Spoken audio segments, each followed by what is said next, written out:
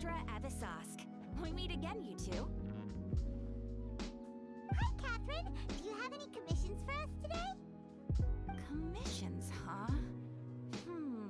Let me think. Oh, how about this?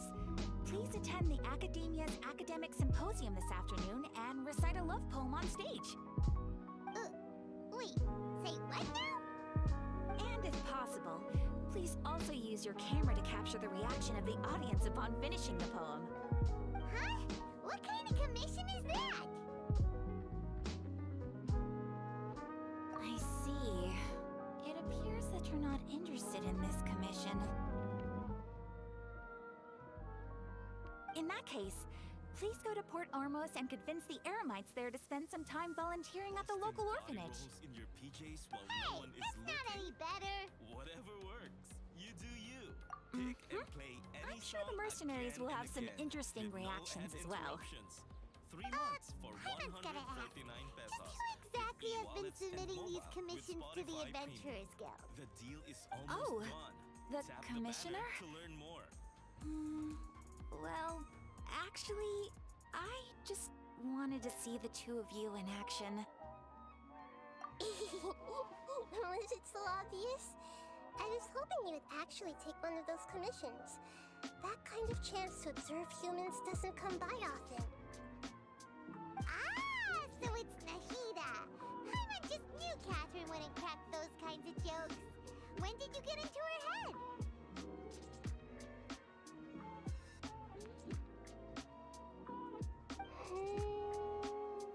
From when she said, add Astra Avisask?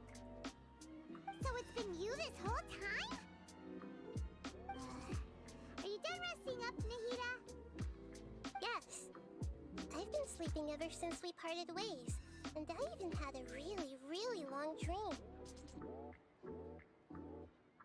It was another dream about the Sub-Zero's festival, except it was a happy one. In my dream, I was sitting in the middle of a flower terrace, and everyone in Sumeru City was holding hands as they danced in circles around me. They danced round and round, and everyone looked really happy. I also got to sit on a gigantic flower carriage. Ferris, the Knight of Flowers, raised me really, really high above the ground, and I was throwing an endless amount of Yalda candies at the children. You know, Nahida, maybe your dream is how the Sub-Zero's festival really should be. It's meant to be a joyous time where everyone gets together to celebrate your birthday. Huh? Wasn't I describing a really happy dream?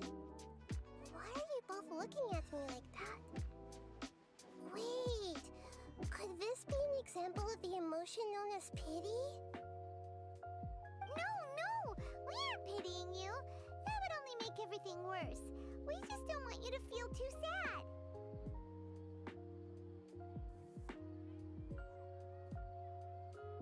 By the way, have you had a chance to visit Dunyarzad?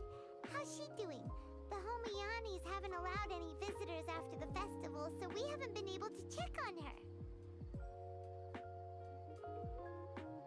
Yes, I paid her a visit right after I woke up. She was resting at the time. Her condition is stabilized. However, since Elazar is a manifestation of the withering on the human body, we can only cure it by finding a way to take care of Irminsul's own withering. But for the moment, our top focus should still be figuring out what the sages are up to and what they're planning. Right. Who knows what'll happen if they manage to pull off another scheme like the Samsara of the Sub-Zero's festival. So our first priority should be investigating and putting a stop to the sages' activities. As for how we should pull that off, let's discuss it somewhere else. There are too many adventurers around here. Oh, good point. Sorry, adventurers. We're gonna be borrowing Catherine for a little while.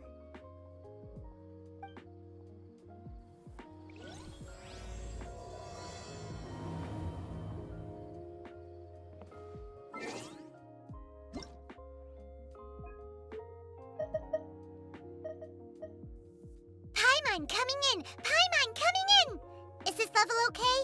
Can you hear Paimon?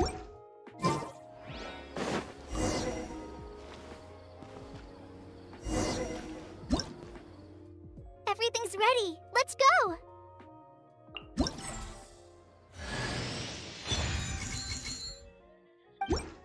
Everything's ready. Let's go!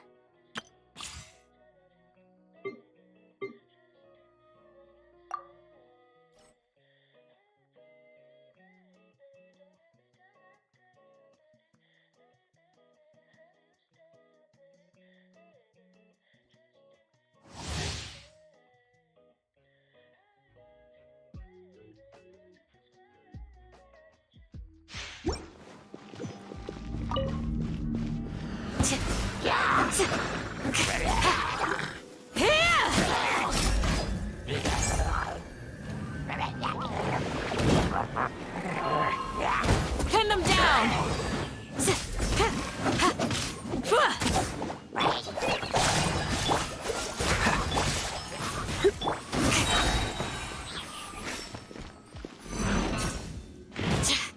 Just a graze. Hear my prayer! Try this on for size! Right? Freeze! Cylinder, don't get frostbite.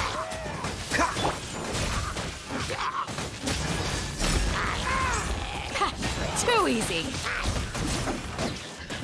We shall prevail! Emma, help! Dodge this! Don't push your luck.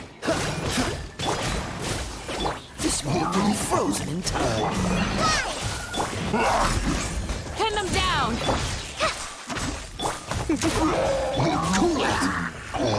Hear my prayer! Just like we rehearsed! Try not to. Dodge this!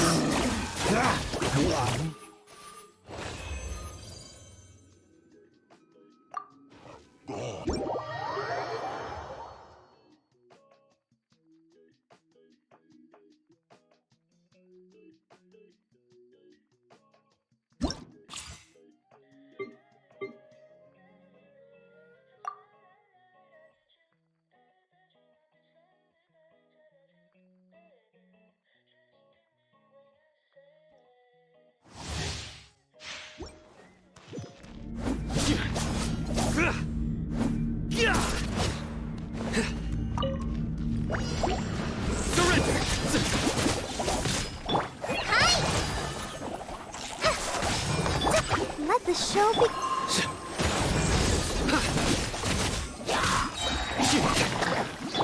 Emma, help! Judgment is upon you.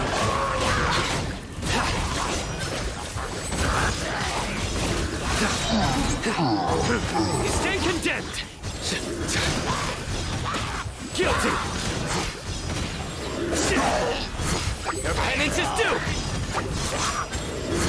Guilty! I'll protect us. Try this on for size! Through me, justice is served!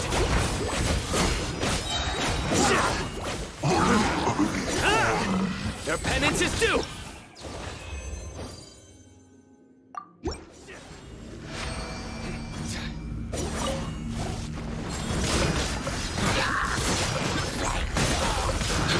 You stand condemned!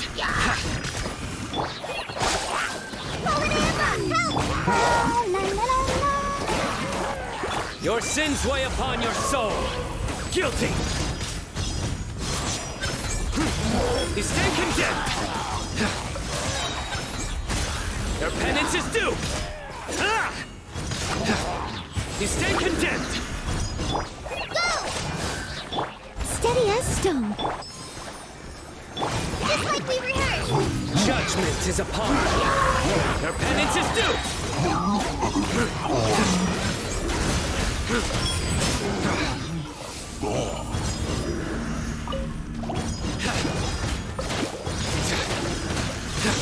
Guilty!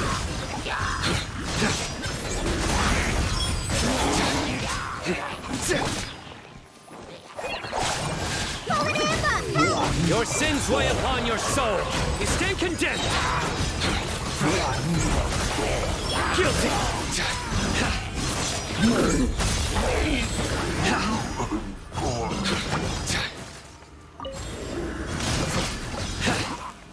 Their penance is due! Hi! Leave it all to me. Fight this on the sun! Judgment is upon us.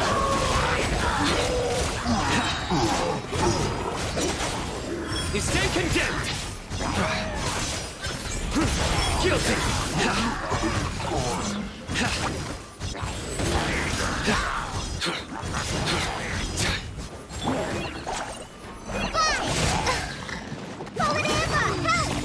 Through me, justice is served! You stand condemned!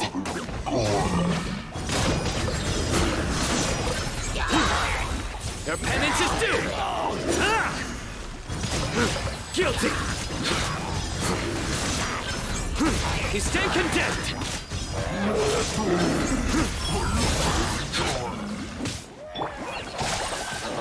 Just like we rehearsed! Judgment is upon us.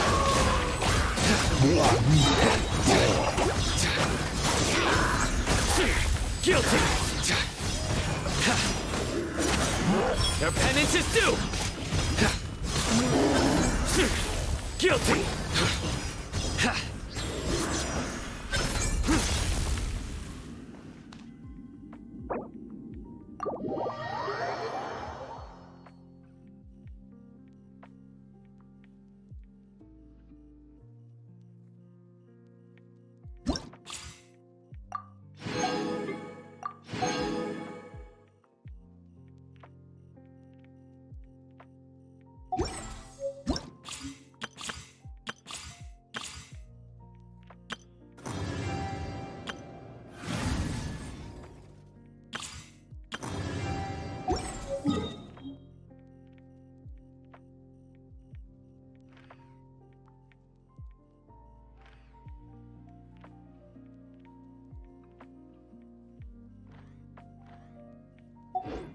Where do you want to go next? If you'd like to see Liyue's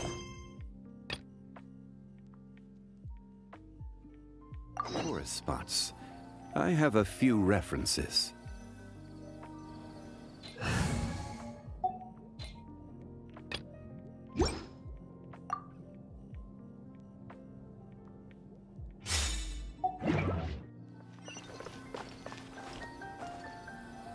Let's continue our chat here.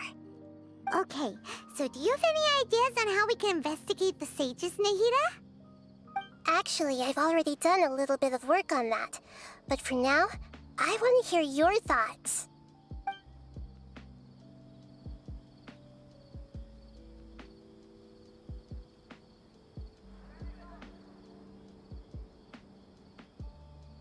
We're in the dark as of now. Since we still don't know anything about their goals, any rash move could tip them off and lead to terrible consequences. After all, every person in Sumeru City is one of their hostages.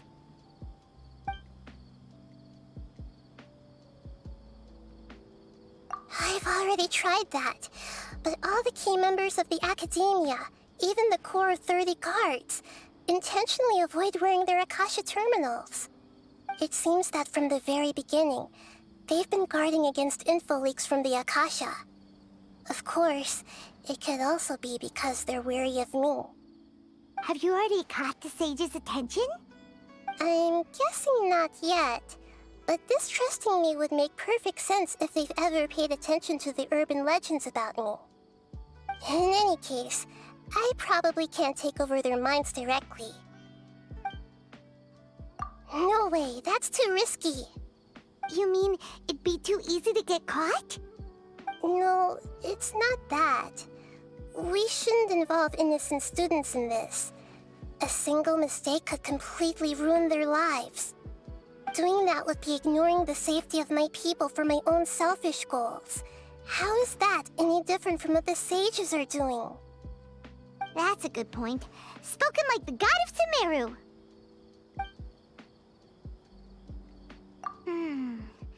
Are we really out of ideas? Nahida, you're super smart, so you already have something in mind, right? Don't keep us in suspense. Spill the beans already. According to a popular theory from the Vahumana Darshan of the Academia, rejecting impractical motions at the beginning of a planning session will give more weight to the actual proposal. Okay, but aren't you the god of wisdom? You don't have to use that kind of gimmick to make us take your ideas seriously. Well, I've been thinking that if I can't directly possess the leaders, and if I can't get ordinary people involved, then I should find someone who's already involved, but hasn't decided to side with the sages. You're saying we should recruit a spy? That does sound like it could work. Oh, before coming back, we met someone named Alhaitham. He seems like he acts alone, and he likes doing stuff behind the Academia's back. They probably aren't in cahoots. Actually, I already have someone in mind. Do you still remember that female scholar named Setaria? Setaria. Paimon remembers now. Isn't she the one who's always trailing behind the Grand Sage of the Academia? We ran into her basically every time the Sub-Zero's festival repeated itself. You could even say we're old enemies by now. Paimon still remembers the smug and mean way she always spoke to Nilu. I've always liked observing all kinds of people, and Setaria has always stood out from the crowd. She was born in the desert and was hailed as their greatest genius. Her academic gifts allowed her special admission into the Academia, and also gave her the opportunity to serve as the sage's assistant. Oh, Paimon didn't know she was from the desert. She must be pretty special then. Paimon feels like most of the desert dwellers around the city are working as mercenaries. The name Setaria means star. When she lived in the desert, she shone like the brightest star in the night sky. Later on, she was chosen by the sun. The star was given a place in the daytime sky to complement the sun's dazzling light. Soon after, the star witnessed the sun scorching the earth, which brought forth many disasters. The star began to waver. Instead of staying beside such a sun, wouldn't it be better to return and light up part of the night sky? But in the end, she couldn't give up the radiance of daytime. To cope with her shame, the star buried her guilt and closed her eyes. From the sound of it, Setaria's just hung up on the research opportunities here. But she doesn't really support the Academia. She still feels guilty about not doing more for the desert, right? She's just running away from her problems. Indeed. When they are presented with complex moral issues, many people will simply plug their ears and go with the flow until the problem can't be fixed anymore. She's suppressing a lot of guilt, but before she realized it, she had already become the sage's accomplice. She can't deny her part in their schemes anymore. Right. We must somehow make her face her problems again. That way, not only can we get useful intel from her, but she can also use it as an opportunity to redeem herself. From my past observations, Setaria will take a day off from the Academia every 10 days to do some shopping in the city.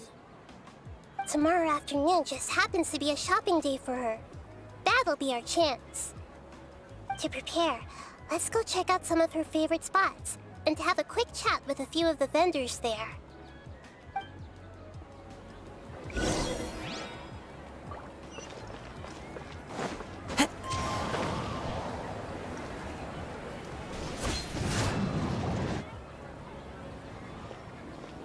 This should be Setaria's favorite fortune-telling spot.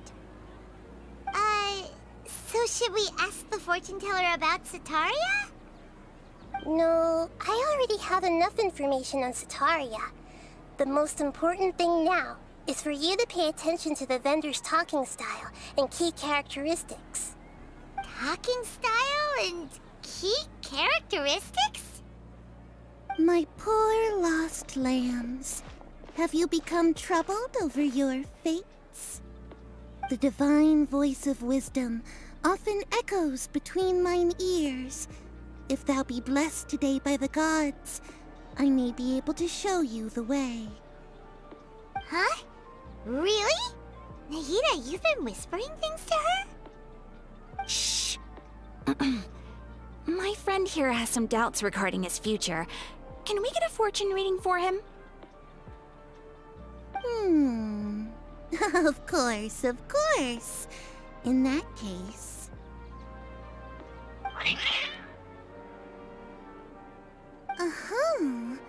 It would seem that Harut and Marut are quite wary of you.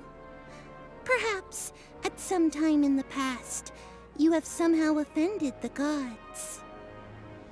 Only mocking the god of Animo, questioning the Lord of Geo's financial savviness, and brawling with the god of Electro. Do those count?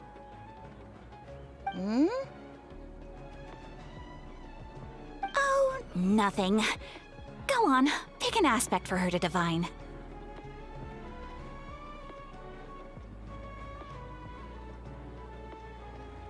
Love prospects? No problem at all.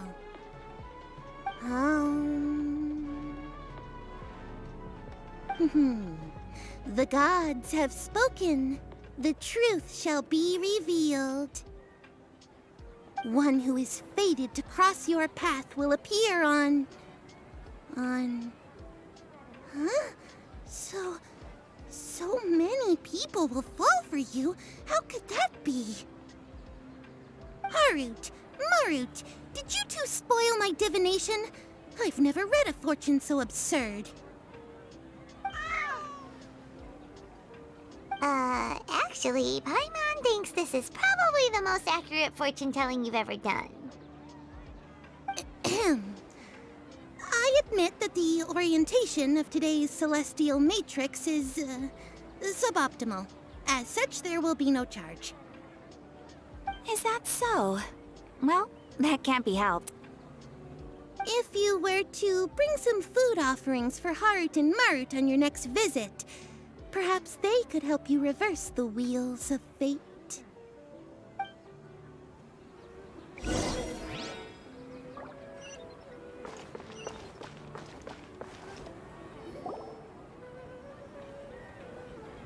Is this another one of Sataria's favorite stalls? Yep. It belongs to a king. His father helped Sataria a lot when she first moved to Samari City, so she still comes by whenever she has time. When I start talking with him, listen carefully to the details of our conversation. Ah, dear customers. Would you like to look at some pottery? We caught wind of your great craftsmanship, so we specifically came to take a look. Oh, I recognize you. Aren't you Miss Catherine from the Adventurers Guild? Sounds like I'm in for some big business. Speaking of, where did you learn this trade? I suppose you could say it all started with my dad. He's a mason by trade, but I picked up an interest in clay while apprenticing for him.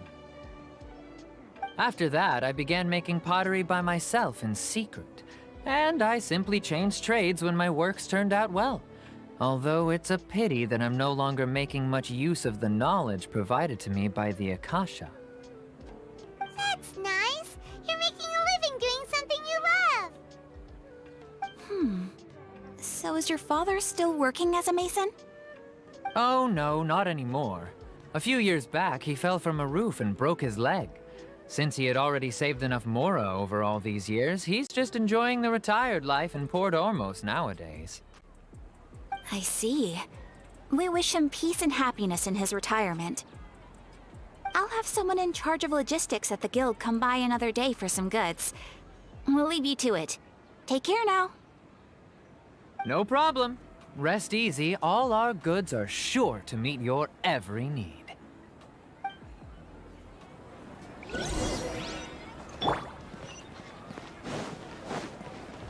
Quake! This should be our final stop. Setaria's always thinking of this restaurant when she's working at the academia, so she always comes by whenever she's out in the city. Nahida, you've really thought of everything. It's my duty to protect Sumeru's citizens, after all. Hi there. I feel like I've seen you down by the docks before. Huh? Sorry, I don't quite remember. If I recall, you were having a discussion with someone about shipbuilding at the time. Ah, that's right! I've always been really interested in feats of marine engineering. After all, I grew up in Liyue Harbor and spent my entire childhood staring at the ships going in and out of the port. I came to Sumeru to study, but failed to make it into the academia due to my lack of talent. But I'm still discussing all kinds of problems with different scholars, and I'm continuing to study and perform research from the restaurant's basement. I'm sure I'll get into the academia after their next round of exams. What an admirable spirit for learning. Amazing! Sure, but you'll find hardworking people wherever you go. So this restaurant has a basement as well? Huh. First I've heard of it.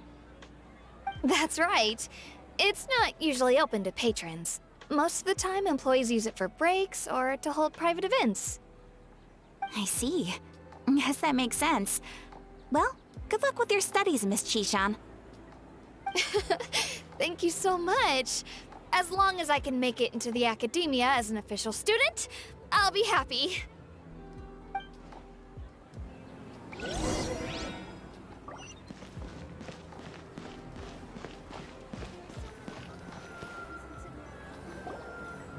So, was that everybody?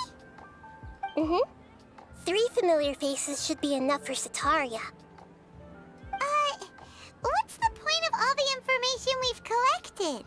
Nahida, you still haven't told us how you're planning to make Setaria face her problems. Setaria is already used to avoiding her problems, so we must find a way to break through her usual sensibilities. I remember that you mentioned that the Eremites in Port Ormos are all making a fuss about the upcoming resurrection of the Scarlet King.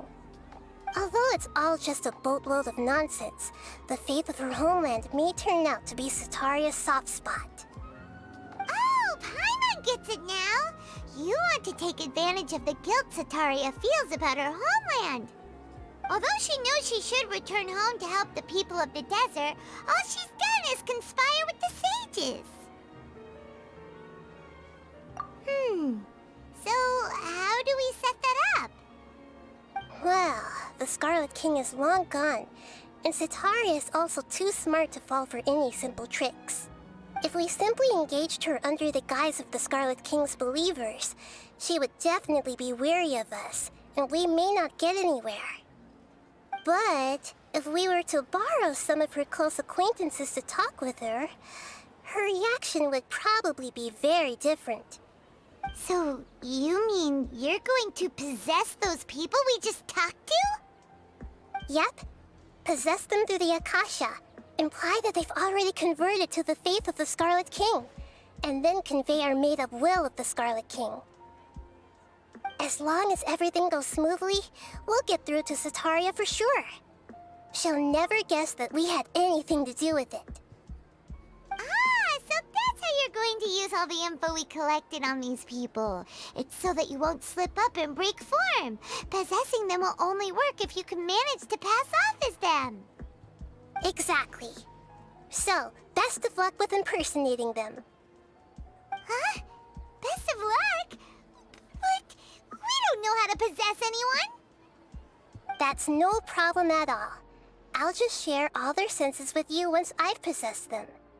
As long as you're also wearing an Akasha terminal, the effect will basically be as if you've possessed them yourself. Huh. That is pretty convenient. But why does he have to do this? Can't you do it yourself? Although I've been observing humans for a while, I've never been good at imitating them. You're not wrong. It's always been painfully obvious whenever you try to pass as Catherine. If it was at all possible, I would have preferred to leave these people alone. But seeing how things are now, I probably should just accept it and push on. Yeah, don't beat yourself up over it. We're only doing this to help everyone, and we'll only be borrowing them for a little while anyway. Alright, then let's give it a go tomorrow afternoon.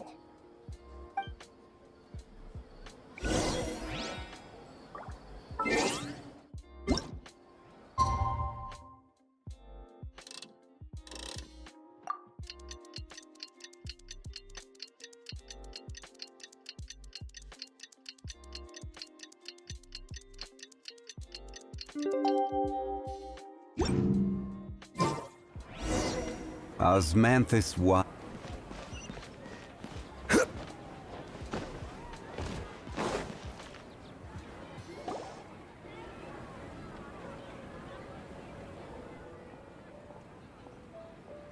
Oh, here she comes. Satori is here. Let's quietly follow her.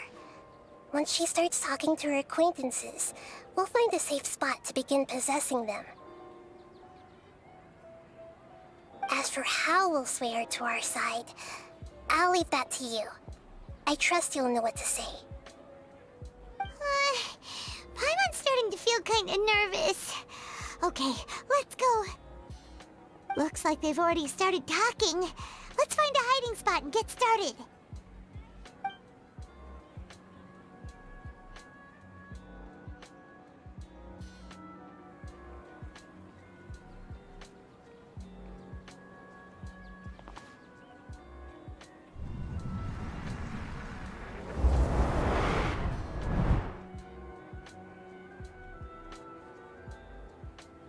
That's right. You really can't force anything when it comes to love. And besides, everyone around me has a very different background and outlook. Are you still listening to me, Nabia? Oh, of course I'm listening. You were talking about troubles with your love life, right? I heard everything you said. Okay then. You just seemed a little distracted for a moment there. Strange. Your cats seem pretty worked up. Is something wrong? I always thought they were quiet, happy kitties. Oh, what are their names again? Ah, that's right. They are just little darlings, aren't they? Harut and Marut. Ahem. So, which fortune do you want me to read for you today? You must have come for another echo of the divine voice of wisdom. I'd like to get another reading on my love prospects, but to be perfectly honest with you, I feel like I've been a real mess recently. A mess? Well, could you do a reading on how long it'll take me to finish my current project at work? I really just want to get it over with. I hear you.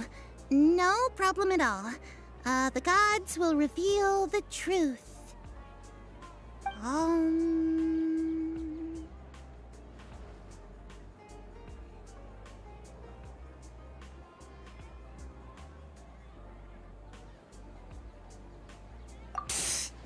Sorry, your new laugh is just so hilarious. I couldn't help it.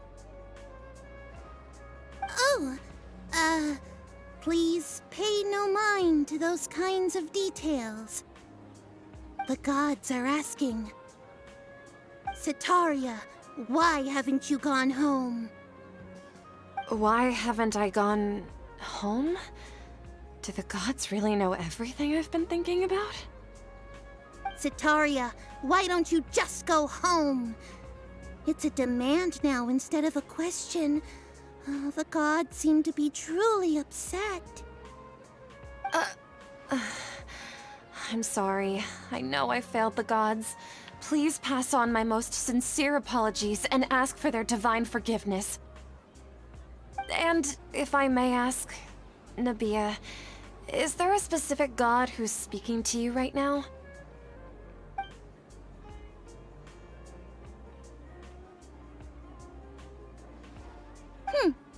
What an inconsiderate and naive question. The god who is speaking to me is, of course, the wisest and mightiest of all, the Scarlet King. The Scarlet King? No wonder he would make such a demand of me. Oh, wait a second. The Scarlet King passed away a long time ago. Even though news of the Scarlet King's resurrection has been spreading like wildfire, it's all just a misinformation campaign from the Academia. How can the Scarlet King still exist in real life? What insolence! I am the Scarlet King's most loyal believer. Do you wish to refute his voice of wisdom? Oh, no. As a child of the desert, I am only reveling in his power upon learning that his divine glory has touched even this city. I will think very carefully about his demand of me. I'm sorry. I must go now. Wait!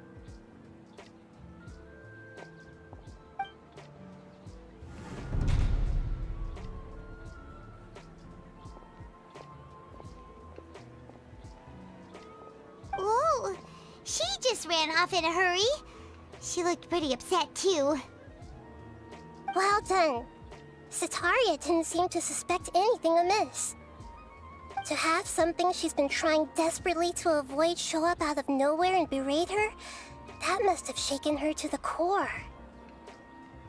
Aw, Nahida, it seems like you understand human emotions really well after all. All I know are some abstract Harabatop theories. In any case, my time with you has shown a lot of them to be utterly useless. I'm still trying to make sense of everything. Anyway, enough of that. Let's hurry and catch up to Sataria. He's out of Keem's now, right on cue. Let's get ready to possess him right away!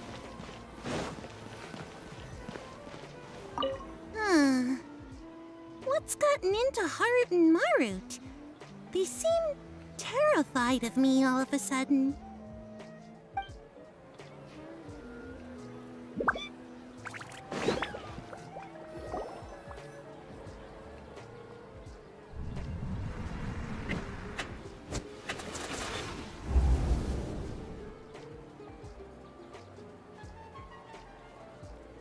It's okay. I just got caught up in something.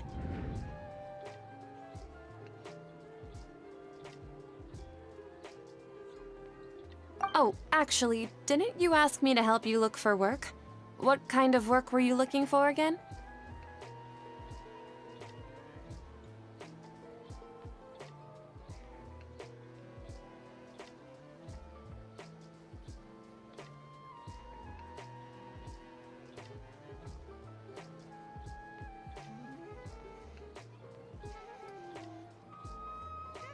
Oh, right. Your old man's craft. How could I forget? Speaking of, how's he doing? Is he feeling any better?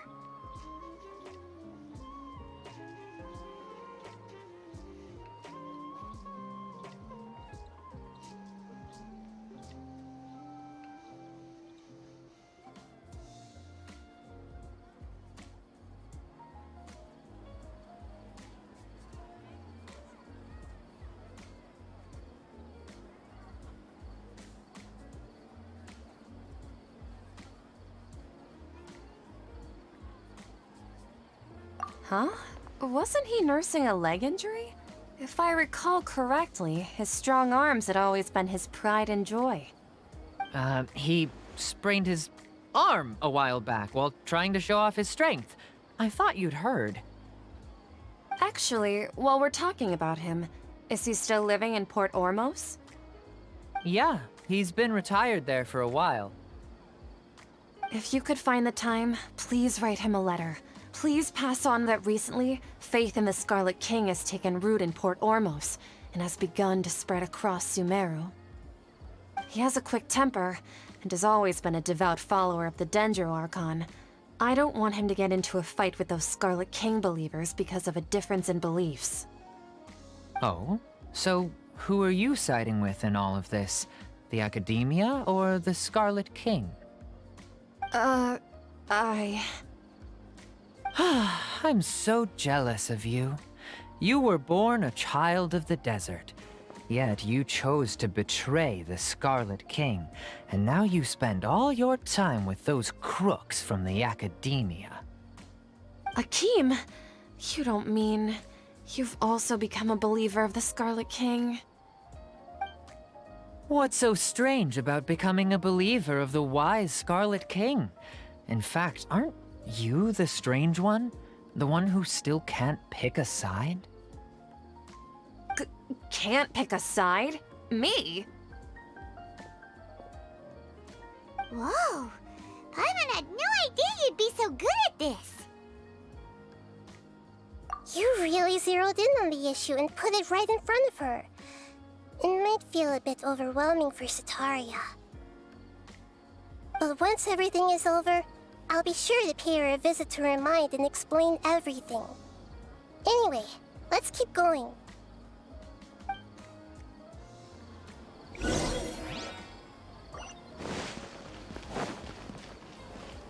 on! Sataria's already started talking with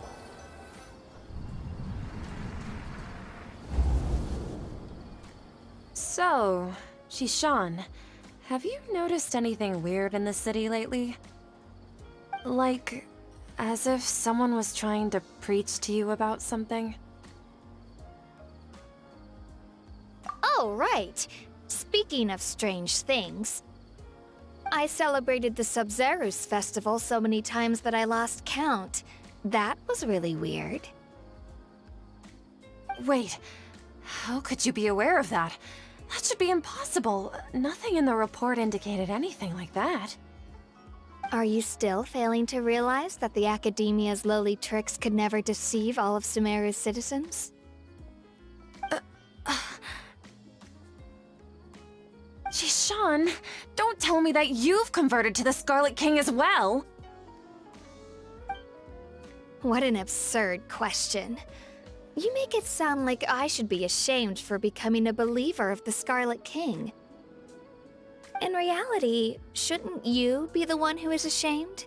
You, who works side by side with the Academia and treated people as nothing more than experimental subjects?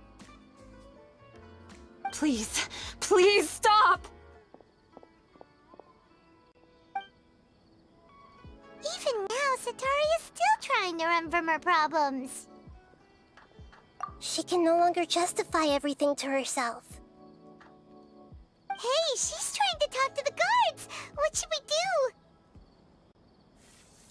This is the most important part of all. Quick, get ready. Mercenary, you're a member of the Corps of 30, correct? Please help me pass a message to the Matra right away. The situation in the city is getting out of control. Please, try to remain calm, miss. Tell me what's happening in the city. Heretics are infiltrating the city, and they've already converted many residents to their side. Heretics? What kind of heresy are you talking about? The Scarlet King! Many people I know have suddenly started believing in him, but he's long dead. It's impossible. Miss Sataria, nothing is impossible. You know my name? The Scarlet King is immortal, and all who defy him will one day pay the price. You must face the truth, Sataria. You tread a treacherous path, and the longer you ignore it, the tighter the Academia's grasp on you will become, and the deeper you will be ensnared. Child of the Scarlet King, never forget that the desert that belongs to you lies elsewhere. What's so strange about becoming a believer of the wise Scarlet King? In fact, aren't you the strange one? The one who still can't pick a side? What an absurd question. You make it sound like I should be ashamed for becoming a believer of the Scarlet King. Sataria, why haven't you gone home?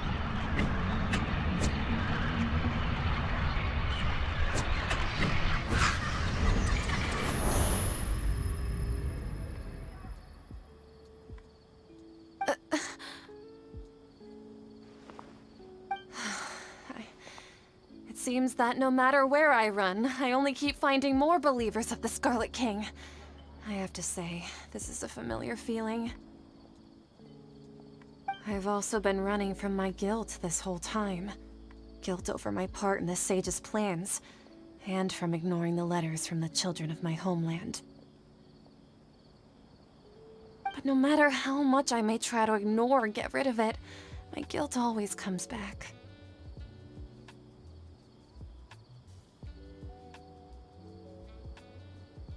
You won't necessarily lose your research opportunities by facing the truth.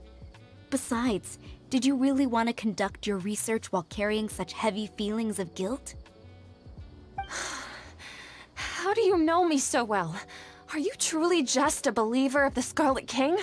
Or are you the god himself? That's not important. The important thing is to pass judgment on the academia and its sages, and to correct their mistakes. If you could provide some assistance in this matter, perhaps it could serve as a form of atonement. I've actually never believed in the gods, but I've always believed in serendipity. Your appearance must be a fated opportunity for me to get out of this wretched situation. Please tell me, what can I do for you? How much do you know about the sage's current activities?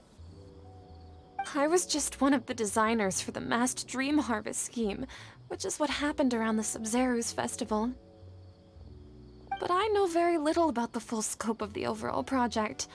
I'd assume that only staff with the highest clearance would have access to those confidential documents. I've just been working to meet the Grand Sage's specified requirements. However, there's something that's been really bothering me.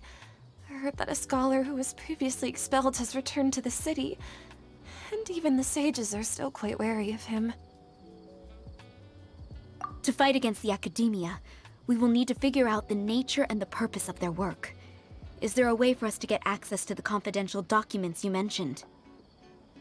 It should be possible if we're willing to take some risks. After all, I'm an assistant to the Grand Sage, and I've been working on many tasks outside of the project. One thing, though, I won't be able to transfer the documents to you through the Akasha once I get my hands on them. The sages have always closely monitored all activities within the Akasha. Let me see... let's use the most primitive method. Send someone to pick up the documents tomorrow evening at the Academia entrance. The Academia entrance. Wouldn't that be too conspicuous? Don't worry about that. I assure you, this won't be a trap. I'm only suggesting this location because it'll draw more scrutiny for me to leave the Academia again. It'll be safest for me to distract the guards long enough to hand you the documents. All right, I trust you. So, if I were to successfully complete this task, would it mean I've atoned for my wrongdoings? That'll depend on the judgment of the Dendro Archon. The Dendro Archon. That's right. Her people are the ones we have endangered. As the God of Wisdom, she's also the one responsible for judging and guiding the scholars. Maybe it's time for me to find a god to believe in. Just as Nahida predicted, we've managed to bring Sataria to our side! The Traveler's execution was ingenious. He's the one who deserves all the praise. Well, now that we've made plans to meet again tomorrow evening, all we can do is pray for Sataria's mission to go off without a hitch.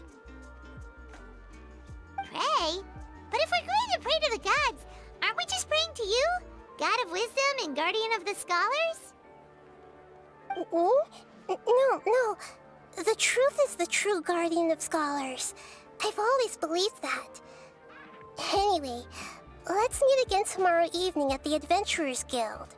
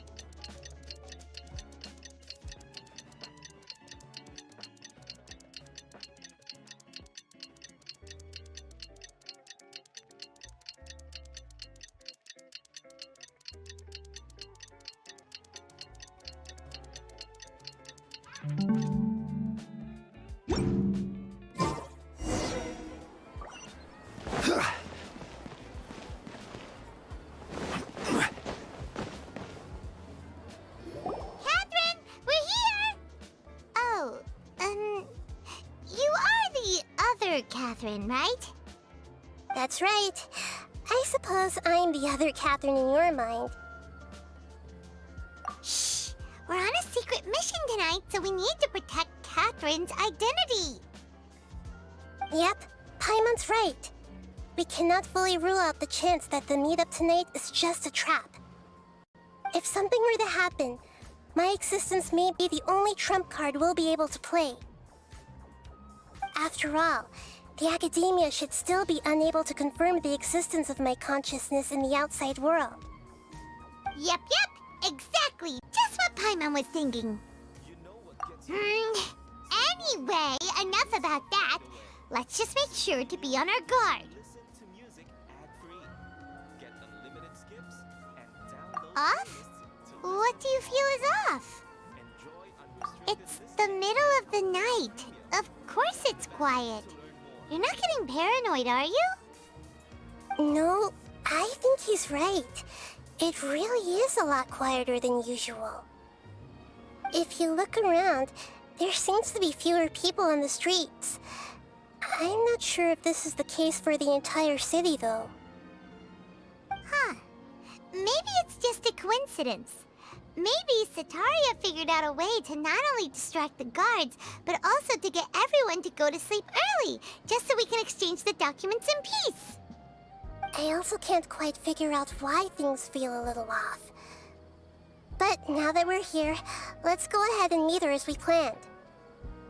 Well, regardless, as long as you're here with us, Paimon feels a little safer.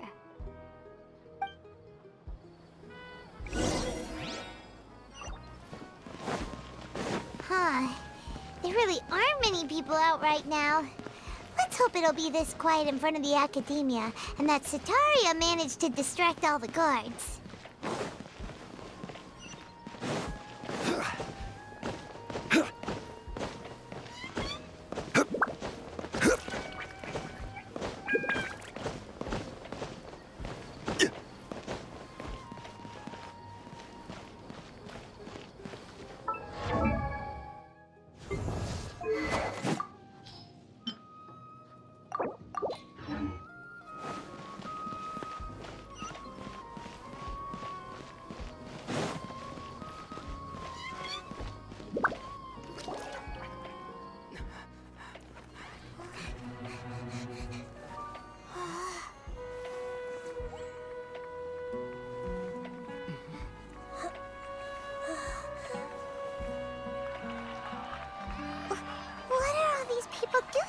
This hour of the night. Ah, the triumphant hero returns at last. And to a rather spectacular welcome, even if I do say so myself. You're the outcast, expelled from the Academia. Indeed I am. Although these days they tend to call me the Doctor.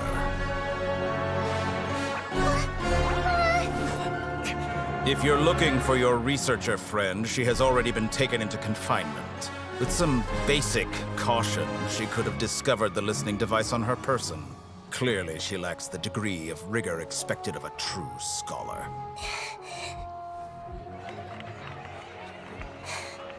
The people of Sumeru City. What have you done to them?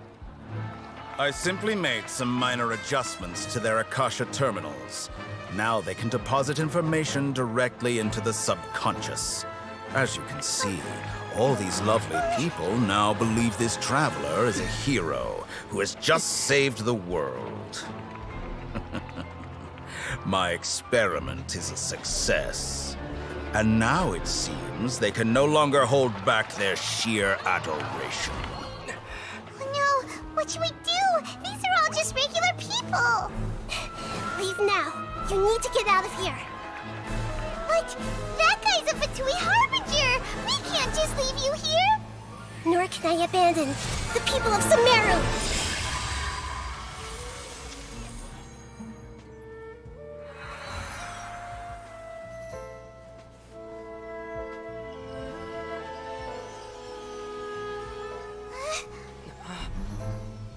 Don't worry. We'll meet again outside of the city.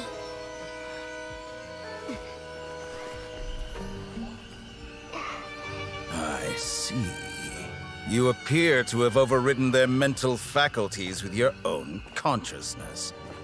To possess such a powerful mind, you must be the God of Wisdom.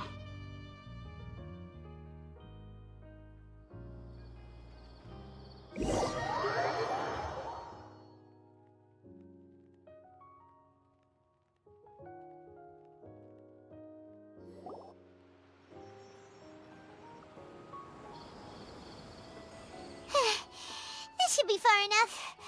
Whew. Paimon needs to catch her breath first. Is Nahida going to be okay? We only made it out because of her. Paimon wasn't counting on running into a new Harbinger here, let alone such a high-ranking one. That guy was number 2. So scary.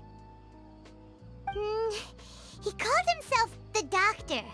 Remember, Tainari told us about him.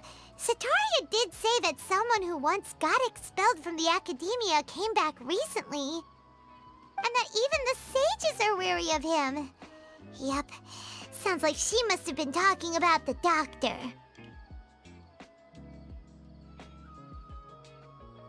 Yeah, now that the Doctor's in the picture, we're no longer just dealing with the Academia. They're in cahoots with the Fatui. But what are the Fatui after this time? Another Gnosis? Yeah, things would be a lot easier with Nahida's help. Nahida said we'll meet again outside of the city. But we can't just keep waiting around, right? You mean... Oh, right!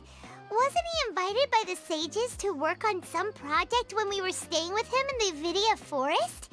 That has to be the same project. Even though he turned it down at the time, he might still know something. There's no time to lose. Let's go to Gandharvaville.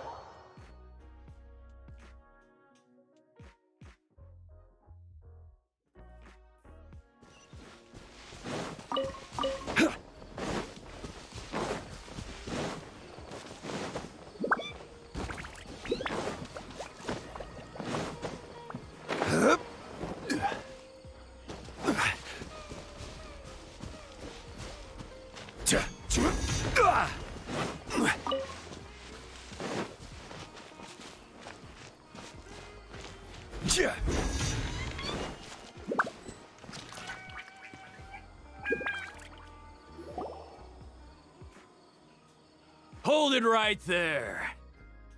A blonde-haired traveler and a floating fairy. We've got you all right. Take a look around.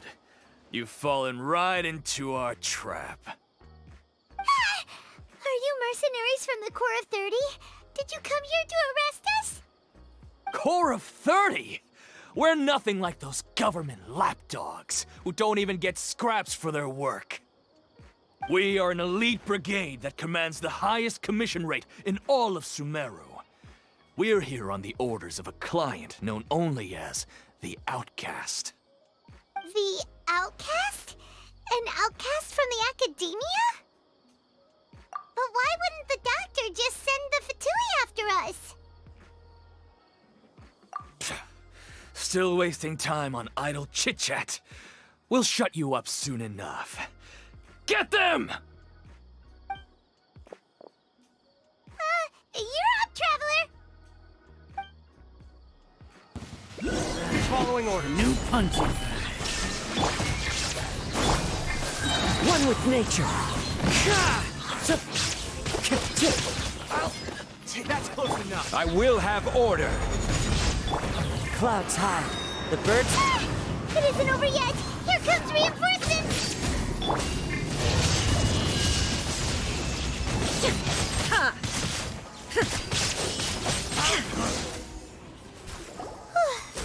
That was pretty rough. Is that what elite mercenaries are like? Yeah, looks like we'll have to keep our guards up. But this doctor guy seems like a pretty tough opponent. He knew exactly where to set up an ambush. Did he predict that we would try to find Tainari? Going up against smart people is tough. Anyway, let's keep going.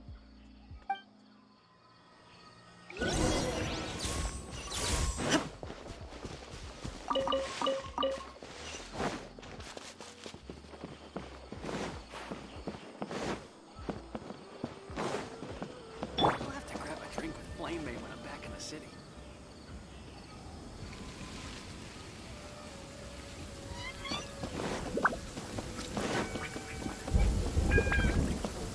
Taking a stroll in the middle of a downpour certainly rouses the spirit. But it's best to dry your clothes as soon as possible after the rain stops. Oh, it's the Traveler and Paimon. What are you two doing back here? Kale, it's nice to see you again. Are you doing all right? To be honest, I'm not doing too well. My Elazar has been progressing at a faster rate lately. I'm finding it harder to complete more intricate tasks. As a result, Master Tainari is taking me off the patrol schedule. He will only allow me to stay here and coordinate other people's tasks. Oh, Kale! Speaking of Tainari, did he go off on patrol? We're here to talk to him. Oh, Master Tainari? He just left the Avidia Forest a little while ago. He was headed to Party's DI. He left? But isn't Tainari always saying that he never wants to leave the Avidia Forest? He even turned down the Sage's invitation. I thought it was weird too. Master Tainari always prioritizes his work as a forest watcher above everything. He almost never leaves his post. He left in a hurry this time though. No, I only found out that he left through a message he left behind. He also made sure to delegate all his tasks using a schedule. To leave in such a hurry? I I'd guess he had something urgent to take care of.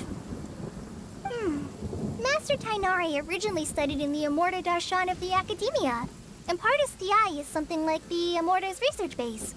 Many rare shrubs and grasses have been planted there for research. I know that before he became a forest watcher, Master Tainari once spent a long time conducting research at Pardis Eye. A research base, huh? Gotta wonder what kind of research Tainari just decided to work on all of a sudden. Oh, we don't have a lot of time, so let's go look for him at Pardis Eye.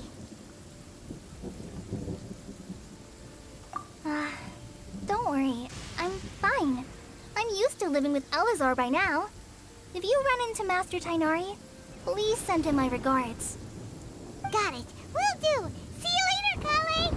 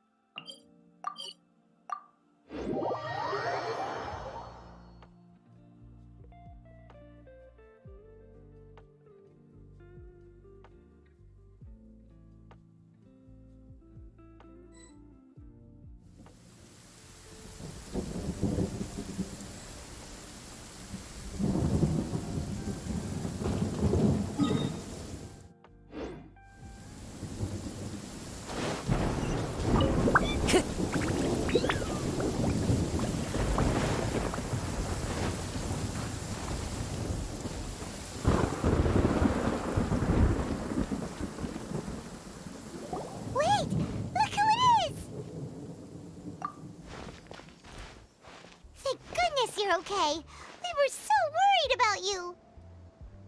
Hey, this was supposed to be a touching reunion, but you're ruining the moment. Actually, it's very smart of the Traveler to be wary of me right now.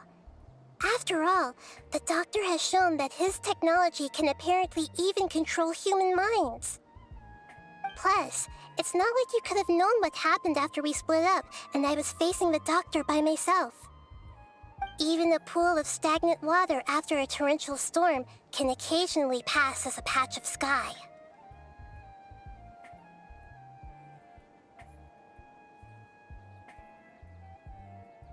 Paimon feels like only the real Nahida could come up with such an obscure analogy. Huh? But I wasn't trying to win your trust or anything. All I wanted was to clarify my point. Well, we understand that point now.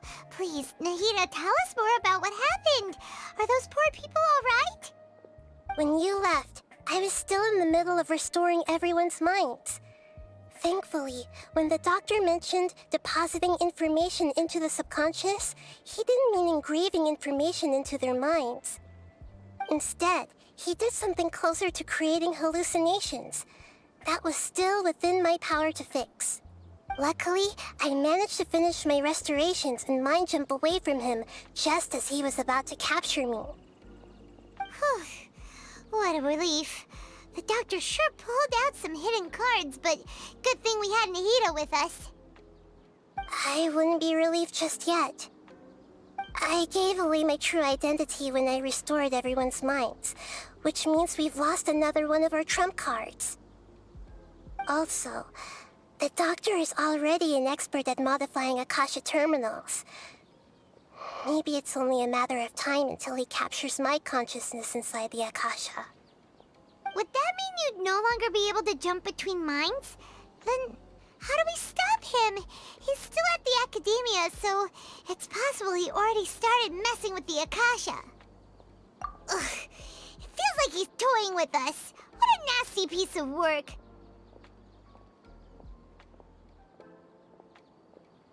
Plus, the Doctor's combat ability alone is apparently enough to make him worthy of being number 2 of the Fatui. We shouldn't give up hope just yet. Let's try to find another way to attack this problem. Actually, Nahida, how did you know we were trying to get to Pardis Eye? Have you been waiting for us? Yes, I have. I can see the Traveler's elemental energy, so I deduced your destination by looking at the direction you were moving in. You didn't come here for sightseeing, right? Did you find any leads? We're looking for a scholar we know. His name is Tainari, and the sages once tried to reach out to him. Why don't you come inside with us and see what we can find? Okay. Let's just hope we won't get him into trouble.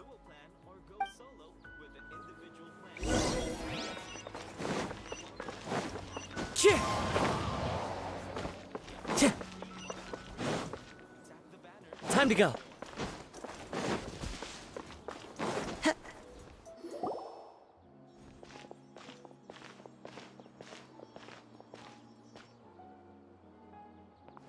Traveler?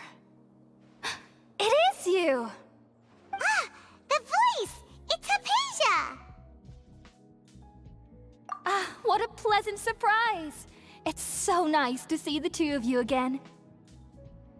Who's this? She's a scholar we met in the Avidia Forest. When we last saw each other, she was still training in the... what's it called? Satyavada life? Oh, I see. That's right, we're old friends. You've come at just the right time. Ever since I've come here, hardly anyone has even talked to me. Hypatia, you're way too excited about this. Actually, for you to leave the Avidia Forest means... you're not in training anymore? Wait, no. Did you already finish your training and reach Paripurna life? What do you think? My consciousness has already managed to make contact with the divine. You did it! Congratulations! It's so exhilarating to share this sublime joy with others at long last! When my consciousness made contact with the gods, what a supreme and unparalleled experience that was! That sounds incredible! Oh, all right. Actually, please wait. I haven't forgotten my promise to you. Remember? I promised to help you understand what you saw from Irminsul once I gained deeper insights. My current self has not only gained true insight, but I can even help you establish a direct connection to the consciousness of the divine. You can do that? I've never heard of anything like that, but if you want to give it a try, I'll do my best to protect your consciousness during the process. Hold on. I brought some spirit-born ale with me. This is still a crucial part of the ceremony. We're using that incense again? All right now. Hold my hand. I'll help you establish a pathway to connect your consciousness. Okay. Ready?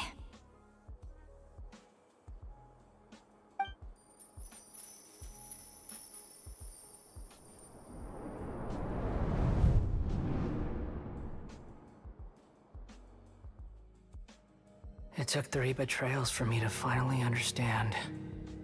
The world is just an elaborate tapestry of lies. My fury will never be quelled. The first to betray me was a god. My creator. My mother. Valuing strength above all, she saw no worth in me and I was discarded. The second was a human. My family. My friend.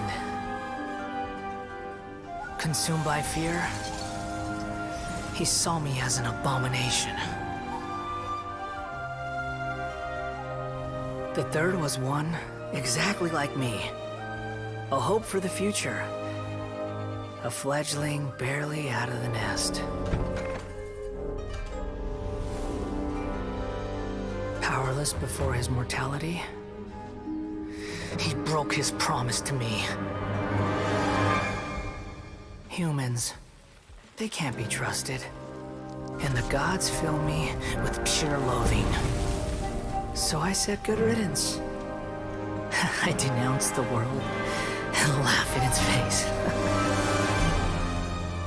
My chest will never again be defiled by worldly filth.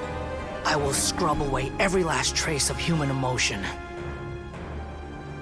Then it will be empty, a blank slate, and ready to receive a supreme gnosis, brimming with pure divinity.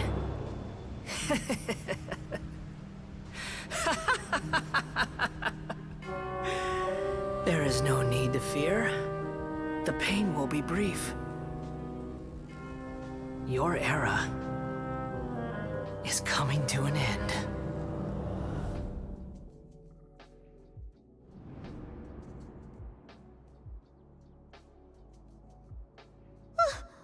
What was that?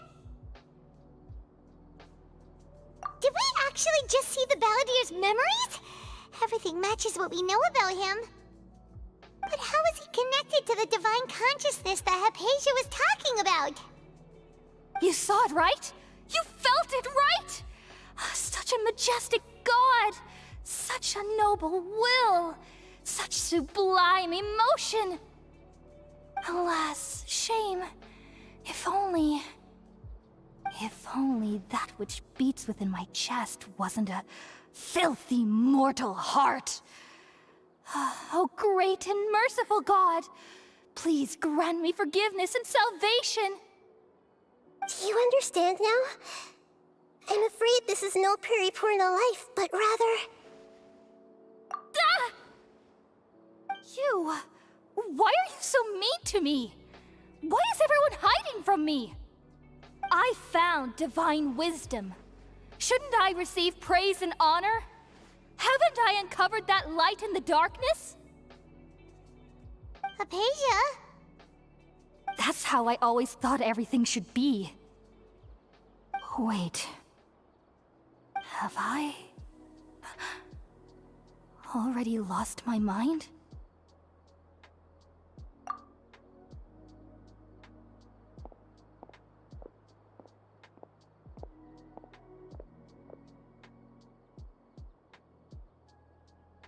Wait, something isn't right.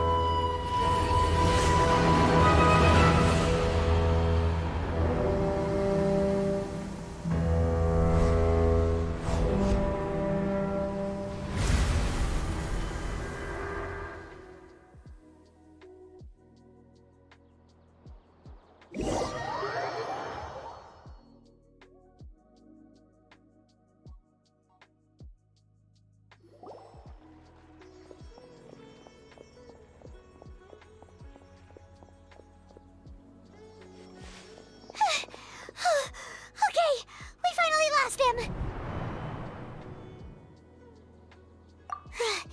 Are you okay, Nahida? Wait, no. Something feels different. You're back! Oh, the Traveler's back? Nahida was controlling your body for a while. It seemed like she jumped over to you as an emergency measure right before the Catherine puppet was destroyed. After that, Kainari heard the commotion and came over. He helped us defeat the mercenaries and then he ran with us all the way here. What? You swapped places? You mean your consciousness also went into Nahida's body? Wait, Then where is Nahida's consciousness? Where is she now? I never imagined that an individual's consciousness could be transferred around like this. Had I not seen it with my own eyes, I would have never believed it. I don't think this can be achieved with current human technology. Also, while we were running, the consciousness in your body told me to pass on a message. She said, "The doctor has found a way to trap my consciousness, so I can't journey with you anymore." But even in a moonless night, a shower of starlight can still drown out illusions and lies. Oh no!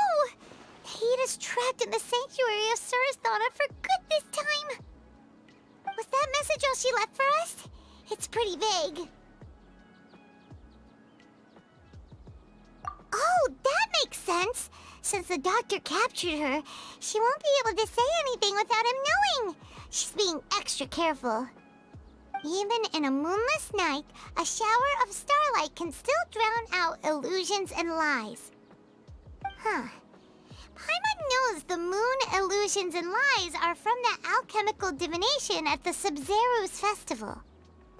Didn't Nahida use a starlight analogy before? It had something to do with Sataria. Oh, that makes a lot of sense. Huh. Do you think Nahida was telling us to go find help in the desert? But she isn't with us anymore. Think we'll be okay? Paimon, you said Sanctuary of Surasthana. Does this mean that this Nahida you're talking about, the consciousness who is occupying the traveler's body, is the Dendro Archon? Your guess is correct, but the situation's a bit complicated, so it's really hard for us to explain right now. That's all right. A scholar's curiosity doesn't need to be appeased right away. As for the complicated nature of the situation, safe to say I have witnessed that for myself. I've spent some time with you, and it looks like the Dendro Archon's also on your side, so I trust you. Thank you, Tainari. Oh, actually, we came here to ask you a question. What do you know about the project that the sages have been working on? Ah, that. While I was indeed invited to join that project, the sages were always secretive about its scope and goals, so I eventually declined. All I know is that that project has something to do with the restoration of Irminsul. Huh? Did you see something when you were in Nahida's body? What? Do you have any evidence?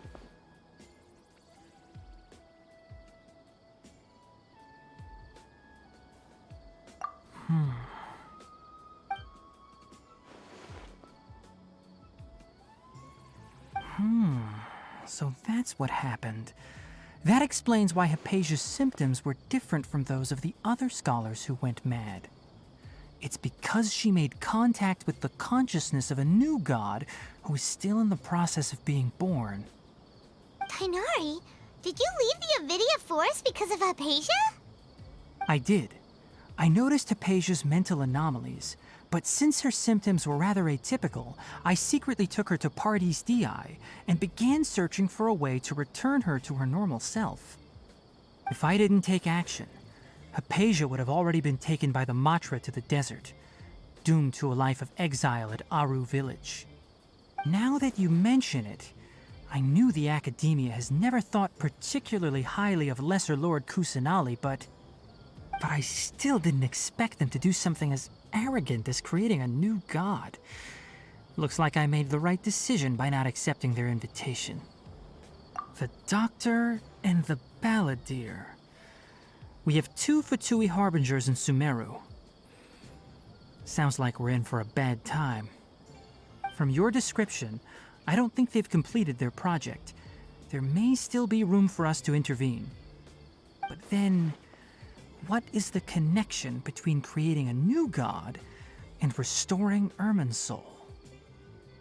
Yeah, it feels like we're still nowhere close to figuring out the sage's goals. Right, we've pretty much gone over everything we need to know, so we should head out. How about you, Tainari? What are you going to do? I'll stay here for now. I still want to try a few more things to help Hypatia. If you're planning to go into the desert, start by heading for Caravan Rabat. That'll be your fastest route. Come find me here if there's anything else I can do to help. May the spirit of wisdom go with you. Thanks, Tighnari. Hopefully Hypatia will feel better soon. We're off then.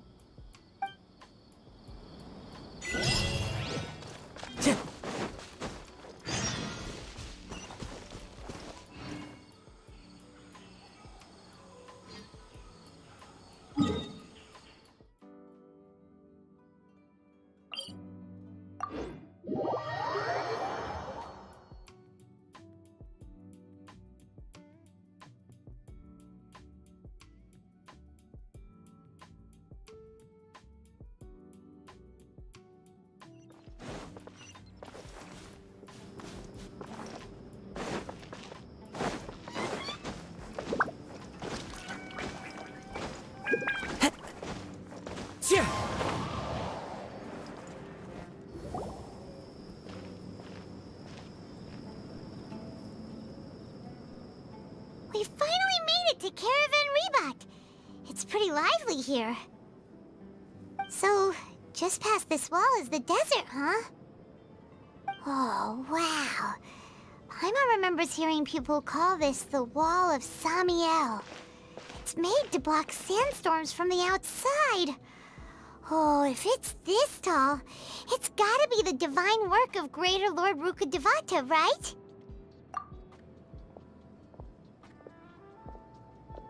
Enough gawking. Come on, follow me. Huh? Over here.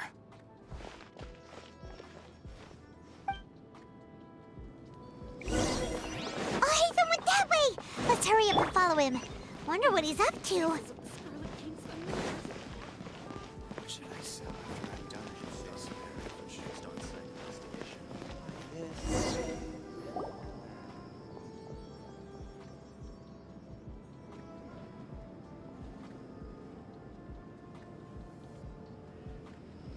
What the... Where did he go? How did we lose them? They were just here a second ago. More Eremite mercenaries? Who are they working for this time? Anyway, Traveler, it seems like we were being followed again. You were too careless. You should have noticed those hopeless amateurs trailing you a long time ago. There's no need to thank me. I've never cared to keep track of personal favors. All I did was correct a mistake I happened to come across. It's a habit I developed at the Academia. You really gave Paimon a scare, Al-Hatham. We never thought we'd run into you here. Last time we met at Port Ormos, didn't you say you were going back to the Academia? Wait, don't tell Paimon that you're here to take us back on their orders! Oh, so you've already landed yourselves on the Academia's hit list. I can't say that I didn't expect it. However, had I wished to turn you over to the Academia, don't you think you'd already be the Eremites' honored guests by now? Oh, right. You do have a point. I have no interest in running errands for that project. As a scholar, I've always belonged to the camp that promotes researcher autonomy. And these days, you're more fascinating than anything the sages can offer. Not quite. To tell you the truth, I'm still investigating the Divine Knowledge Capsule. Unfortunately, I've run into some difficulties. Everyone says the capsule originated in the desert and was eventually moved to Port Ormos. If I am to get to the bottom of this, I must understand how the capsule first came to be. Which brings me back to you, and why you're so interesting. The leader of Ain al-Ahmar used the Divine Knowledge Capsule right in front of you, and upon seeing him, your expression became perplexed, and you were lost in thought for quite some time. To have that kind of reaction, I think you must have realized something. Are you interested at all in sharing what you've been hiding from me?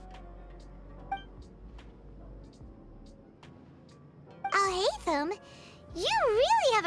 ridiculous eye for detail. What kind of person even notices or remembers stuff like that? So that's your answer. Well, I do work for the Academia after all. So considering that, it is indeed wise to keep your cards close to your chest.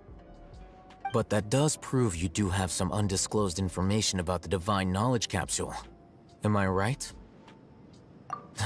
No matter. Rather than simply learning the answers from you, I'd still prefer to investigate on my own. Speaking of, you two are also headed to the desert?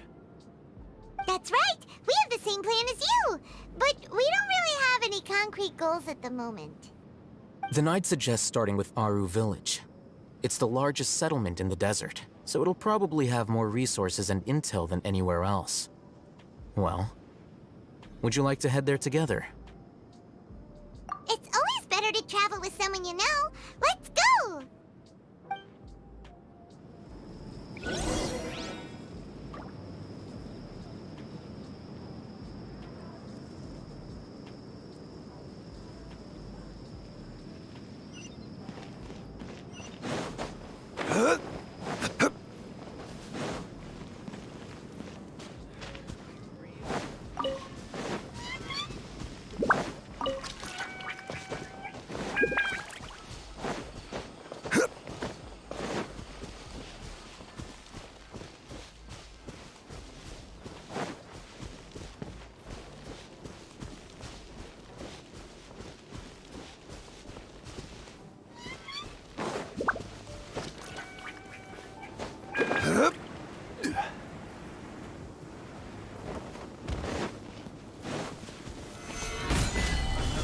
Shine down!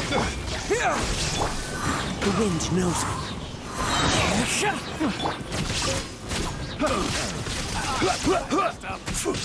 That tingle? Should replace my hammer. One with nature. Propagate! Illusion shattered! Picked the wrong test subject. Is this an answer from this world?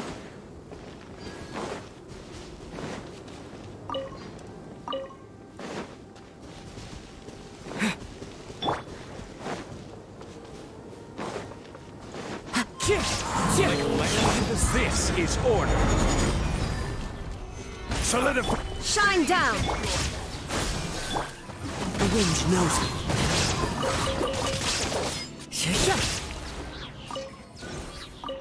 Time to go.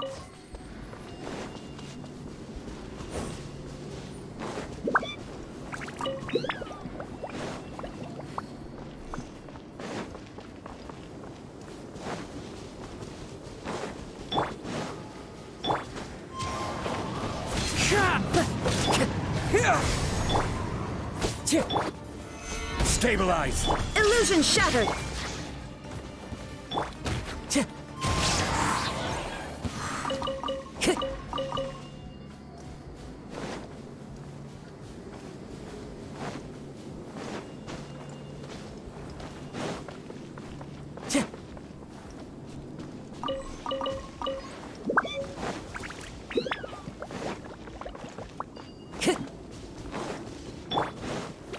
Gather. Propagate! One with nature.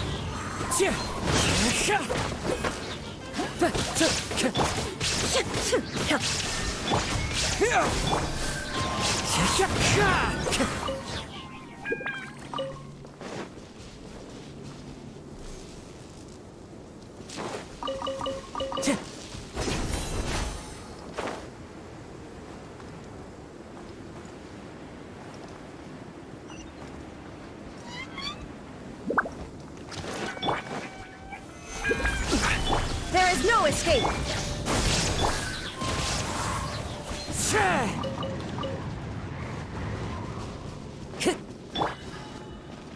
Propagate!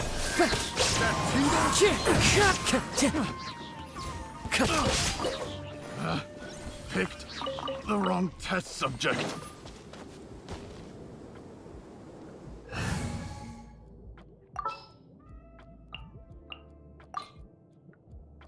Very well.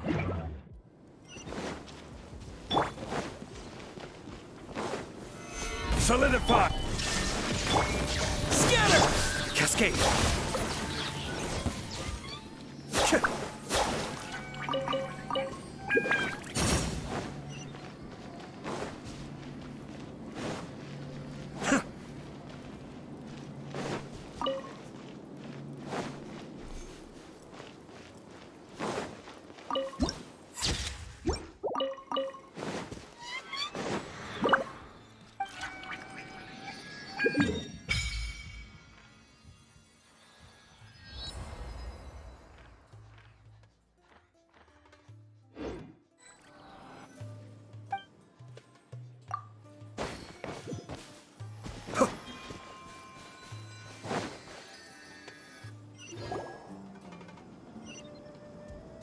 Before us lies Aru Village, the safe haven of the desert folk.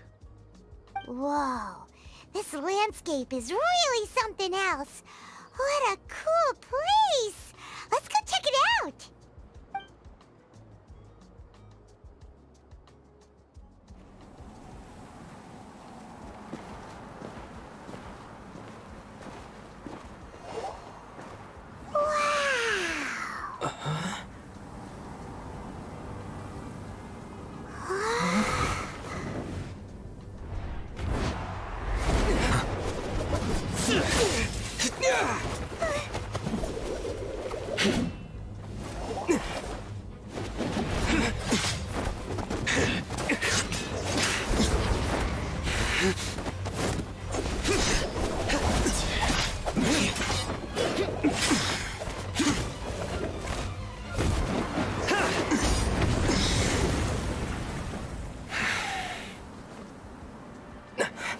Sino.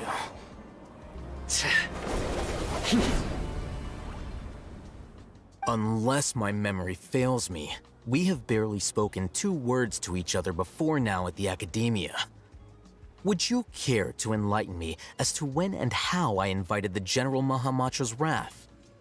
Al-Haytham, do not think you can escape my judgment just because you managed to escape my attack. Judgment? So that's how you'd characterize your actions here, is it? Or would elimination perhaps be a more accurate description? Had I used my full strength, not even this traveler would have been able to stop me. Though styled like an assassination, I sought only to ensure that my target would be unable to flee or resist. Standard practice for the Matra, as well you know. Seemed to me more like your own personal touch. Who is that, Al-Haytham? Did you call him General Mahamatra? Yes. General Mahamatra Sino, head of all the Matra at the Academia. He's a formidable hunter, and the ultimate nightmare for any who have committed academic crimes. You seem to have placed a lot of trust in Al-Haytham, to the point of blocking an attack for him. If I were you, I'd never choose to side with him. I wouldn't believe a single word that comes out of his mouth. I have been pursuing this scribe for a long time. I urge you, stand back and do not seek to defend him any longer. Otherwise, there will be consequences. Has Al-Haytham done something wrong? Paimon doesn't think he's as bad as you've made him out to be. I won't waste my breath explaining things. Al-Haytham, I saw it during our fight. Take it out. The divine knowledge capsule you're hiding on your person. Unless you want me to retrieve it for myself. Very perceptive of you. Nothing escapes a Matra's senses. Wait, the divine knowledge capsule? Didn't it fall into the Matra's hands in Port Ormos? No wonder you speak with such confidence, Sino. But I must admit, I'm very curious. What does this capsule mean to you? And why, as General Mahamatra of the Academia, are you all alone in the desert? As far as I'm aware, the other Matra have been speculating about your disappearance. Have you been given a mission that's, let's say, morally dubious? If I was the real target of your mission, what was stopping you from simply using your authority and resources to judge me within the walls of the academia? I should have known you'd be difficult to deal with. You two? Ugh! What should we do, Traveler? Paimon feels like we can't trust either of them! Ahem. Well, look at you two, acting all tough and self-righteous over there. Wait, Dia?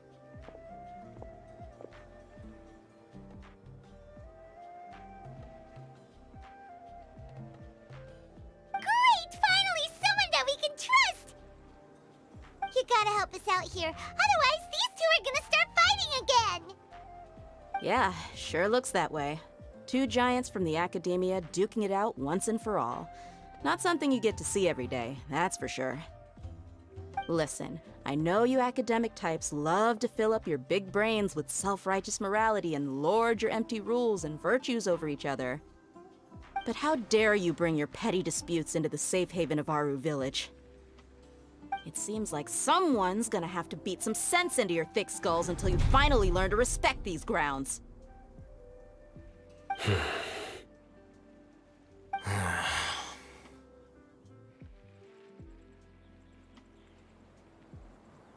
Hey, did either of you hear a word I just said?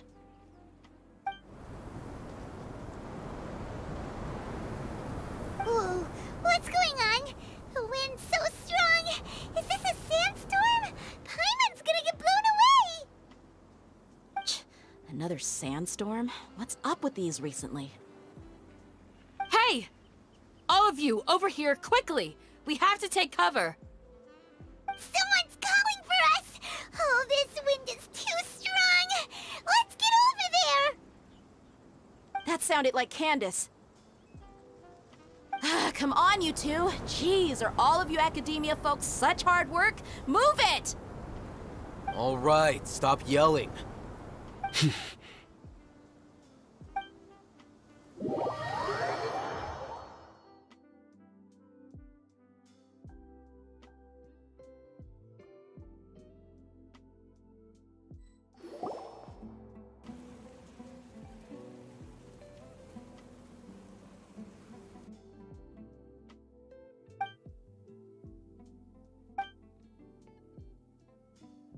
Well, this is pretty awkward.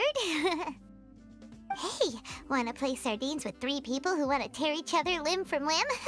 Sure, why not? Sounds fun. The air is so thick and heavy. Paimon can hardly keep floating anymore. My sincere apologies, everyone. This is the home of our village chief. I will have to ask you to make do with this small room until the sandstorm dies down. Please, let me introduce myself. I am Candace, protector of Aru Village. Our savior has come at last! Nice to meet you, Candace. The name's Paimon. Thank you so much for helping us. There's no need to thank me. It's only right to help each other when the weather gets rough. Wow, she's so gentle and caring, like a nice older sister. Unlike those guys over there. All right. Now that we're all better acquainted, we should return to the topic at hand. As a guardian charged with the responsibility to protect my fellow villagers from harm, I was observing your conflict from afar, even before the sandstorm started. And now that you have set foot within our village itself, it is all the more my responsibility to make absolutely sure that you pose no threat whatsoever to us. So please, have an honest and sincere conversation with one another, and put your hostile feelings to rest. If anyone dares to start anything again while they are under this roof, I will not hesitate to send them out for some quality time with the creatures of the sandstorm. Oh, on second thought, Paimon may have misjudged Candace's character. And that goes for you too, Miss Dia. Do I make myself clear? All right, we got it, Candace. That's what I like to hear. So, which of you will begin? I was supposed to be a mediator, but I might have gotten a little too involved just now. Anyway, one of those two should probably start talking. Wait, that was you trying to be a mediator? I have nothing to hide, so there's no shame in explaining myself. While Al-Haytham wasn't wrong about the other Matra not knowing my whereabouts, it's not because I've been assigned a morally dubious mission. Rather, I've chosen to exile myself. Huh? Exile yourself? A little while ago, I discovered that there was data missing in the Academia's project planning and development files.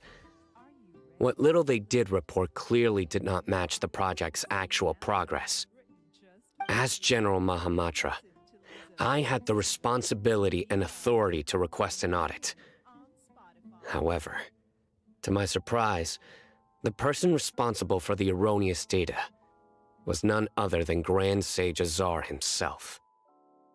I tried to investigate the issue myself before submitting a formal audit request, but I soon found that all leads and potential pieces of incriminating evidence were carefully concealed from me. I began to realize that they were cautious of me from the very beginning. Unsurprisingly, the Grand Sage rejected my audit request as soon as the submission reached his desk. He even said to me, "The power of the General Mahamatra is granted by the sages. You have no right to judge us." So they really are up to no good. I realized then that to the Grand Sage, the Matra are nothing more than tools for the sages to assert and maintain their control over knowledge.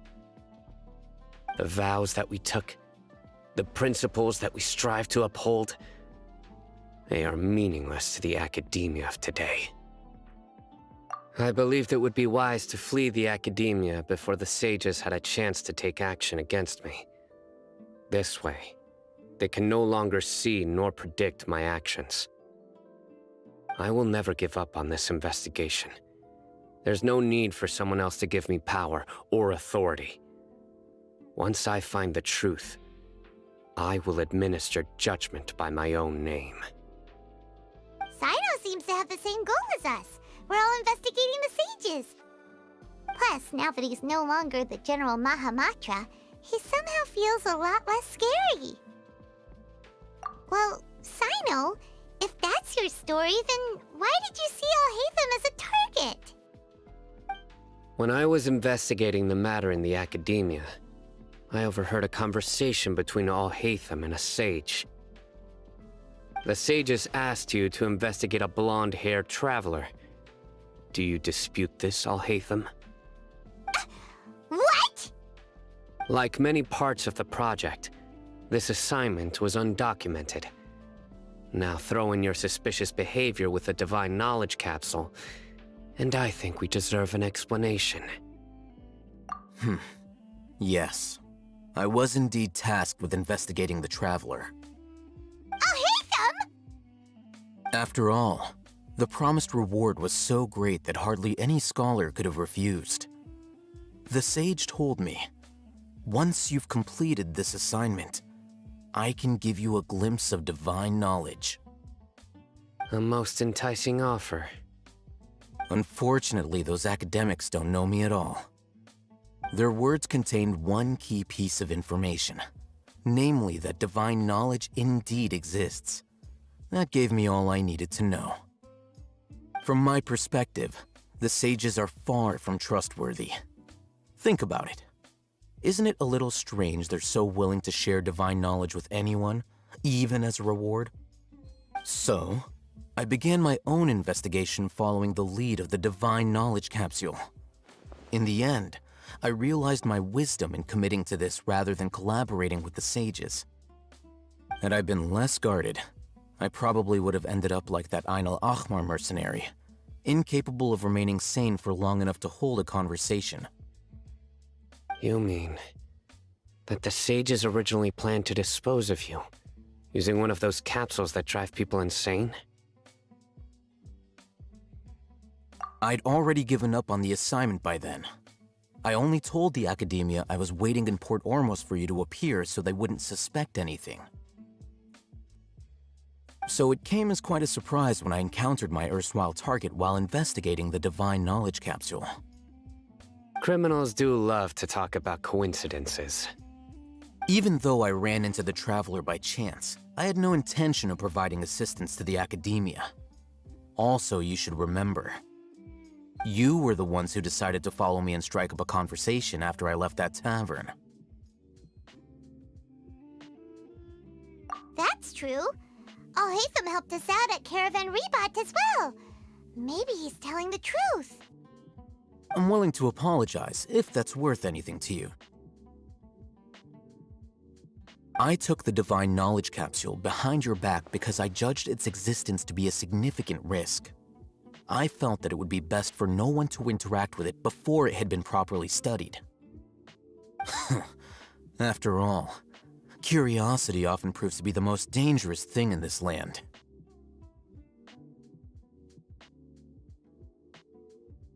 You should be well aware, Scribe Alhaitham, that curiosity can also lead you to danger and suspicion. Answer me this. Did the sages share any information about their project with you? Have I not made myself clear? You and I are both distrusted by the Academia. Do you really think they would tell me anything? Fine. Although you haven't completely proven your innocence, I won't regard you as an enemy, for now. As you wish. Good. I'm glad to see you two clearing up your misunderstandings. And now you, Dia. I believe it's your turn. Oh, sorry. Whatever the boys were talking about must have been so boring that I spaced out. My situation is pretty straightforward. My employer, Dunyarzad of the Homayani family, is friends with the Traveler and is currently recovering from her illness at home. I had nothing going on, so I decided to return to Aru Village for a visit.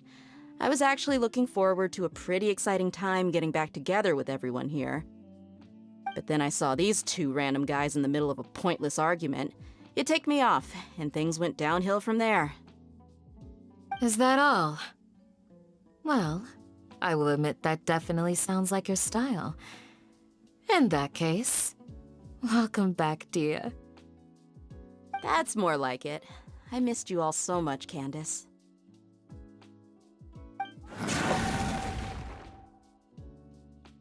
Whoa! What was that sound? No need to worry. Now that you're no longer at each other's throats, please make yourselves at home. I'll take a quick trip outside to clear out some of those creatures in the sandstorm. Creatures? In the sandstorm? Are you sure you don't want some backup? Fighting in a sandstorm is not for the faint-hearted. Anyone without extensive training in these conditions is at a disadvantage. You needn't worry. Yeah, just leave him to Candace. Don't worry, she's as tough as they come.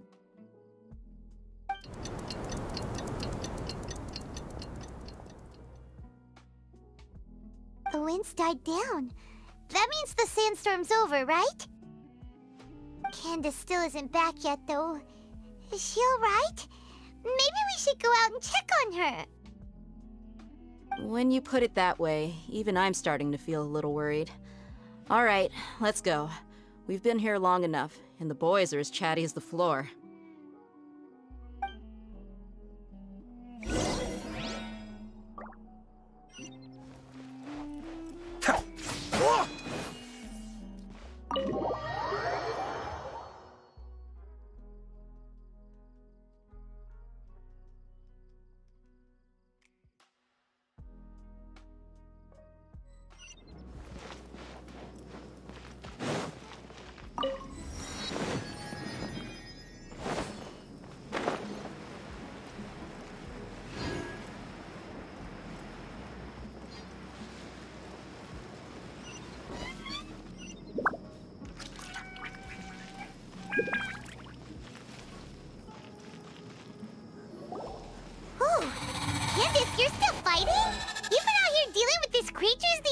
time? Yes. They just keep coming in waves. I've lost count of how many I've defeated. Before I realized it, even the sandstorm had stopped. Ah! Here comes another wave! Leave this round to us. I got interrupted earlier, but now I have something to take my anger out on. It's been quite a while since I've seen the Flame Mane in action. I'll leave these to you then. I'll be sure to put on a good show. Let's go!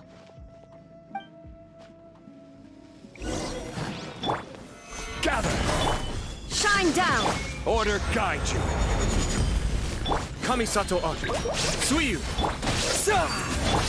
Torn to oblivion! Here comes another wave! When are they ever gonna let up?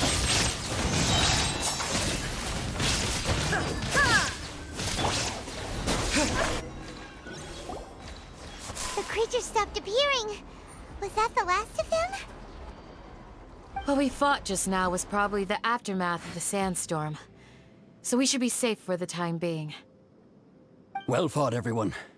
No injuries, I hope. Huh? Who are you? Ah, my apologies. I haven't had a chance to greet you yet. I had my hands full taking care of the village's elderly and children. I am the chief of Aru Village. Everyone usually calls me Uncle Anpu. Sir, I am also originally from the desert, but I have not been back for some time now. May I ask if such sandstorms are common? I can't say they've always been common, but recently the storms have become increasingly severe and frequent. Besides sandstorms, we also occasionally get earthquakes. According to an investigator who stayed in the village a while ago, these unusual natural phenomena are related to the withering of Irminsul. Another effect of Irminsul's withering. So, Irminsul's withering causes withering zones in the forest, and sandstorms and earthquakes here in the desert? Everything in the natural world is inextricably connected to Irminsul. These regional symptoms can indeed be a reflection of Irminsul's present state. Everyone in Aru Village needs to take good care of themselves. Speaking of which, why haven't I seen a single village keeper since I got here? Village keeper? Who are they? Village guards like Candace? Does your curiosity know no bounds? Village Keeper is how Aru Village refers to mad scholars exiled here by the Academia. Most of them are scholars who lost their sanity after a period of training in the Avidia. The Academia believes that their crazed mutterings may have a negative effect on the psyches of other scholars. So, they're forcibly exiled to the desert. Though if you ask me, it's all a boatload of nonsense. Alas, that's exactly what we've been trying to investigate. One by one, the village keepers have been mysteriously disappearing without a trace. But no one in the village has ever seen them leave. If you're planning to stay around the village for the next few days, I'd appreciate it if you could keep an eye out for them. I've had encounters with those people in the past. I'll see what I can do to help. The Matra are the ones responsible for their exile. Now that you're no longer with them, are you trying to alleviate your guilt and atone for your past sins? I'm fascinated by how you think. Mock me if you will, but if you are guilty, I will eliminate you, regardless of my position or identity. Oh, you're the former General Mahamatra. You must be an expert in these kinds of investigations. Thank you for your help. Is it because you're reminded of Hypatia? Oh, these poor scholars. First they lose their sanity, now this! We need to help get them back home, safe and sound. But, Is it really a good idea to tag along with Sino? You seem like you really don't trust him. I'll be grateful for the assistance. No doubt you will do a better job than some of my former subordinates. Let's start by finding a spot to share what we know so far.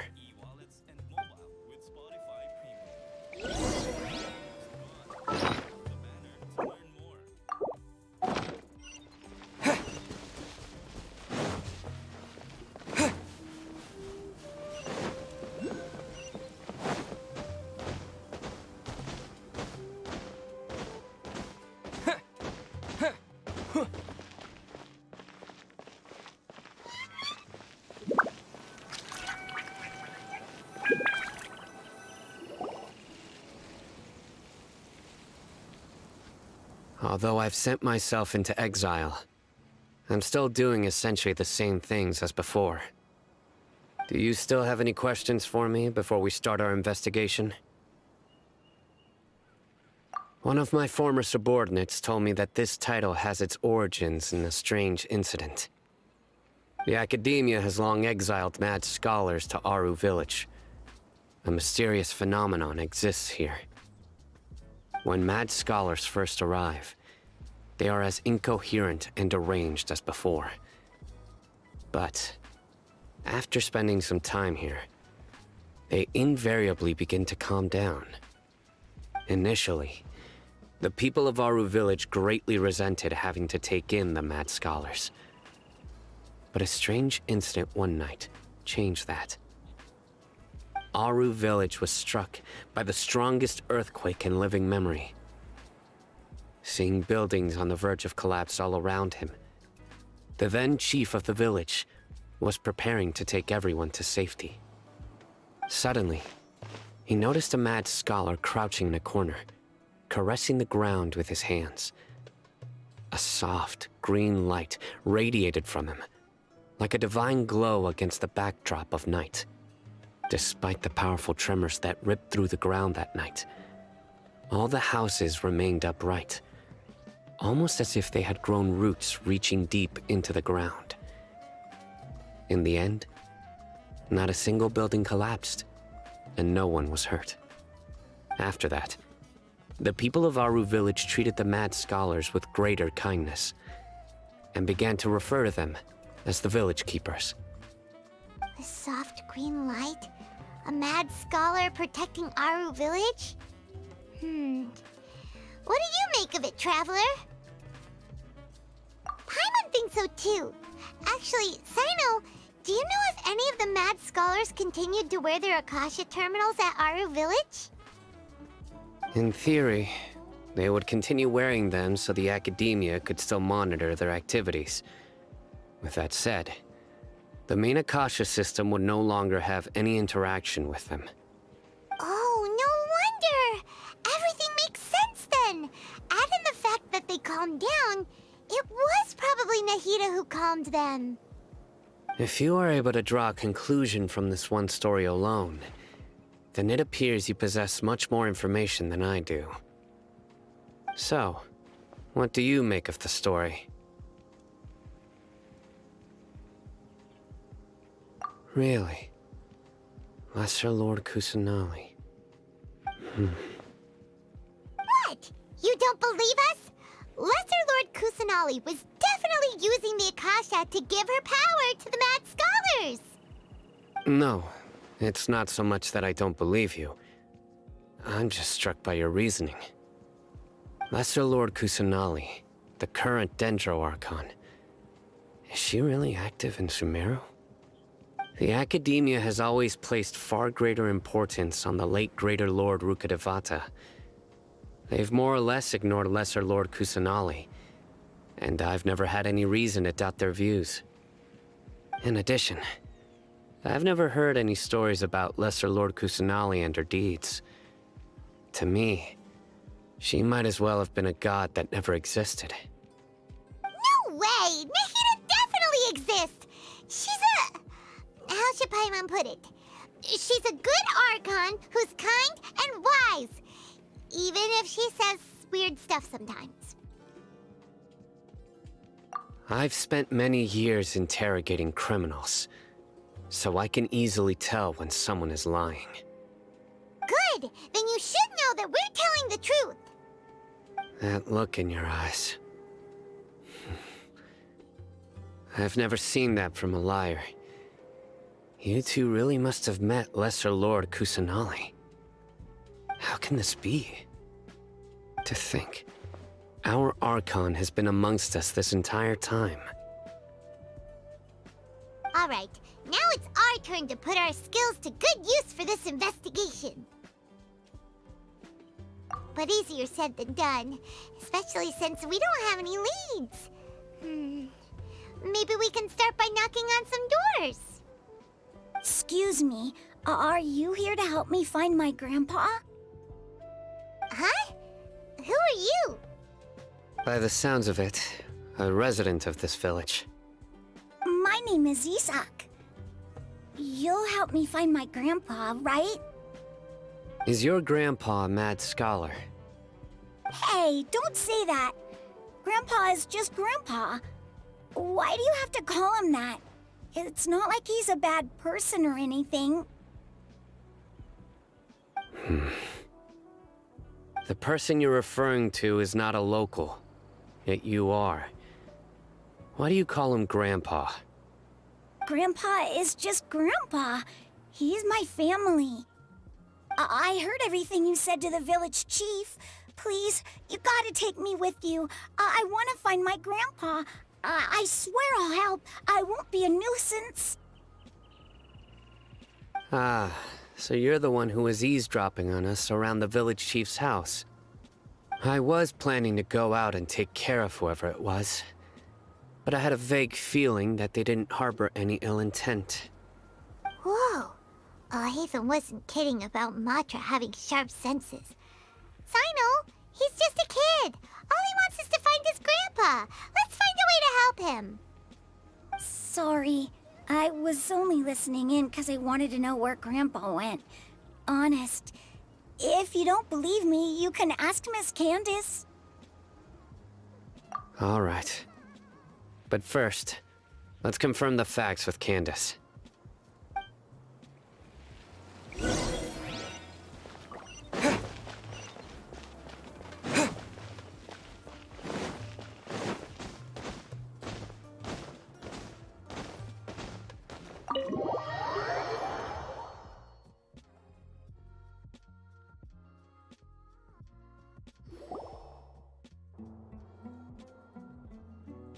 Sino is super vigilant.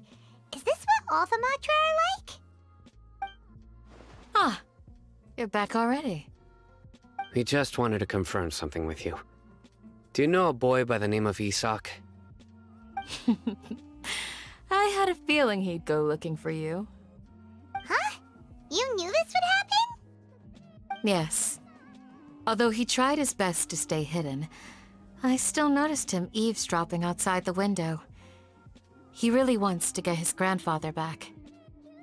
Isak's parents were both Aramite mercenaries who rarely returned to the village after finding employment in the city. He was raised by his grandfather. Unfortunately, it was only a few years before his grandpa passed away. Isak was still very young at the time, so various families in the village took turns caring for him so he could survive. Later, an elderly mad scholar arrived at the village. Isak thought the scholar bore a striking resemblance to his grandfather, and thus often spied on the man. However, the scholar was unkempt in appearance and incoherent in speech. Although Isak referred to the man as his grandpa, he was afraid and didn't dare to approach him. One summer night, the oft mumbling and bumbling grandpa suddenly calmed down and seemed to become more lucid. He even noticed Isak hiding in the distance. So Grandpa walked up to Isak and patted him on the head. He even took Isak to the entrance of the village, where he patiently taught the boy the names of the stars, and accompanied Isak until he fell asleep. The next morning, Isak woke up and wanted to go find his grandpa again, only to realize his grandpa no longer recognized him. However, even so, Grandpa retained his calm expression. It's said that those who saw the scholar claimed he no longer appeared to be crazy, but appeared to be living in his own world, almost as if he were sleepwalking. Isak was thrilled that his grandpa was able to find peace, and would follow him all the time, asking him things like, "Grandpa, want me to take you somewhere fun?" Or, "Grandpa, could you tell me stories about the stars again?" All this somehow just makes Paimon feel really sad. It seems like they both deserve so much better. Perhaps. Nearly everyone who lives in the desert has some form of hardship or regret. But even so, we must still continue on with our lives. It's also my reason for fighting. I must continue to protect this land.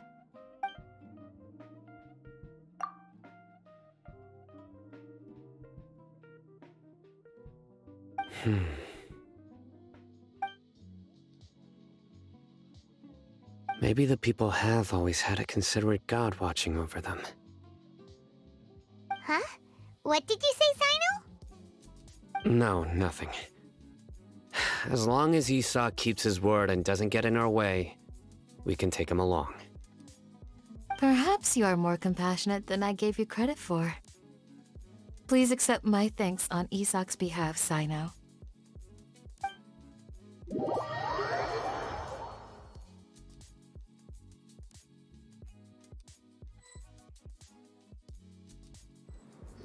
Hey, Isak!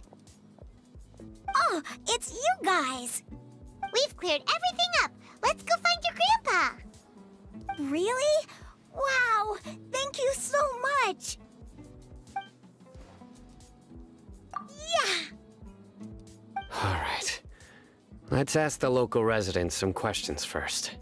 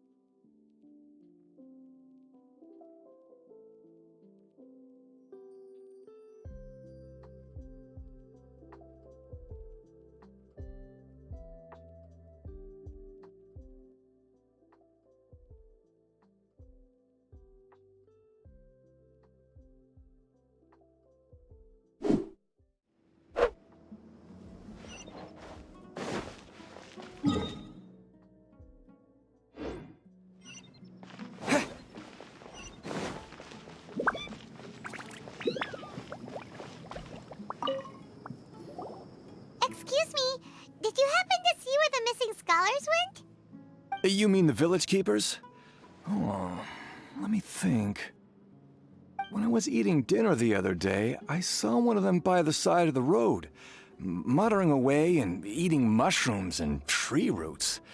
They shouldn't go around eating that kind of stuff. Okay. Did you notice anything else? Anything else? No, I think that's all I have to tell you. Sorry.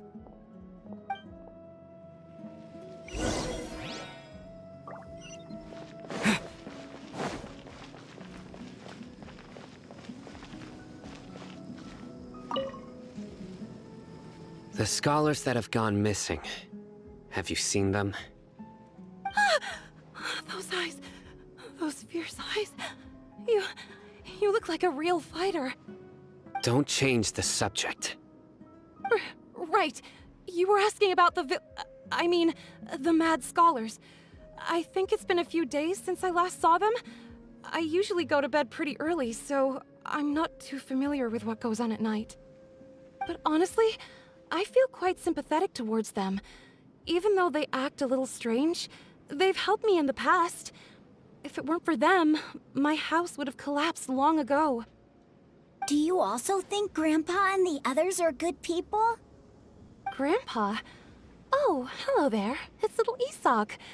You mean that nice man who looks like your grandpa's long-lost twin, right? He was actually the one who protected my house. I saw it with my own eyes. He happened to be staying near my house that day and was doing something with his hands on the ground. It still feels pretty surreal now that I think back on it. Did someone teach them how to do that? Well, whatever the case, I'll always be thankful to him and whoever taught him to look out for others. I'm pretty sure that if I ever went mad, I wouldn't be able to do anything like that. Gotcha. Thank you.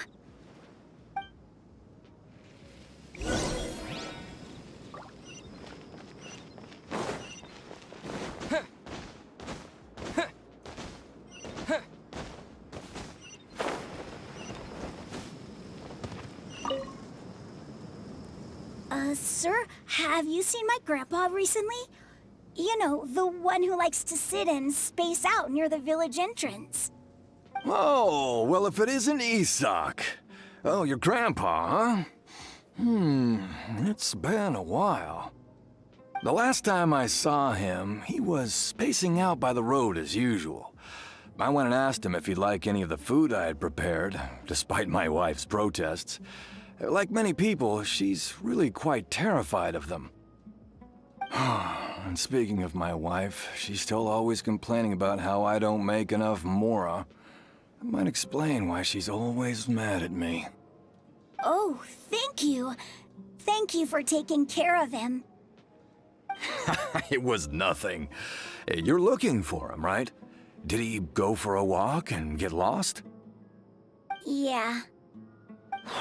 That's no good. Well, once you found him, come by my place again and I'll cook a little something for the both of you. I've known you since you were very young, so as far as I'm concerned, you're family. Please feel free to come by anytime. Wow, what a nice guy! Okay, thank you, sir. Huh? Don't say anything for now. Isak, stay here. Let's head over there. Stay quiet as you move.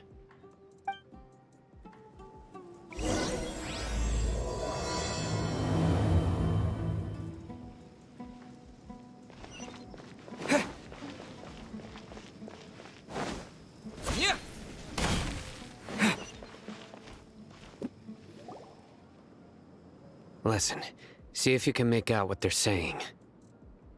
Have you heard? The mighty Scarlet King, the sovereign of our faith, will soon return to this world. Yes, of course I have. The Scarlet King is the one and only true ruler of this land. I've never believed in any other gods. Still, you say he's coming back, but it sure doesn't feel like life's about to change around here anytime soon. What's your proof? Haven't you noticed? The village has been getting more deranged scholars than ever. Delavar was saying that many people also went insane just before the fall of the Scarlet King civilization in ancient times. We don't quite know why, but it seems like there's some sort of connection between insanity and the Scarlet King.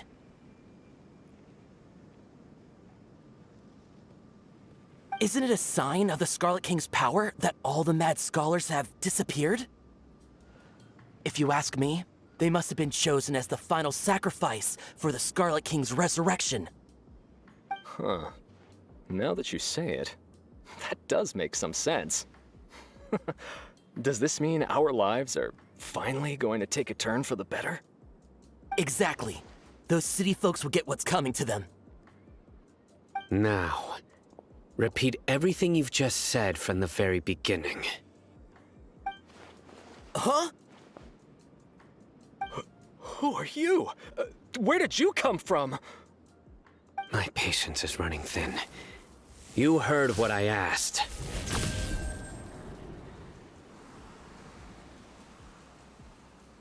Yeah! Bro, this guy's something else. Just look at his eyes. One wrong move, and he's gonna flay us alive. Let's not get on his bad side, okay? I am no match for this guy. Oh, okay, good sir. What is it you would like to know?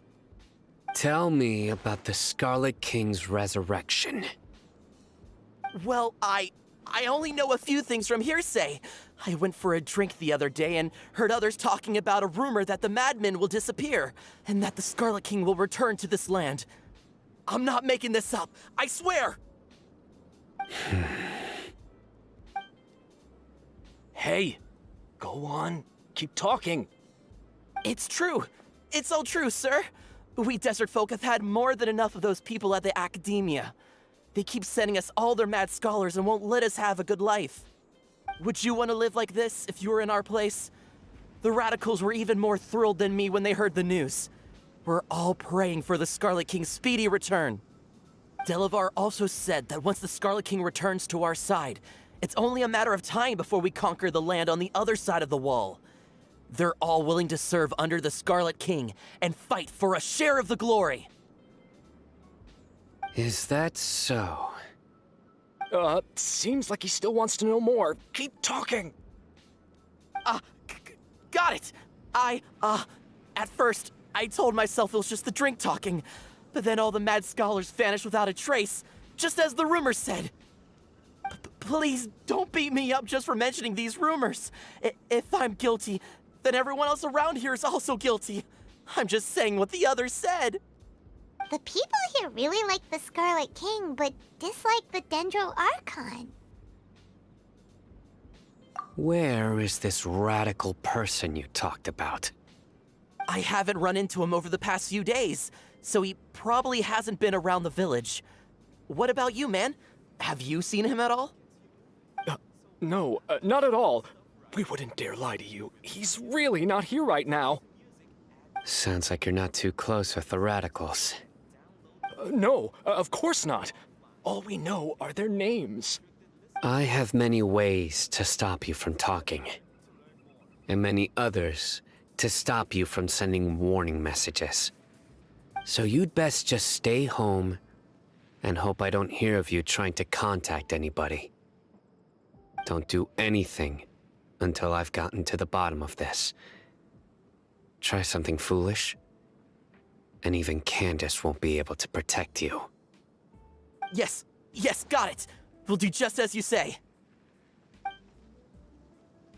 That scared Paimon half to death. Sino is pretty terrifying. He didn't try to reassure us at all. It's like he's used to hearing that. Oh, Paimon bets lots of people have told him that before. I heard that. Sorry. It's part of being a Matra. The rumor we heard just now seems like a strong lead. But we need to check a few more places. Very well. Isak! I'm here. Where's your grandpa's house? Well, I can take you there. Just follow me.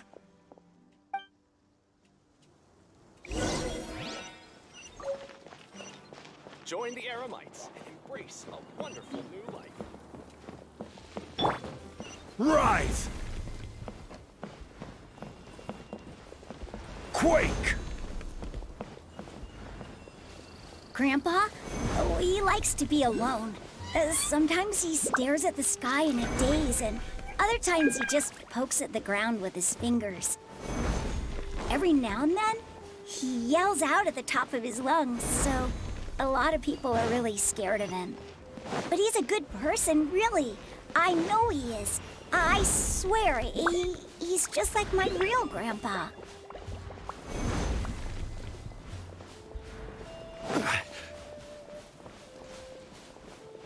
Crumble! Rise!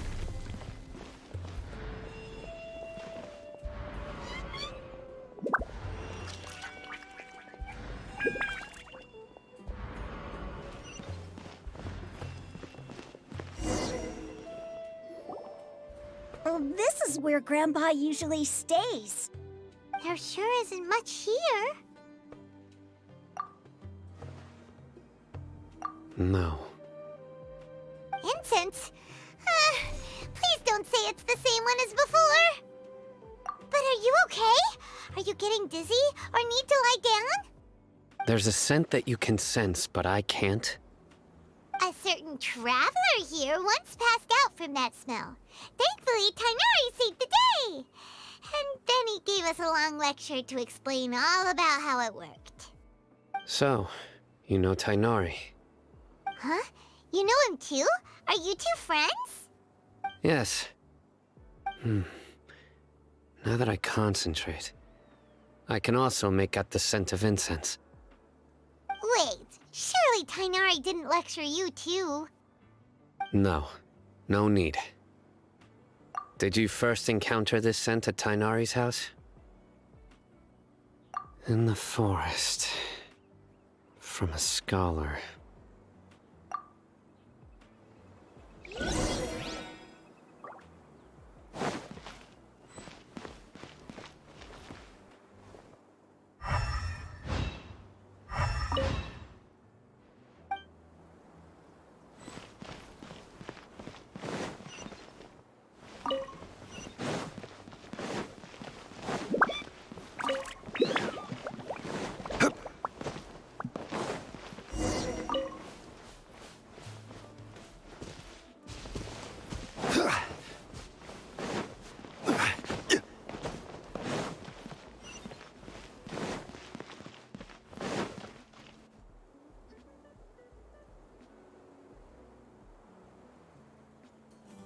What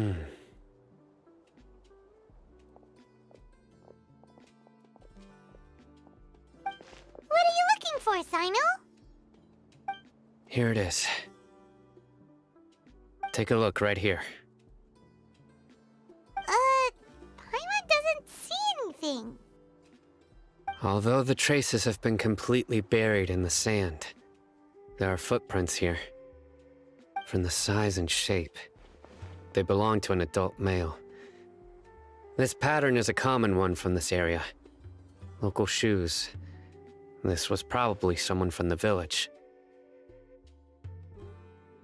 The scent is quite faint, but still extant.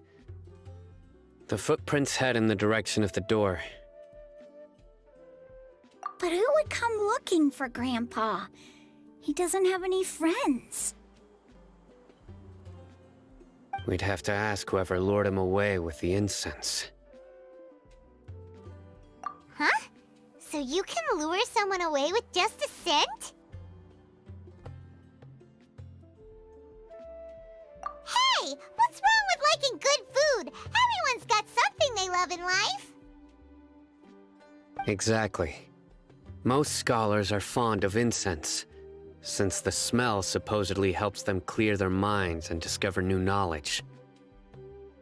Even deep within the clutches of madness, they still yearn for their knowledge-seeking days, and will follow the scent whenever it presents itself. No, Grandpa. So, someone's taking advantage of their weakness? Huh. Still, why would anyone want to abduct all the scholars?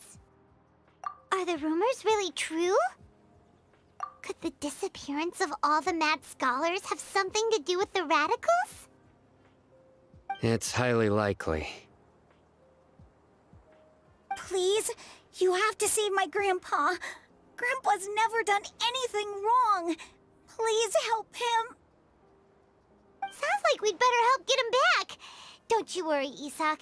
We won't let whoever took him get away with it. Let's head to Aru Village and inform Candace and the others about what we learned here. After that, we'll set off to find the scholars.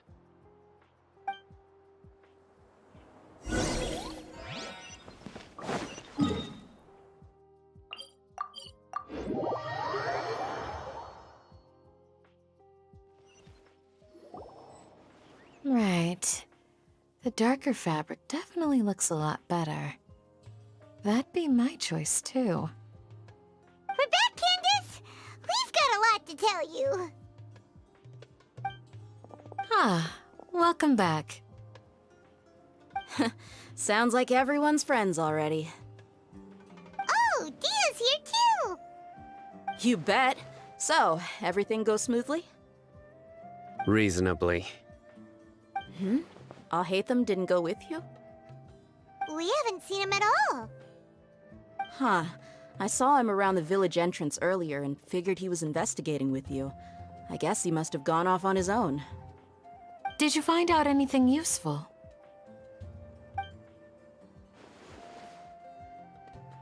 I see. So someone used a kind of incense to lead the exiled scholars away from the village.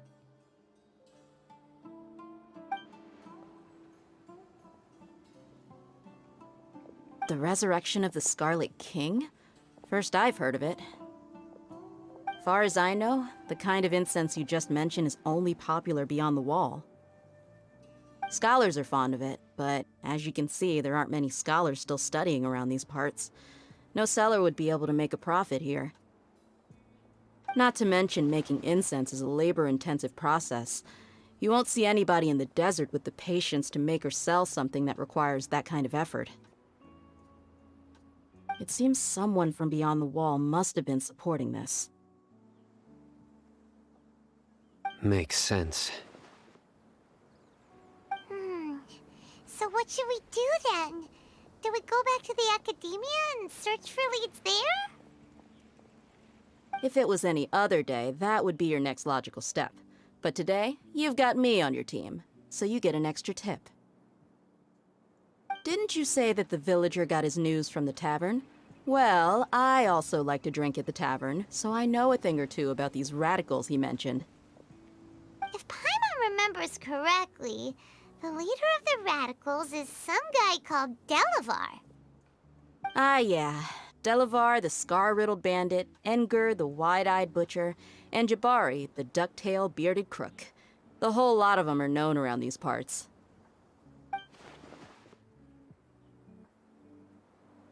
These guys have one thing in common, and that's being broke. The rougher life gets, the more they want to believe in the Scarlet King. Way they see it, the Scarlet King's resurrection is their only chance at overthrowing the Academia. Throwing all of Sumeru into chaos is the only way to change the way of life here in the desert. Anyway, that's my guess why they've chosen to become radicals. Tia! You're amazing! You really know this place inside and out!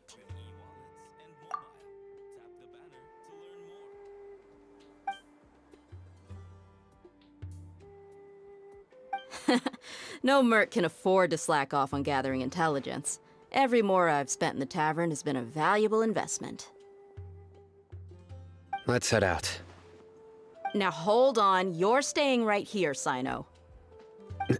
Why? Aru Village is not a big place. Outsiders stand out here like a sore thumb. I'd bet word about you has already gotten out. The desert is unforgiving, so the way of life here is also a lot tougher than on the outside of the wall. You survive on making connections out here. But compared to you, mercs like me are just third-rate amateurs. I've got no actual fighting skills to speak of. But that also makes it a whole lot easier for me to gain the locals' trust. I need to go around and ask some questions, but it'll be difficult if you're with me. Fine. Good, then we've got a plan. The Traveler and Paimon will go to Caravan Rebot with me, and we'll try our best to figure out where the Mad Scholars have been taken. Sino, you'll have to stay in the village and continue investigating on your own. Alright, sounds like a plan!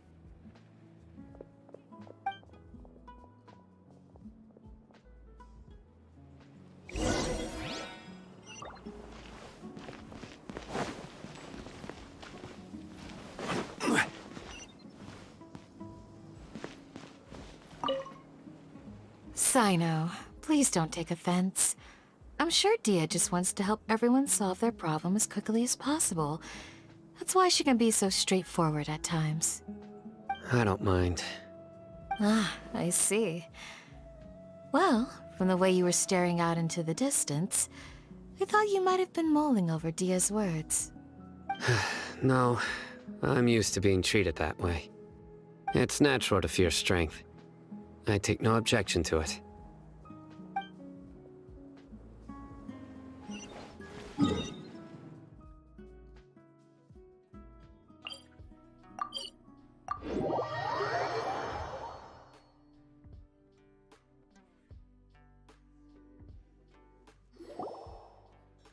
Well, here we are again! Sounds like you're starting to get familiar with the area. Paimon's amazed every time we see the wall of Samiel. How can a wall this tall even exist? It's almost unreal. I know what you mean. I had the same question every time I walked this way when I was a kid. Also, why is this high wall here? And can a wall really block sandstorms? It was only after I grew up that I realized the wall of Samiel isn't just there to keep out the sandstorms. It serves a more important purpose, keeping out people like us. Sumeru is run by wise and mighty sages. To them, us desert dwellers are nothing but tools that can be used and discarded at their whim. We're cheap labor, like livestock, but easier to control. Nothing more. Even if a child from the desert got the chance to obtain an Akasha terminal, almost all their requests for knowledge would be denied. The academia believes we're underserving. Geniuses like Sataria are 1 in a million. The other children never get a single chance to try and rewrite their fate, even though the academia knows very well that we're humans, just as they are. That's terrible. I would tear down this wall with my own hands if I could. Hey, Dia. You're not thinking about doing anything scary, are you? No, not at all. This place just gets me thinking, that's all. Besides, we're here to procure information, aren't we? Yep, we gotta catch those... Shh! Caravan Rebot is crawling with people, so be careful what you say. We don't want anyone to find out what we're here for. Our mission started the moment we arrived here. Let's go check out the tavern. Maybe we'll find someone I know.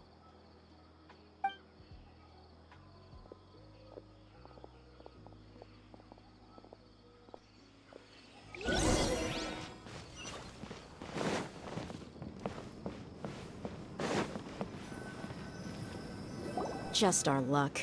None of them are here today. You mean, you don't see anyone you know?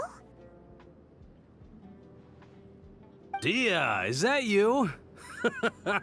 What a coincidence. You here for a drink too? Zaki. Finally, a friendly face. Oh, and who do you have with you here? Guests from another land? Hello, hello. I'm Zaki. Dia's, how would you put it? drinking buddy?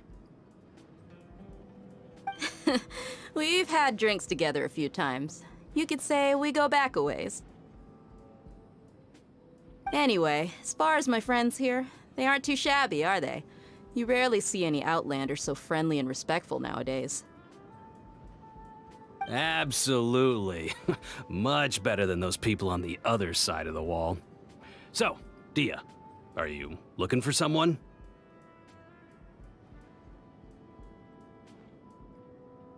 Yeah. Have you seen Enger, Delavar, or Jabari recently? Of course I have. Matter of fact, we were all here drinking together just a few days ago. I've got a spice trading deal from another nation. I thought maybe Delavar and his friends might be interested. Know where I could find him? Ah, how thoughtful of you. Then I assume you also know that Delavar's been having a hard time making ends meet these days, so you came here to help him out? Hey, keep it down. Let's just say I prefer to keep this deal a secret. Y'all at Caravan Rebot are like family. If there's more to be made, why not do it together? Besides, Delavar and his friends have muscle. They'd be a good fit for escorting the goods. Yes, how considerate of you. Delavar's my friend too, so of course I can take you to him. Come with me.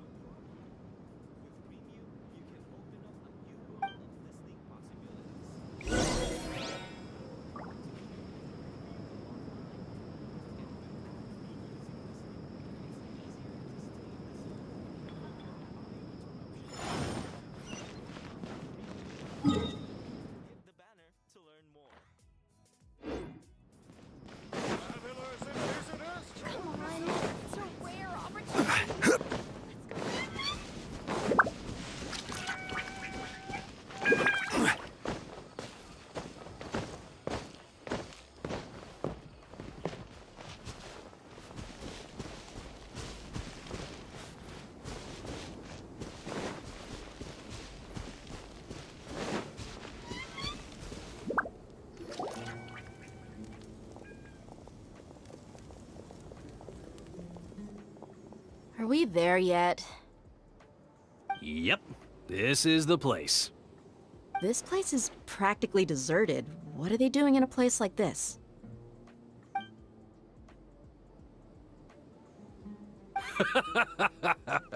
Why don't you take a guess? Go on, a wild stab in the dark. You're like lambs to the slaughter.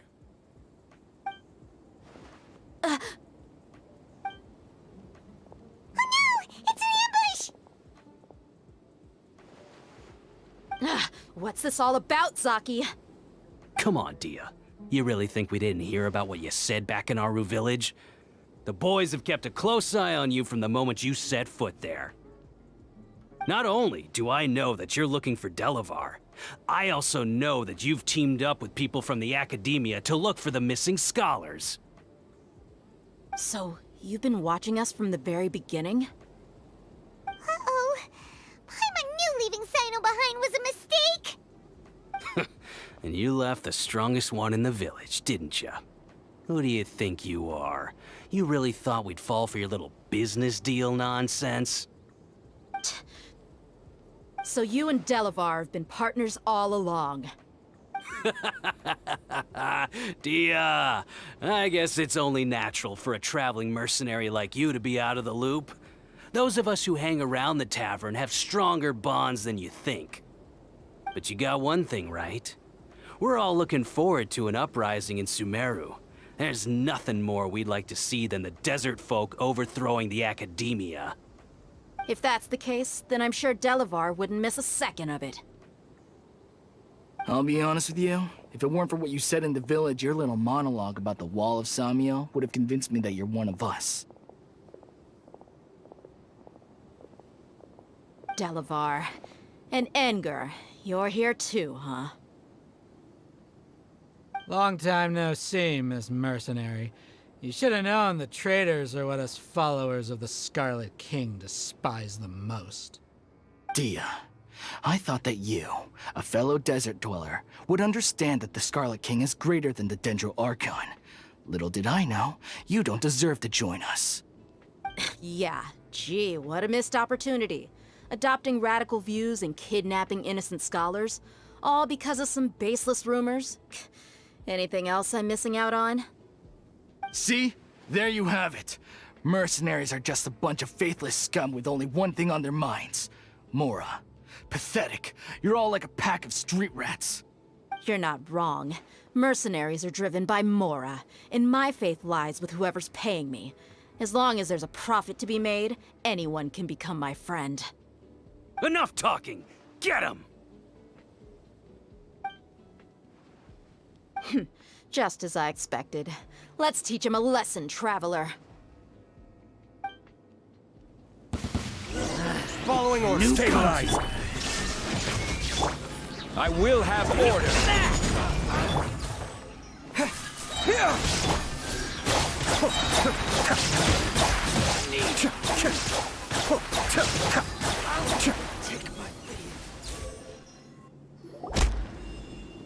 Impossible! How could you? So, what do you think about your meticulous network now, Zaki? How did you say it? It's only natural for a traveling mercenary like me to be out of the loop. I'm guessing your informant told you that I'm just an incompetent merc with no real fighting skills, correct? I mean, that is what I said after all. And of course, you would believe everything he reported. The only thing you know about me is that I'm a mercenary, but you've never seen me in action. Even though you heard we went to handle monsters together, you believed that Candace was the only one doing all the real fighting. That so-called Flame Mane is just a fraud. She admitted it herself. She just uses her connections to gain the trust of others. That's what you thought, right? Ugh. You lied in the village because you figured that we'd have people watching you. And you were stupid enough to fall for it. I figured as much the first time we drank together. You all thought you were so smart. Pathetic. Okay, that should be all of them. Whoa! So you've been planning this since we were in Aru Village? No task can be done without preparation. I just happened to notice a couple suspicious-looking people while you were out investigating. Oh, but instead of catching them right away, you let them report back. Those two who were snooping around were just a couple small fries.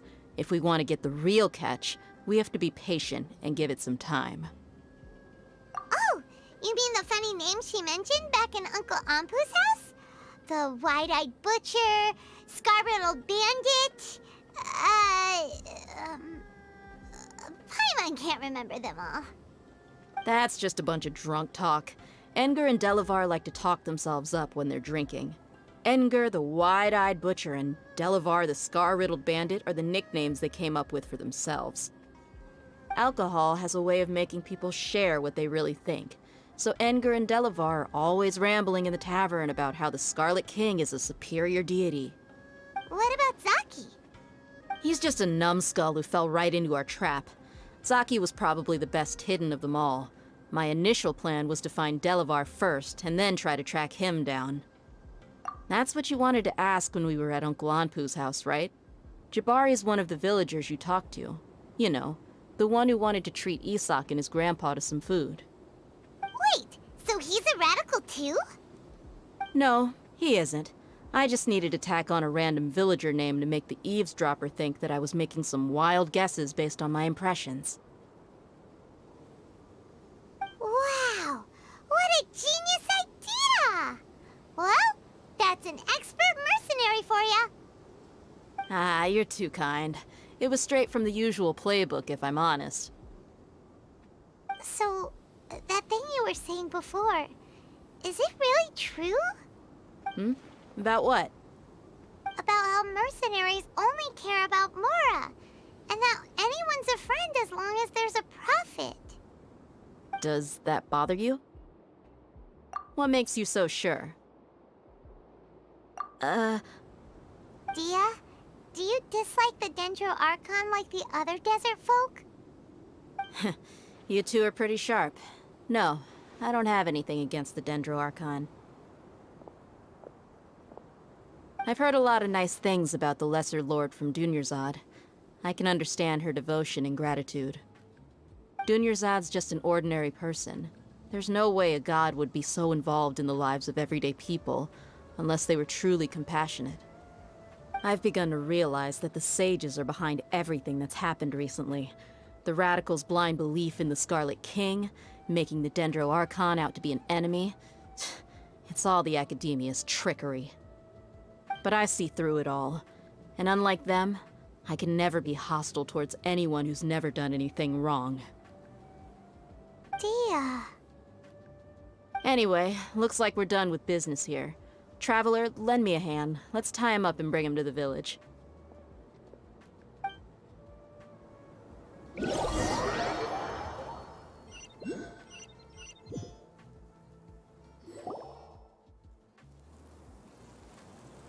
This should be all of them.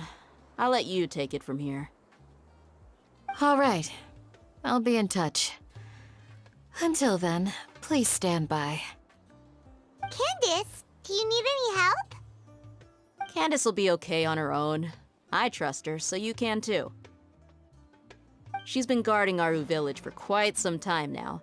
If anyone is qualified to question the offenders, it's her. While I'm questioning them, why don't you pass some time by exploring the area? I'll meet you back here tomorrow morning, Traveler. As for these idiots, let's just hope they live to see another day.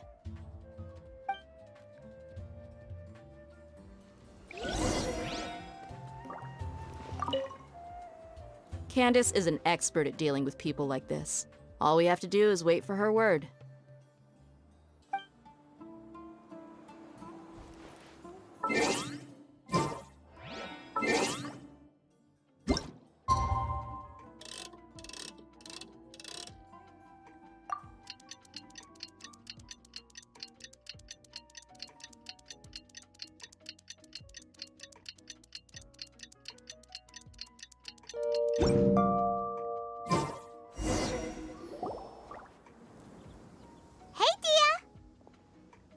Right on time.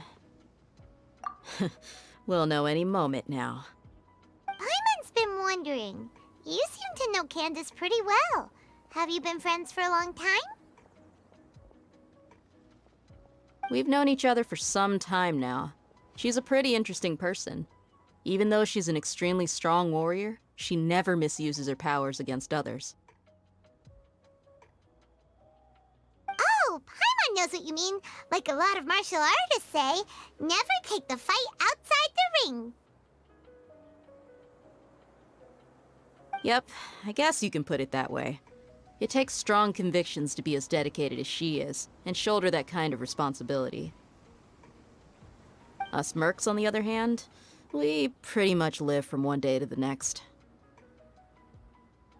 Well, Paimon thinks you're great too. Really? Thanks for that.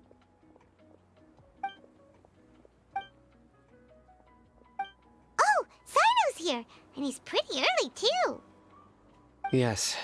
I was here yesterday to help out a little. To help out? By doing what? Sharing some interrogation techniques. Oh, you mean you taught Candace some more persuasive methods? Right. Come on in, everyone. Come on, let's go inside.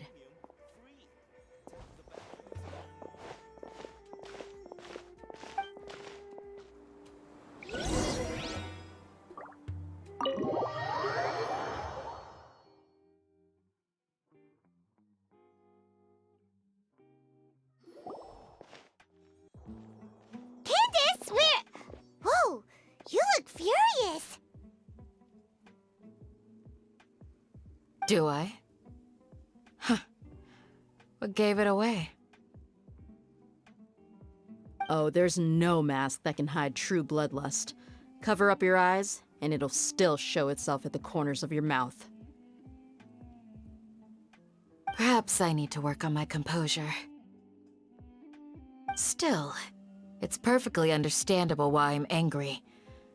I'm sure everyone present would agree. Yes, ma'am. Please, don't beat us anymore. We're gonna die. Well, looks like Sino taught her well. You fear death yourselves, yet you do not hesitate to place the lives of others at risk. The absurdity is mind-boggling. The ones you call mad scholars are known to us as the Village Keepers. They are vital members of our community, and some even count them as family. You come here, to my village, and you treat my people as nothing more than stepping stones towards your goal. Tell me, what would you do to you in my position? Mercy! Please have mercy! You've made your bed. We may both be desert dwellers, but there is one thing that I understand better than you. The resurrection of the Scarlet King will only result in war. And war serves no one. The people of Aru Village care little about which god is in power. Life may be tough and tiring, but we wish to preserve our way of life. A war would only cause us to lose all that we have. And that is not a responsibility that you can afford to shoulder. We understand. We're sorry! I'll tell you everything I know, please. Just let us go. I'm listening. You might not believe this, but it wasn't us who came up with this idea. Someone was spreading rumors in the tavern. That's how we ended up hearing about the Scarlet King's resurrection. Some mystery man told us that mad scholars will make the perfect sacrifice to usher in the Scarlet King's resurrection. They give their lives, and we can get anything we wish for. They're called Village Keepers. Slip up again, and you'll regret it. Yes, sorry. It was all that mystery man's doing. He told us to spread word about the Scarlet King's resurrection and talked us into helping him. In return, he said he'll help facilitate the resurrection process. I'm not sure. That's one. Huh? One what? Strike. You get a total of 3. Then, you die by my hand. Wait, I'm telling the truth. We don't know anything. It was all him. 2. He got us to lure them out of their houses in the night with some kind of incense. We take them to a junction outside the village. Then the mystery guy takes them from there. You gotta believe me, please. I'm telling the truth, I swear. Just ask them if you don't believe me. That was indeed the truth. Traveler, go on.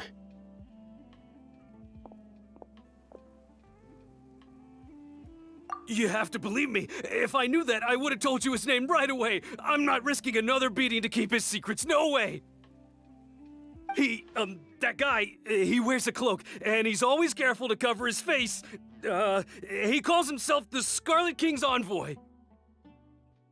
I believe I may know what's going on. Uncle Anpu? What do you mean?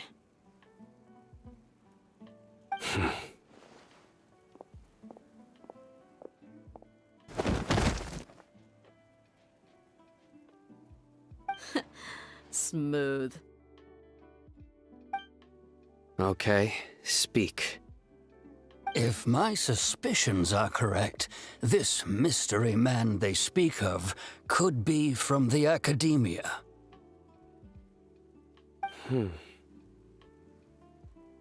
Some time ago, people from the Academia attempted to take the village keepers away.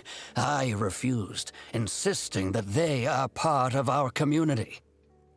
It strikes me now that this secretive character shares the same goal they had. Which means it's highly likely that the Academia was purposely spreading a false rumor to trick the radicals into delivering the village keepers right into their hands. They were the ones who brought them here to begin with. Now they're trying to take them back? We aren't gonna let that happen. Not the Academia again. Just as I thought. But what could they want with the village keepers? People are nothing but tools in the eyes of the Academia. A change in their plans likely means they found another way to exploit the scholars. Regardless, our top priority now is locating the village keepers. You're right. Isak is still waiting for news on his grandpa. Time to go. Let's leave the village and try to track them down. Yes. Pack up and get ready to leave. You got it. Candace, I'll let you deal with the radicals. Leave everything outside the village to us. All right. Let's meet back here once everyone's ready.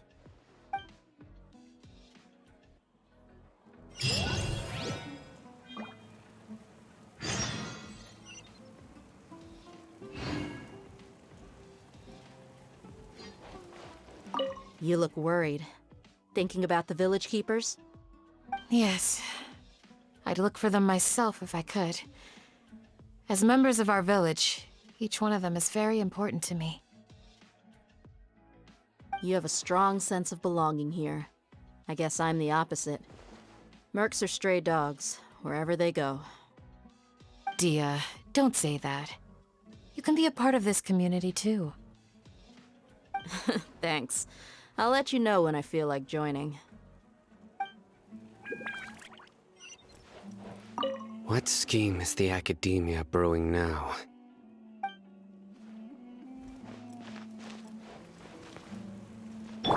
Crumble!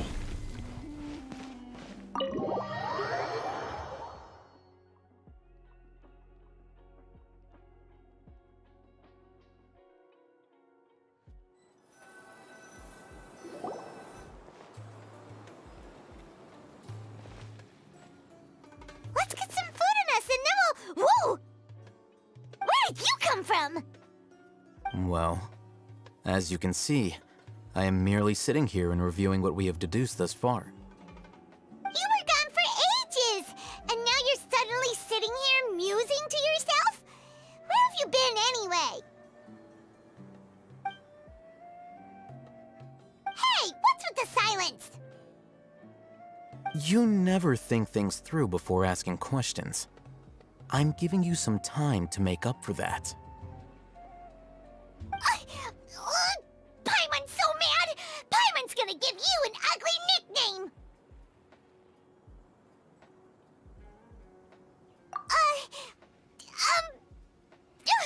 Never mind! Paimon's got nothing.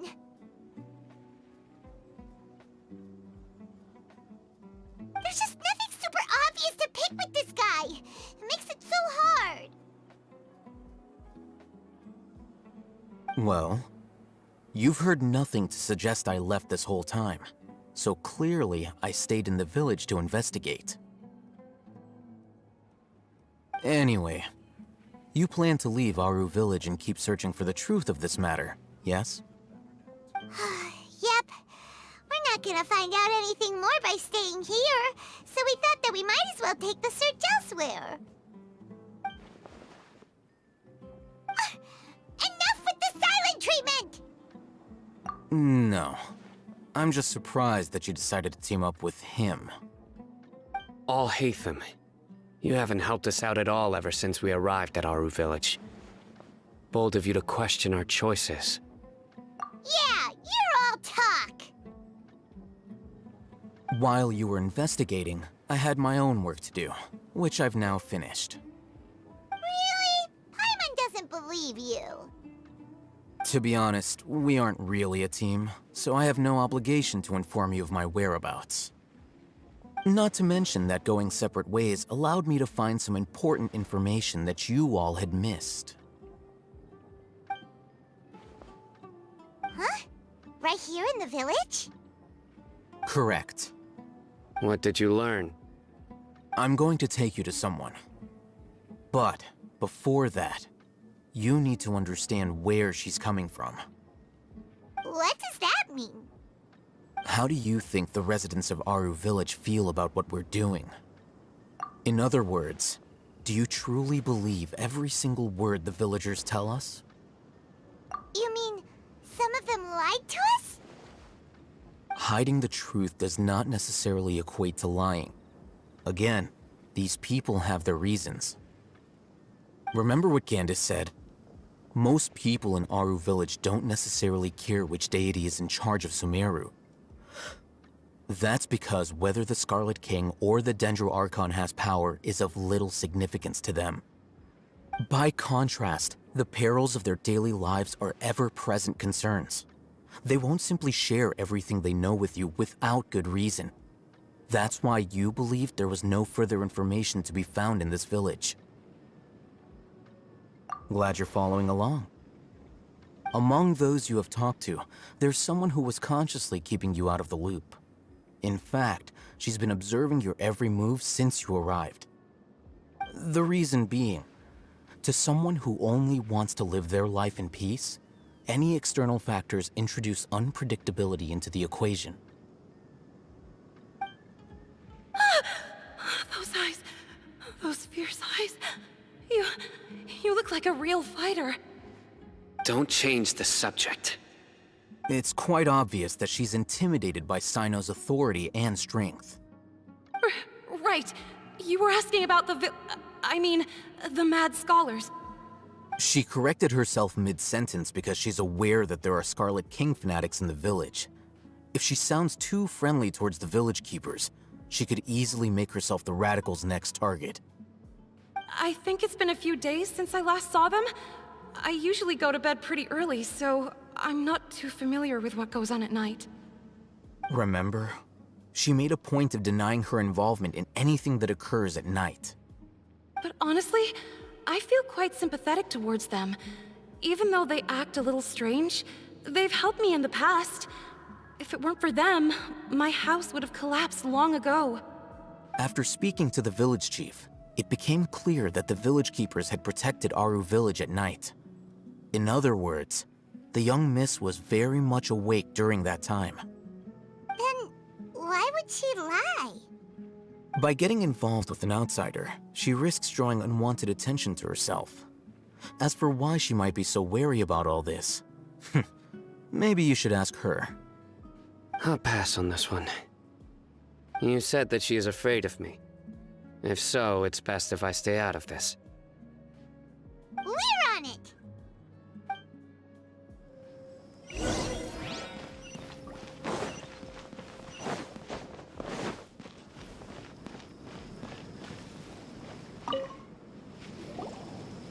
Miss Shawnee, as we discussed earlier, I've brought someone with me.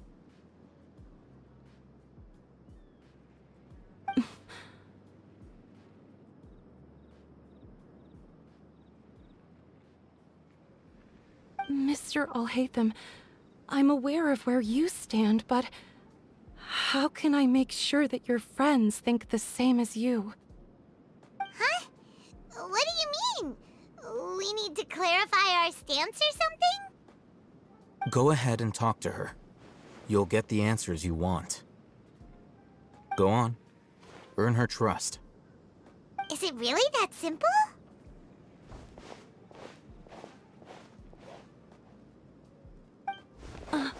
May I call you Traveler? Hi, Traveler. I want to ask you something. Do you think the resurrection of the Scarlet King can truly change Sumeru for the better? Why's that? That's very similar to what Miss Candace says.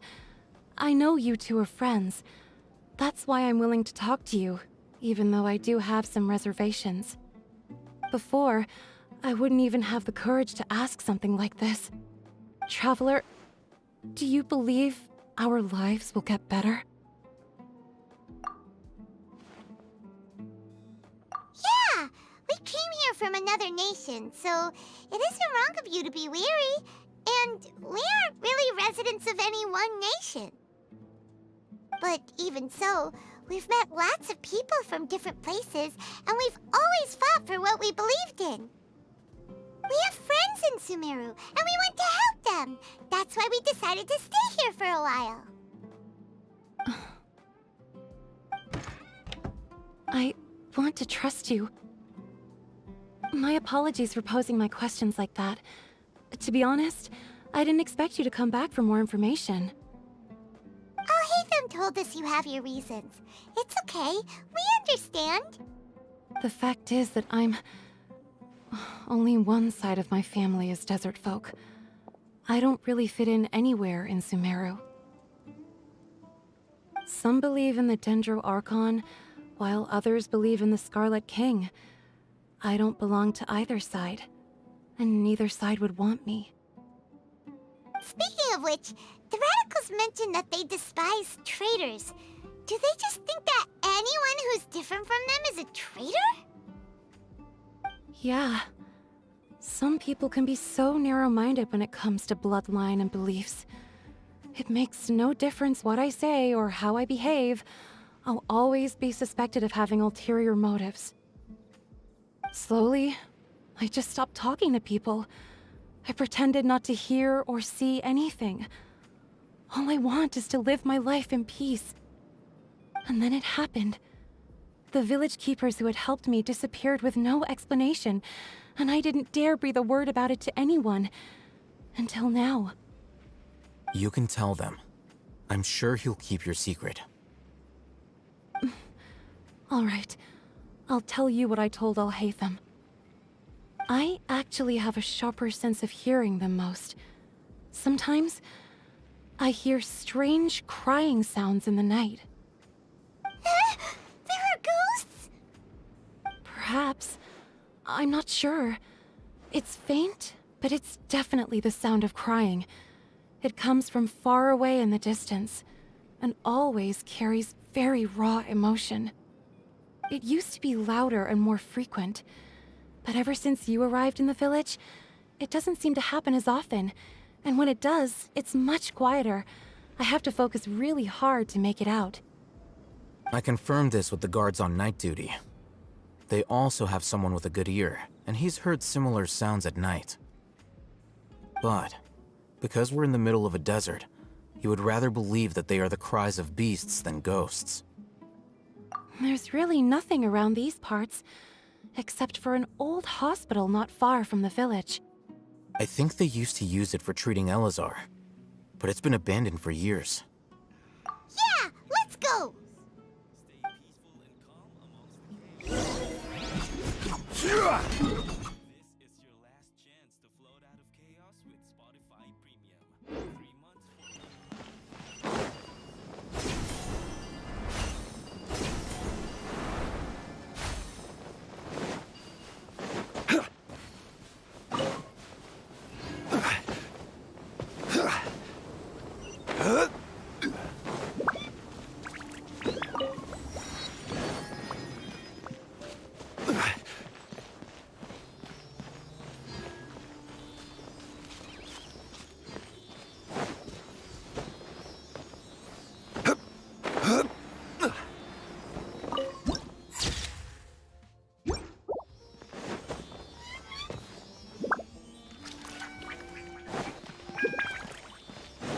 Sounds good to me. Gather.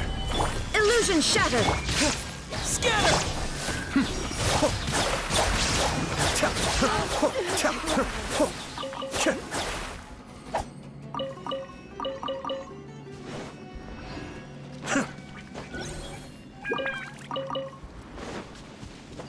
Oh, is this the place? It's in terrible shape. And there's sand everywhere. Empty and forgotten. An ideal place to hide people.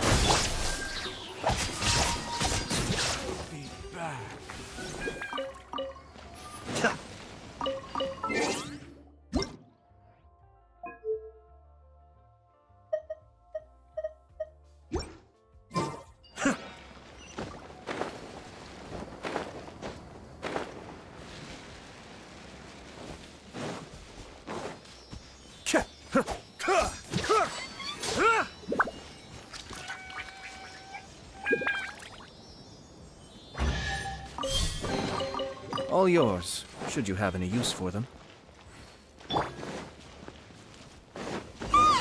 Monsters! Watch out!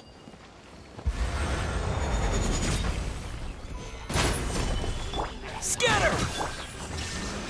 Be still.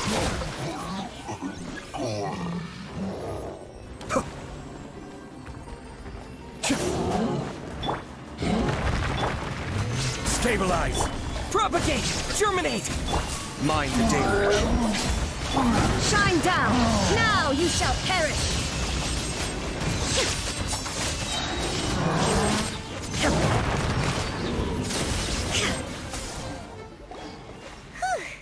They were easier to deal with than Paimon had expected. Super strong bandits? Or monsters taller than buildings dropping out of the sky? Or, something like that.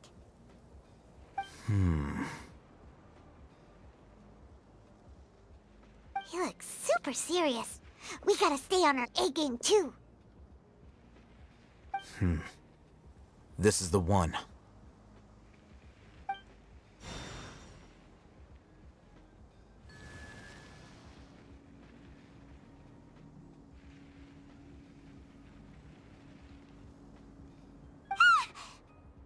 Let's go in and take a look.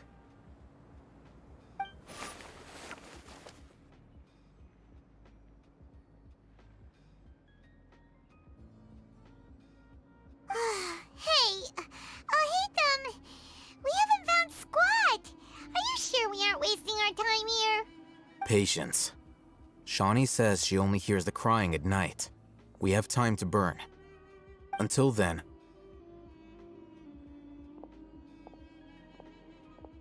I'm taking a break. And just like that, he sits down. Wait, he even brought a book to read? What are you reading? Let Paimon see!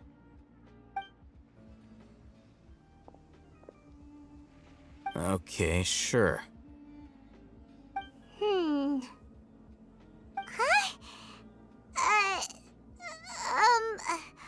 The natural position, which is the positional propensity of an entity in natural motion in contrast with an object in forced motion? Huh?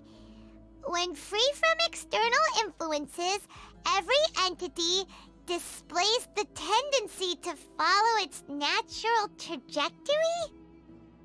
So, you got that? Oh, Paimon gives up. You keep reading your book. See ya! How is he so relaxed? Look at him, reading an impossible book in a creepy place like this. Hey! Paimon's your Teyvat travel guide. Paimon knows plenty of useful stuff already.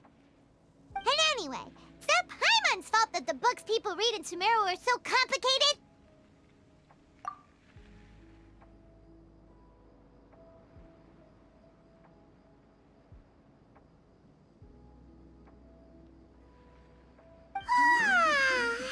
Paimon's getting so sleepy.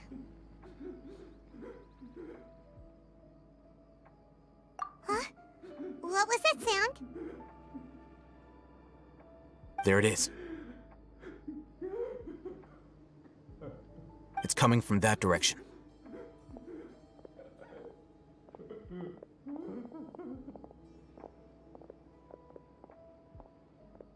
Is the sound coming from here? Huh. Paimon's not seeing anything.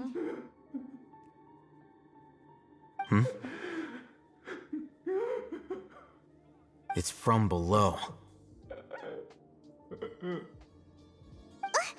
But there's no way we can get down there. Something is off about the interior here.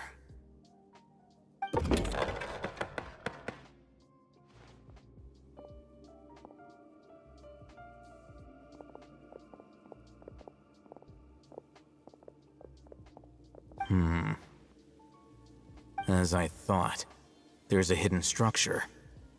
Wow. It's like they tucked another hospital into this one. Oh, it looks like there are other mechanisms around here. Let's keep exploring.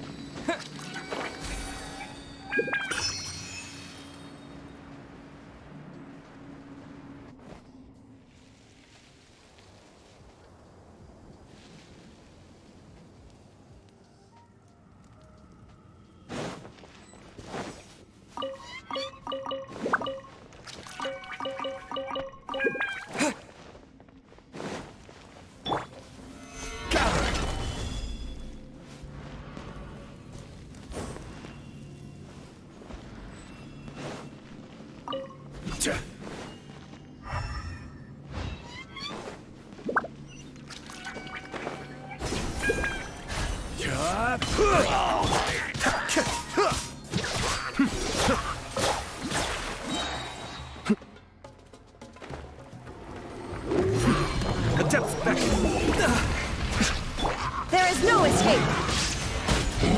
Spring forth! Torn to oblivion!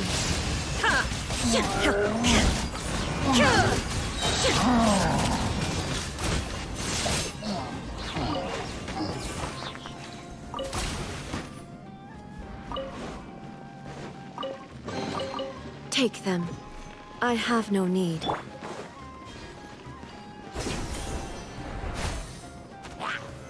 Solidify! Shine down! Scatter!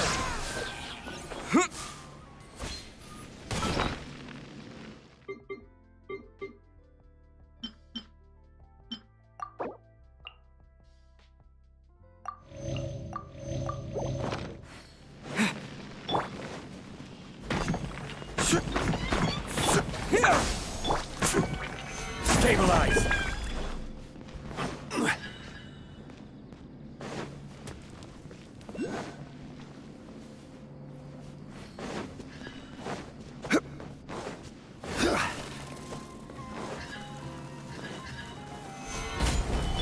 Illusion shattered!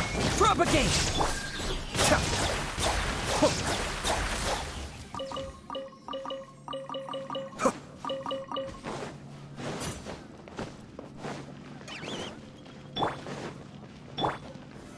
Solidify!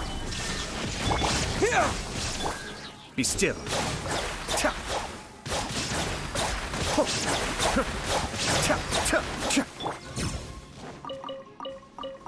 Stable.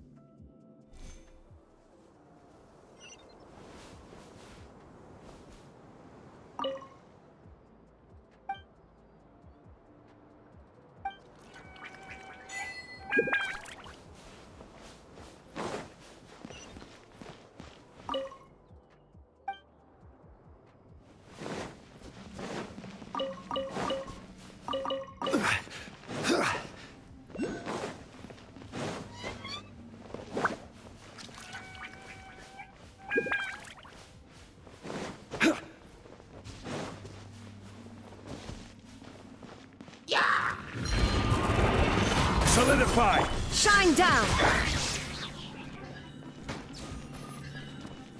Scatter! Cascade!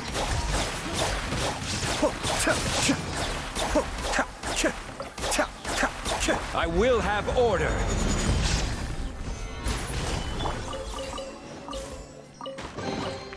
But a momentary...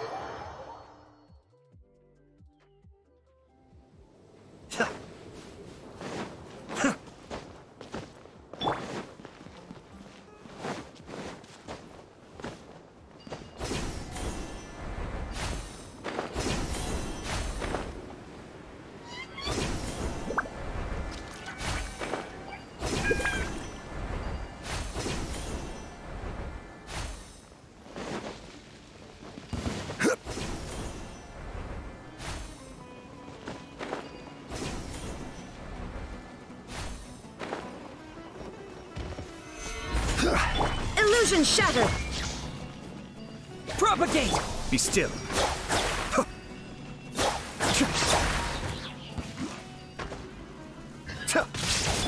Scatter! Stabilize!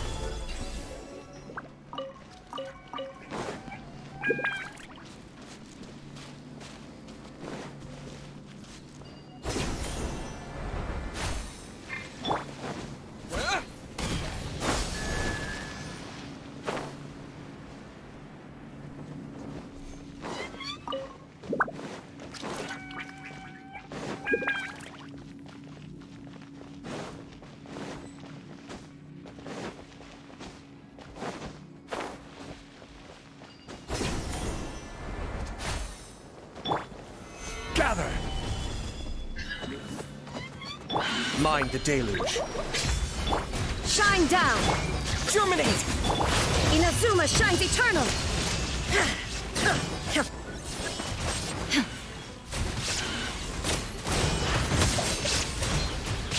Order guide you. Stabilize.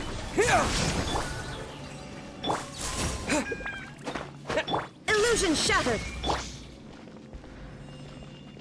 Propagate!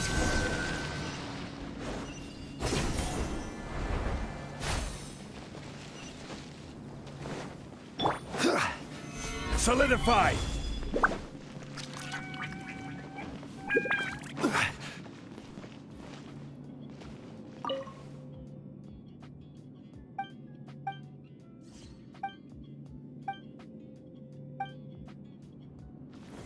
Gather.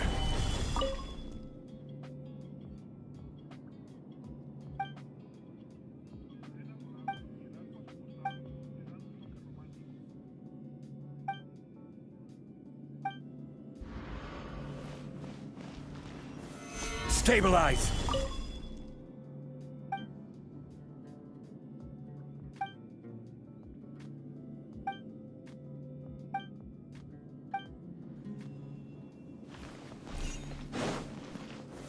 Gather.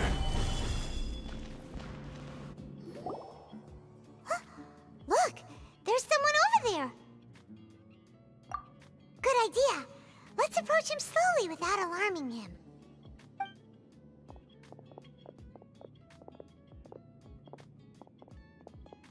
Wait.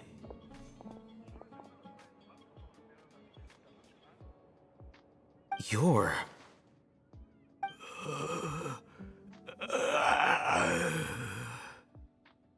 He can't speak, and his eyes are unfocused. But he looks too young to be anyone's grandfather. Also, why is he the only one here? Didn't expect to see him here. You know him? He's Razak, a senior of mine at the Academia. He's a scholar too? Is he the kind that holes up in a forest and mumbles stuff about training? No. And that's the problem. Razak was never involved in any of those things. He never trained in the forest, let alone reach Satyavada life. Leaving that question aside for the moment, him being here alone means that we might be too late. Looks like they've already taken everyone away. For whatever reason, they left Razak here. Perhaps they simply didn't have time to come back for him. There are drag marks on the ground. They're clearer by the doorway. Someone was forcefully drawing a cart that was loaded with something heavy. Loaded with people? That is one possibility. It looks like they were in a hurry, as if they were afraid of being caught. In their haste, they failed to notice Razak hiding in a corner.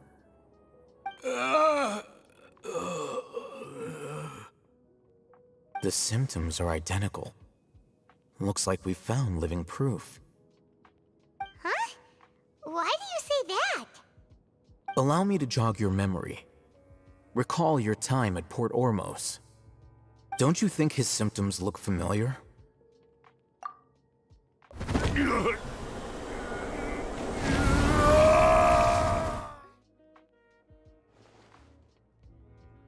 Oh, now that you mention it, they're acting the same way. Correct. The Academia is behind all of this. It isn't difficult to deduce their rationale. First, the Academia spread a false rumor of the Scarlet King's resurrection, emphasizing the role of the village keepers, the mad scholars who were exiled to Aru village. These rumors were all the persuasion that the radicals needed, and those based in Aru village leapt into action. Unbeknownst to them, of course, through rounding up the scholars, they were actually helping the Academia. As well as being able to exploit the radicals for their own ends, this scheme has one further advantage to the Academia. All the risks and responsibilities are offloaded onto the Scarlet King's followers. Life for the desert dwellers has been brutal ever since the Scarlet King's death all those years ago. Beneath the surface, feelings of desperation are widespread. Many would give everything they have for the prospect of something better. Anyone looking to exploit that for their own ends simply needs to make a few empty promises. Even if complications arise, people will see that those involved are all followers of the Scarlet King and look for no further explanation than differences of belief. A deep-seated mistrust of the desert and everyone in it by the rest of Sumeru will make sure of that. The notion of an Academia plot wouldn't even cross their minds. It may seem like a simple strategy, but it is able to work wonders under Sumeru's current circumstances. Oh, that makes a lot of sense. It's in line with the village chief's theory, too. But there's still one very important question. Wasn't it the Academia that brought the scholars to Aru village in the first place? Why does it want them back now? Throughout this process, one thing has changed: the scholars' identity. First, they were scholars. Then, they became lunatics. After that, they were exiles. And finally, they become missing persons. An exile is still patently a living, breathing human being. But when someone becomes a missing person, that is brought into question. If you can't find someone, you have no way of knowing what exactly happened to them. That makes missing people an ideal resource. Resource? For what exactly? One possibility is that the information in their brains could be extracted into knowledge capsules. Extracted? You mean canned knowledge comes from people's brains? With the technology of the Sumeru Academia, it's entirely possible. Perhaps the process caused them great suffering, which is why they cry out in the dead of night when no one is watching them. So, the human brain... Nope, nah, Paimon doesn't want to think about this. I'm the Academia scribe, after all. I'm familiar with their projects. Anyway, judging by Razak's state, the contents of a divine knowledge capsule were extracted from his mind, but something went wrong in the process. Or perhaps, his curiosity got the better of him, and he used such a capsule for himself. Paimon's a little confused. Can they just use anyone's brain?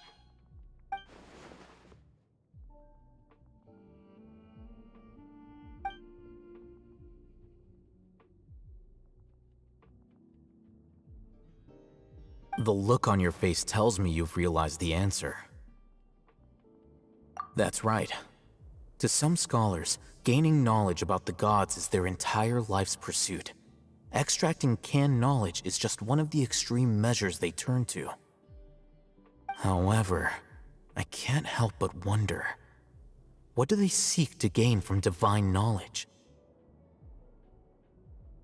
The Academia is going out of their way to look for forbidden knowledge, but what is their ultimate goal? I've spent quite some time trying to analyze the contents of the divine knowledge capsule, but to no avail. It seems like my way of thinking is too different from theirs. You mean you're not even slightly interested in getting your hands on this forbidden stuff? All scholars seek to expand the horizons of knowledge, but I'm not particularly interested in gods, so I don't share their degree of zealotry. Extracting information from people as if they were lifeless objects? If this is the direction of academic progress, then the academia may as well shut its doors. Sounds like you're really against all this. Of course. The academia's actions run contrary to their rules. Whether it be academics or knowledge, everything has its boundaries. If those lines are crossed, the rules and order that govern everything in the world will be destroyed. This matter needs to be corrected, just like fixing a typo in a book. Wait, didn't you step in to help because you felt sympathy for those poor people? Not to be callous, but no. My criteria are a little more restrictive than that. There is no shortage of suffering in Sumeru, and the same can be said for the rest of Teyvat as well. What do you plan to do about that? Save every last person?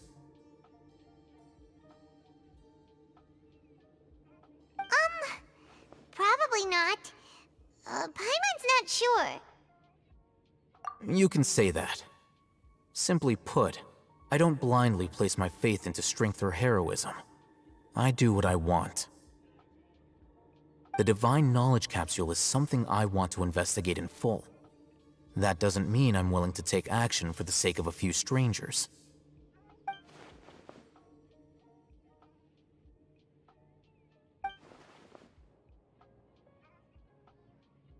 Paimon's been wanting to say this for a while. There are a lot of bad guys in the academia, but you're not one of them. You're their weirdo. You're probably right. Though I must say, I quite enjoy this feeling of being the odd one out.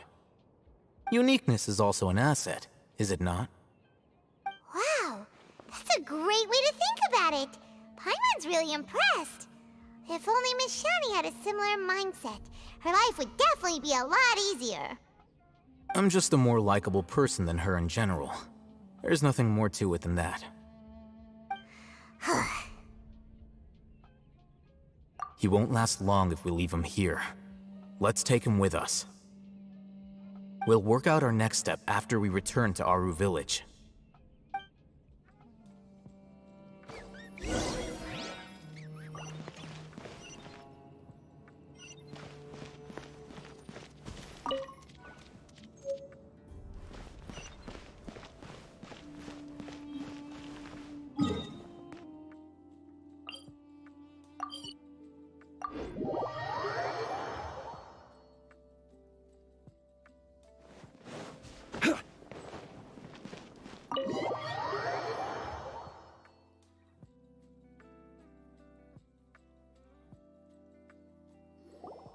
We're back! You must be tired. You should rest and take some water. What's the situation? Who's this? Unfortunately, somebody who's too young to take on the role of Isak's grandfather. Nevertheless, he's one of the people we're trying to find.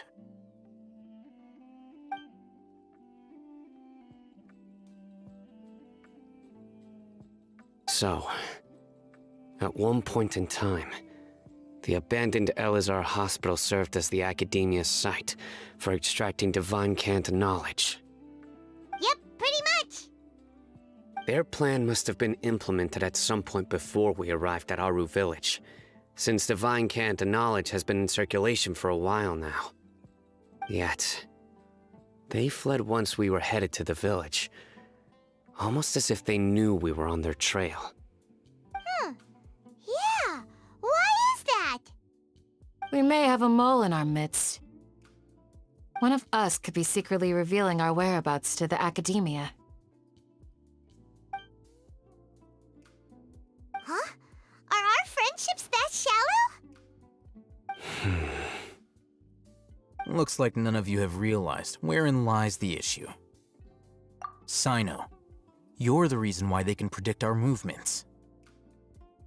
Wait, what's that supposed to mean? Choose your next words very carefully. It is simply a logical inference. I have my reasons. So what you're saying is, Sino's the mole. Interesting. And here I thought you were the most suspicious one, Alhaitham, since you were always acting alone. I know. You have a point, but I realized something as we were returning from the hospital.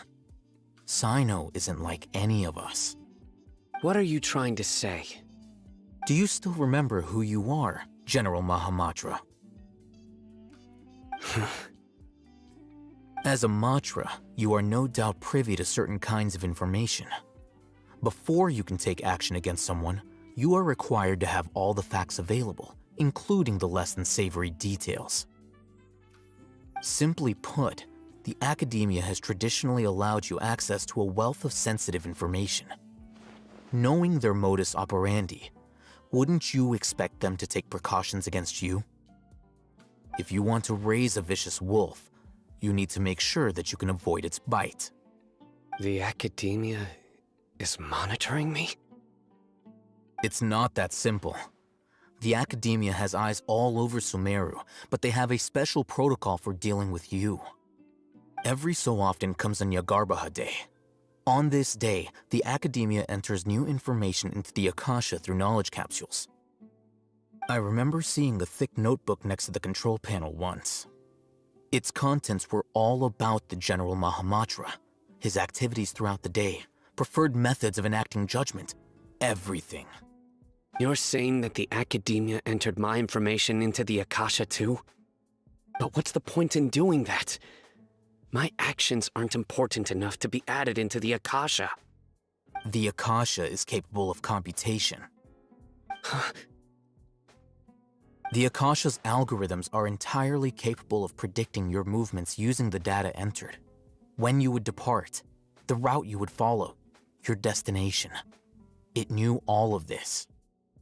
It predicted my every move. The academia has been watching you longer than you think. So that's how it is. Sino adheres to his principles so strongly that he's actually a thorn in their side. Tenacity of will and steadfast faith are worthless to the academia. They need scholars who are easily pliable and mindlessly go after anything they can profit from. Sino, don't take it to heart. This just proves how much of a trustworthy ally you are. They escaped because of me. Don't blame yourself. It's not like any of us would have known. I have an idea. If they predicted my movements, then I might be able to guess where they went. Whoa, you bounced back fast. There is always an opportunity for safety after danger passes. Oh, so that's how it is! Paimon gets it now! If the academia is trying to avoid Sino, then the safest place would be... Yep, that's right! They'll want to proceed in the direction opposite of where I'm going.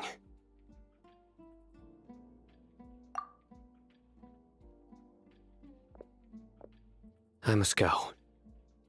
There's also something I want to investigate. Let's go, guys! After him! Please, wait! I want to go too! You want to go too? If so, you have to promise you'll stay safe. I want to find Grandpa. I promise I'll be careful and not cause any trouble. Everyone, I leave him in your hands. Yay! Let's go! Remember to pack some food with you! Paimon feels like we're missing someone, though.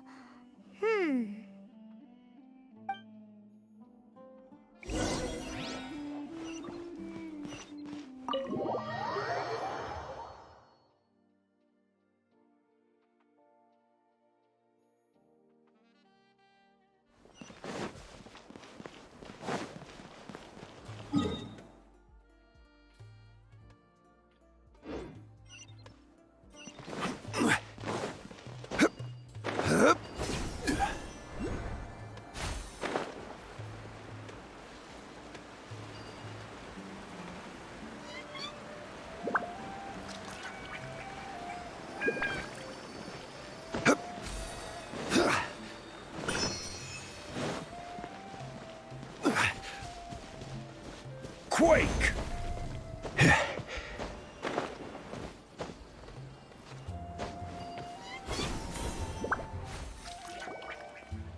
So, where do we go from here? Yes. After leaving the village, we should head straight toward the desert.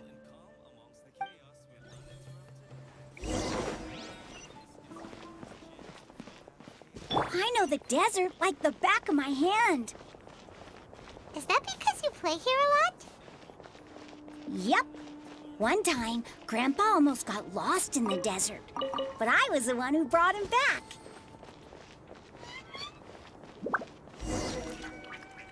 There's something here. What's this? It's buried in the sand. Looks like we'll need to roll up our sleeves and do some work. And Paimon thought running around everywhere was already enough work. Okay. So, we have to dig it out? Whatever's down there looks like it's buried really deep.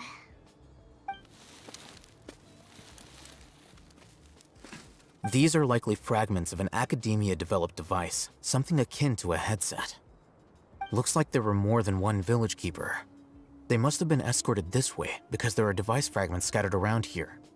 Let's split up and search the area. Chances are that we'll find other things nearby.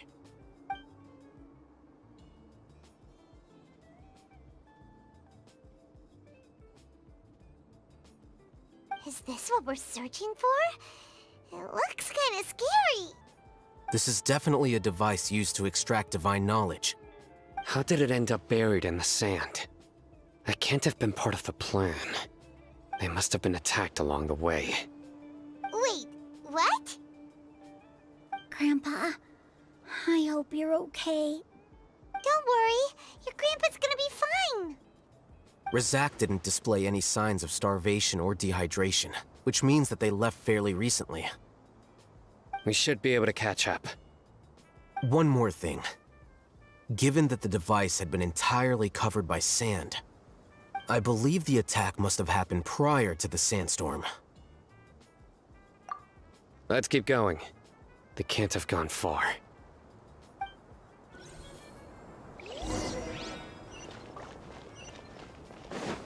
Ugh, but running on sand is so tiring. But you're flying, aren't you, Paimon? Is flying over sand tiring too? Ugh, of course it is.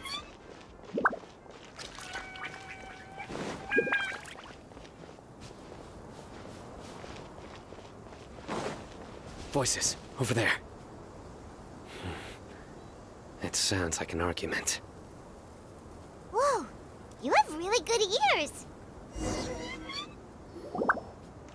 Don't get any closer. They'll notice us. Dia's talking with the Eremites? Very interesting. Let's listen in. If you had informed me sooner, there'd be plenty of room for us to... You're one of us. We would never lie. Scholars. You don't know as much as I do. Need me to... I knew it. That's our Dia. Dia? Why would you... Dia! Hey, what are you doing? Huh? Didn't you say you'd help me find Grandpa? Why are you on their side? Well, look who's here. Ain't that something? This complicates things. You've betrayed Aru village? So, this is the great General Mahamatra. Dear, you'd be better off as my assistant than hanging around with this motley crew. Seen for yourself, I have the means and methods, and my ideals are far more admirable than theirs. I'm not the type that's easily swayed, Raman. You of all people should know that. Wait, what's going on, Dia? Whose side are you on here? Shut it, Paimon. It doesn't matter. Whichever side you pick, nothing could deter us from the grand mission of resurrecting the Scarlet King. Once our Lord of Old returns to this land, we will have a new beginning. Face the facts, Raman. It's not gonna happen. You should understand that more than anyone. Have all your years as a merc taught you nothing about placing hopes in a ruler? I'm a desert dweller and a proud follower of the Scarlet King. Whether I live by the edge of the sword or in peaceful comfort, my soul will always carry this conviction. It's not too late yet. The village mad scholars aren't gonna bring the Scarlet King back to life.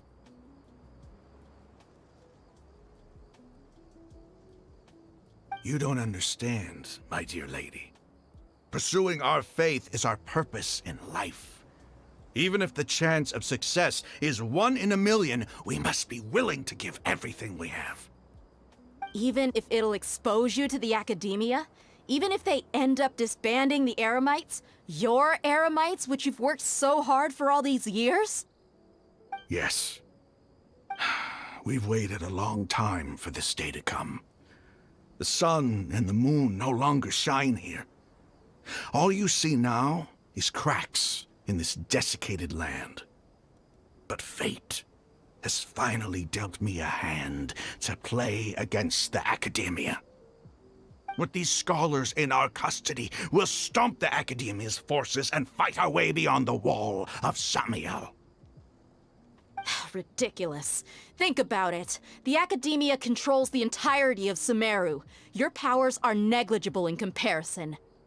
If you still don't believe me, then try asking these 2 men. They're also against the Academia, but neither of them are as arrogant as you are. They look more like pawns of the Academia to me. Why would I listen to anything the people of Greater Lord Rukkhadevada have to say? Filthy traitors. Your god abandoned all honor and betrayed the Scarlet King. We desert dwellers will never trust the likes of you. It's impossible to communicate with someone so hostile. Perhaps we should. Do you really believe that by kidnapping the scholars, you'll be able to negotiate with the Academia? These people have no value as bargaining chips, but I could be persuaded to take their place as your next hostage. These scholars were exiled from the Academia. I, on the other hand, am their current scribe, and will be a much greater asset to you. Wait, you can't be serious. So, you want to trade places with the hostages, do you? Precisely. Any wise person would gladly accept my offer. What are you thinking? What if they decide to kill you instead? Well, that would be bad luck for me. However, I'd get the chance to observe the scholars, perhaps even find out the truth.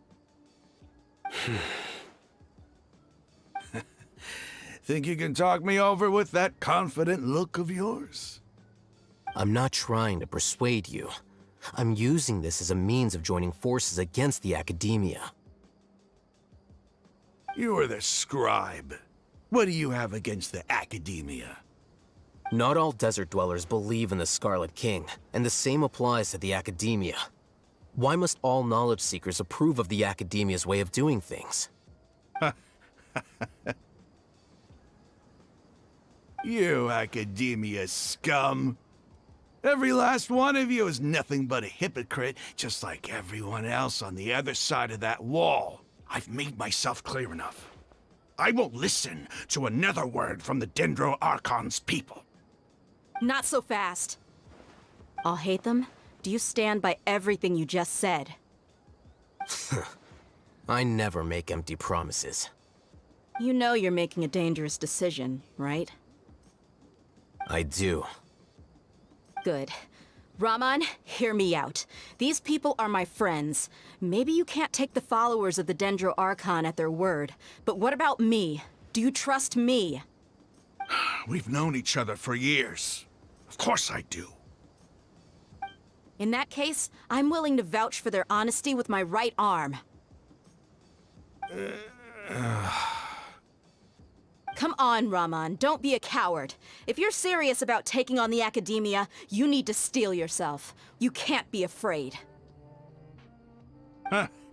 An arm from the Flame Mane. You've piqued my interest. But what if you refuse to oblige? What should I do then?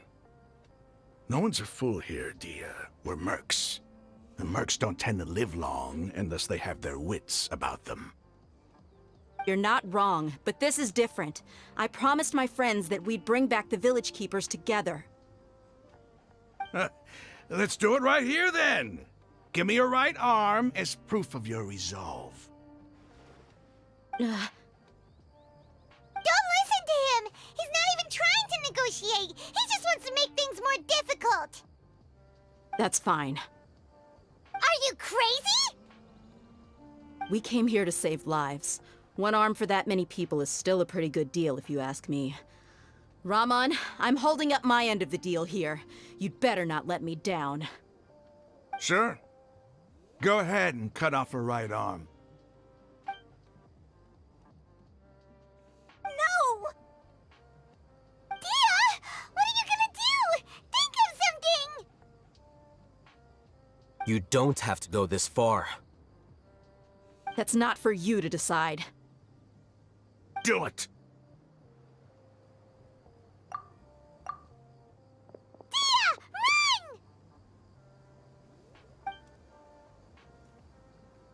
Run!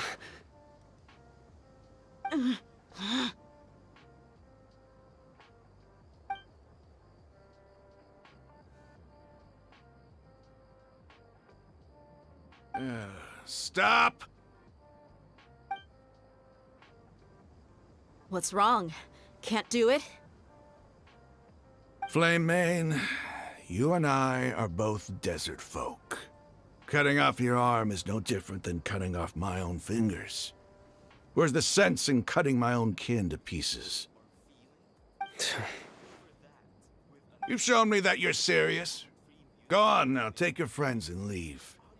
Meet me in the desert at noon tomorrow.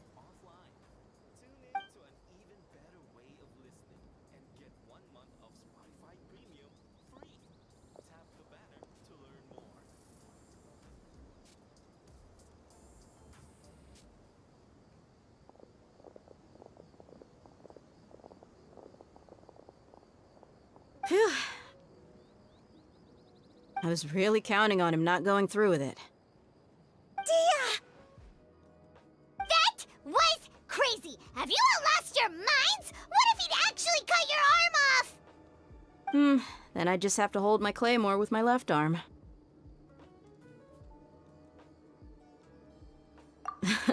Okay, I'm sorry. But sometimes when you're out on a limb, you gotta double down to seal the deal, you know?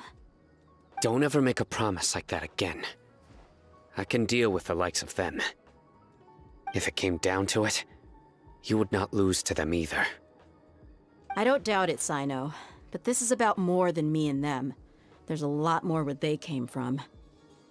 Even if we got rid of one bunch of radicals, there are others out there. Wiping them out would do more harm than good. As you wish. I'm sorry, Dia. I should have stayed put and listened. I should have trusted you. It's okay. I promised you I'd help find your grandpa, so I'll do whatever it takes. Whatever it takes? You just might be scholar material. Huh? Are you serious? The Eremites once said that I was a lunatic. Perhaps a little madness is essential to be successful in research. Why does it feel like he's using his praise for me as an excuse to brag about himself? Okay, let's get moving. We should head back to the village and rest up. Today was just a trial run. Noon tomorrow is gonna be the hard part.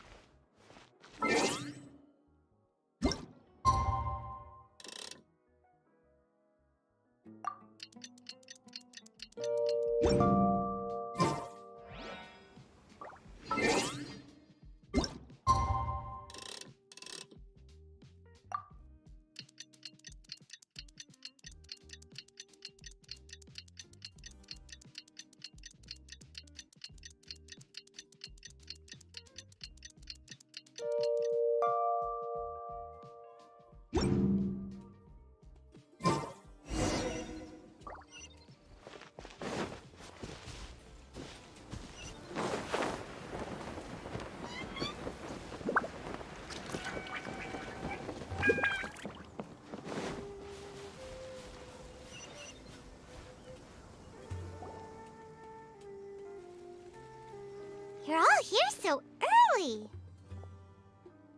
Looks like we have everyone here. Isak, are you sure you want to come with us? I'll watch from a safe distance. Dia, I want to be there to bring Grandpa home. Okay, let's go then. Dia, wait. What's the matter? I heard that you were quite reckless yesterday. No more of that today, understood? Or I'll be very upset with you. Fine.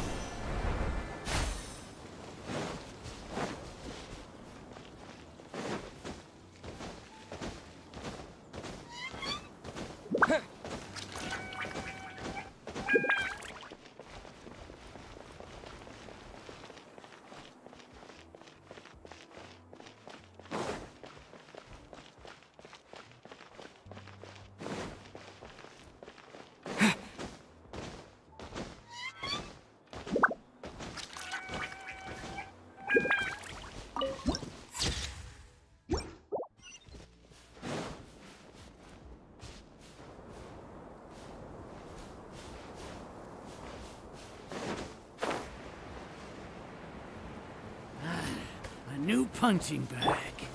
Stabilize! Shine down!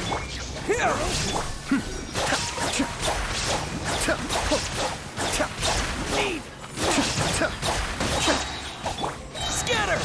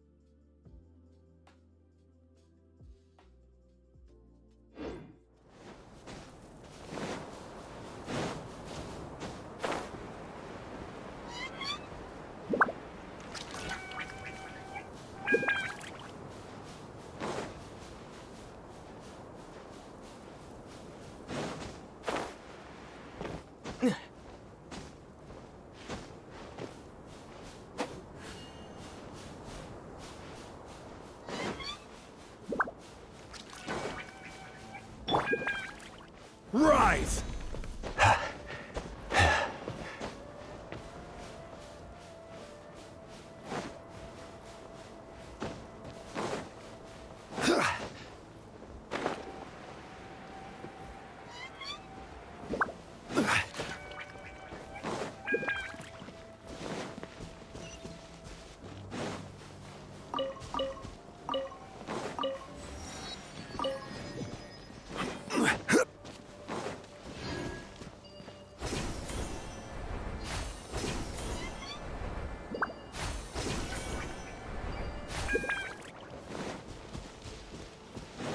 Sounds good to me. Solidify! Cascade!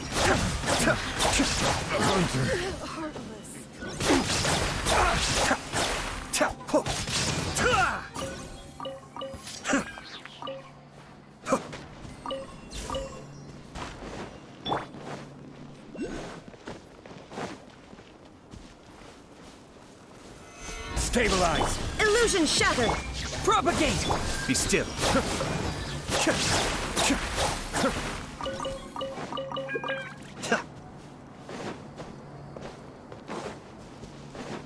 This is order. Solidify! There is no escape! Kamisato Archon. Suiyu! Now you shall perish!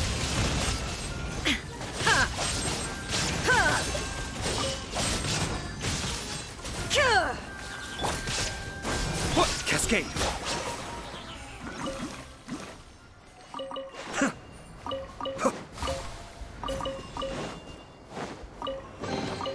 Oh, so you collect these?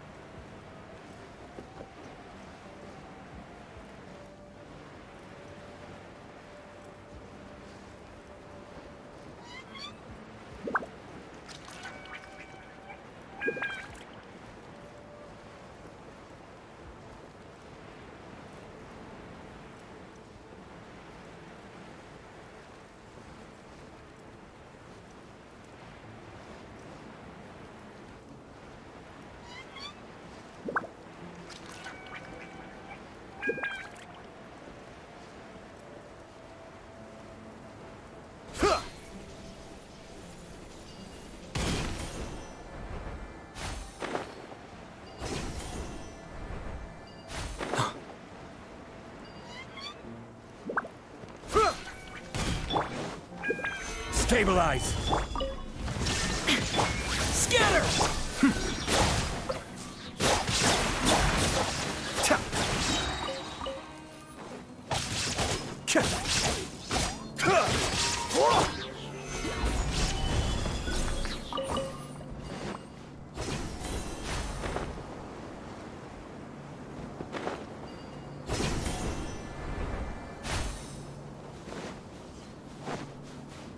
Crumble!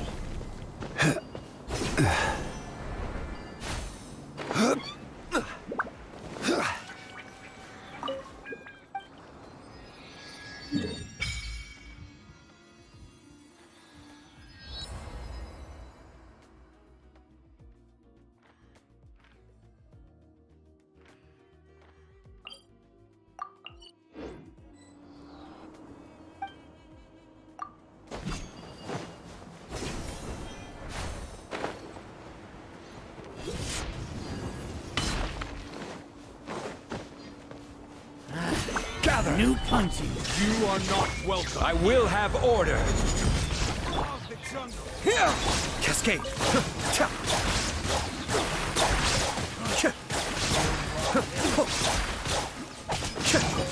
Where do you think you're going? Stabilize! How regret.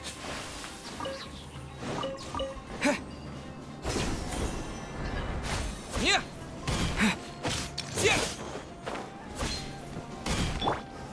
Gather! Shine down! Scatter! Be still. I'll be back. All yours, should you have any use for them.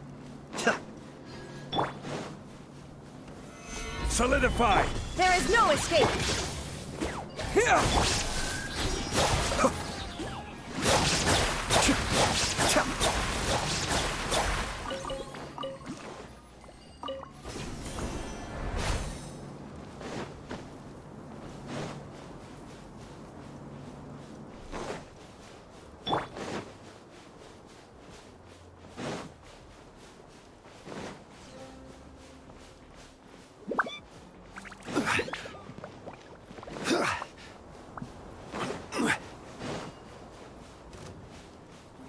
Shine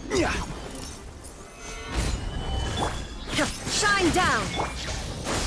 Cascade!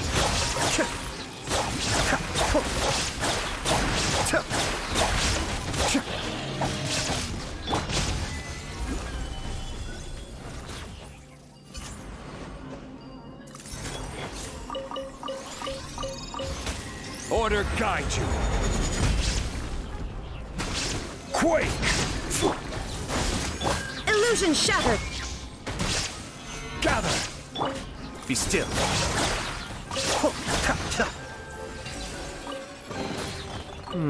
Yes. Very nice.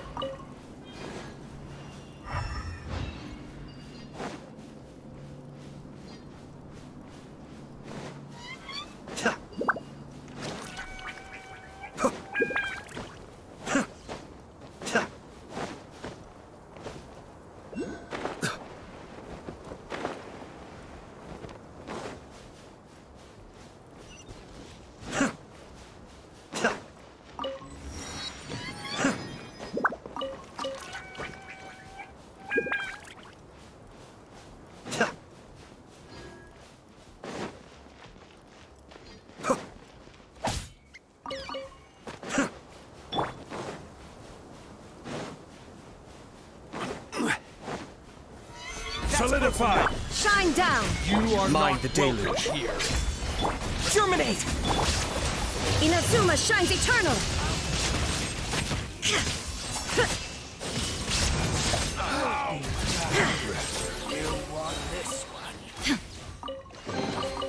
But a momentary distraction.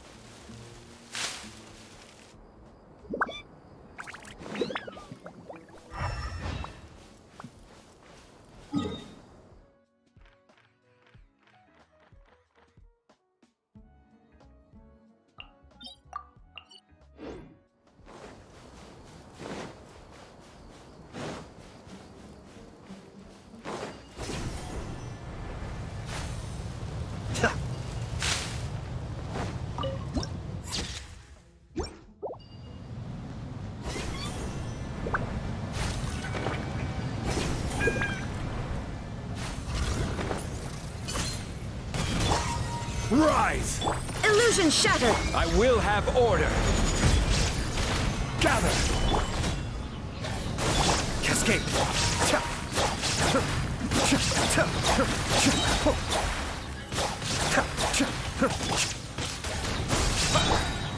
Stabilize! Be still.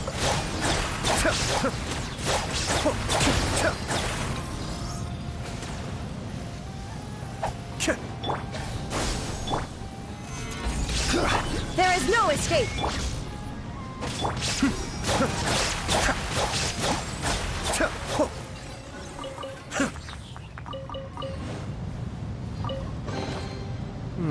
Yes. Very nice.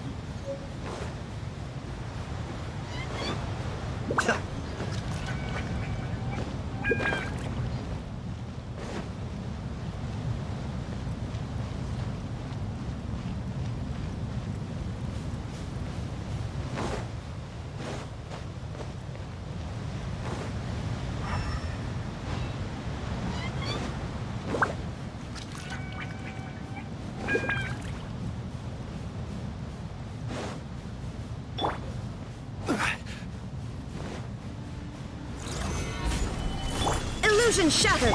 Scatter! Cascade!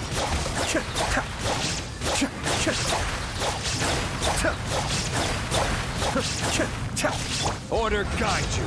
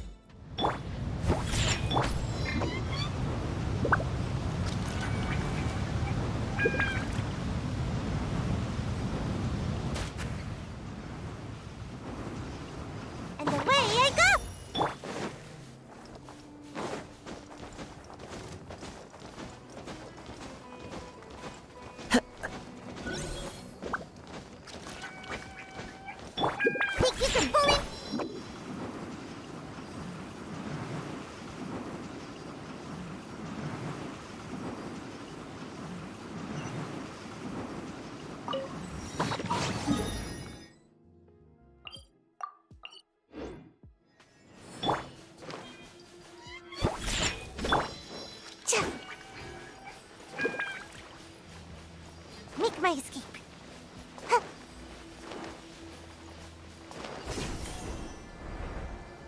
Huh. Let's go. Shake it.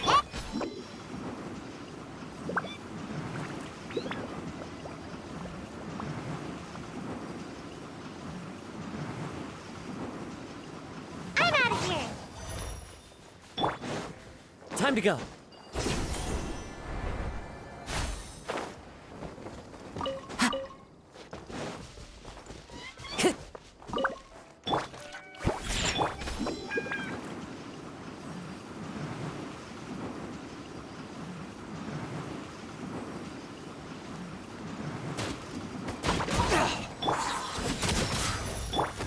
The wind knows me. Fallen leaves, adorn my night! Picked the wrong test subject.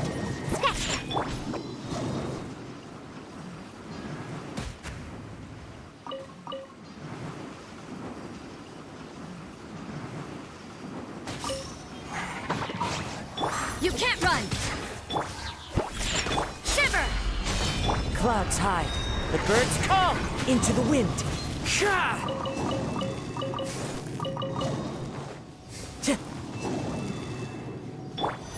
Shake it, and... Can't catch me! Yeah! One with nature.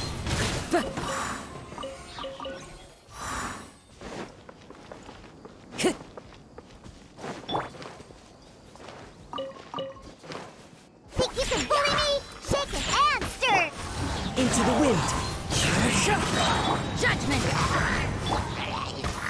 Fallen leaves, adorn my night! Wind strike!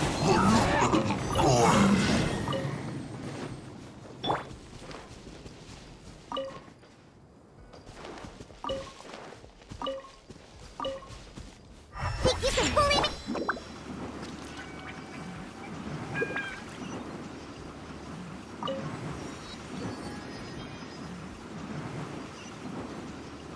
And away I go!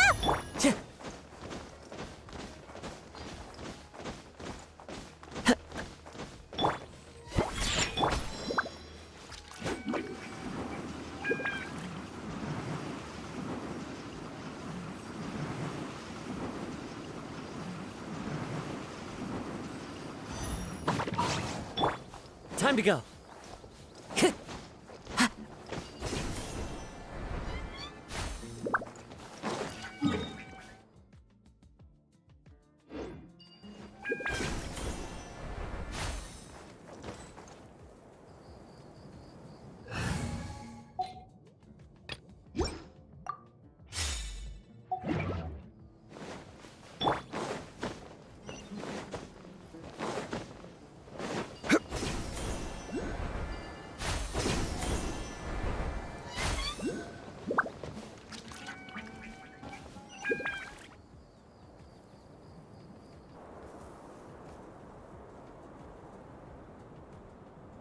Huh.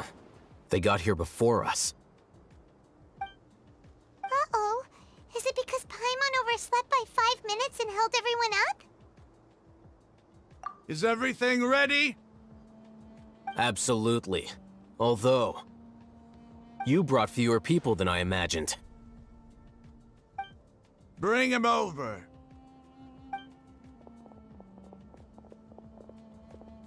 Grandpa! Why is there only one of them? Raman, I've always thought of you as a man of his word. What's this about? It's a 1-for-1 exchange. Sounds fair, don't you think? And let me put it this way. Agreeing to any kind of deal with the Dendro Archon's people is already a huge compromise on my part. Don't you think you've asked enough?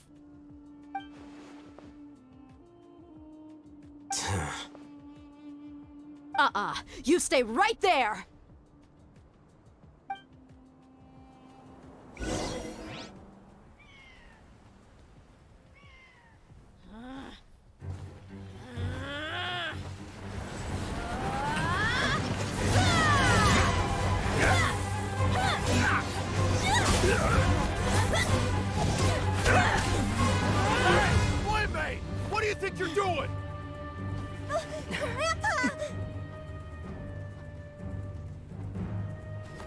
see this blade here?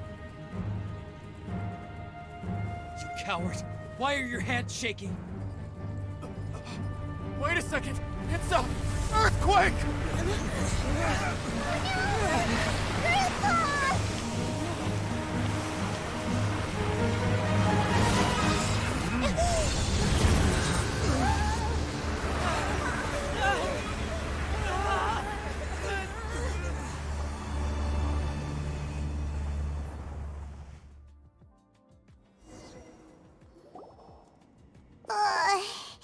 Paimon's dizzy.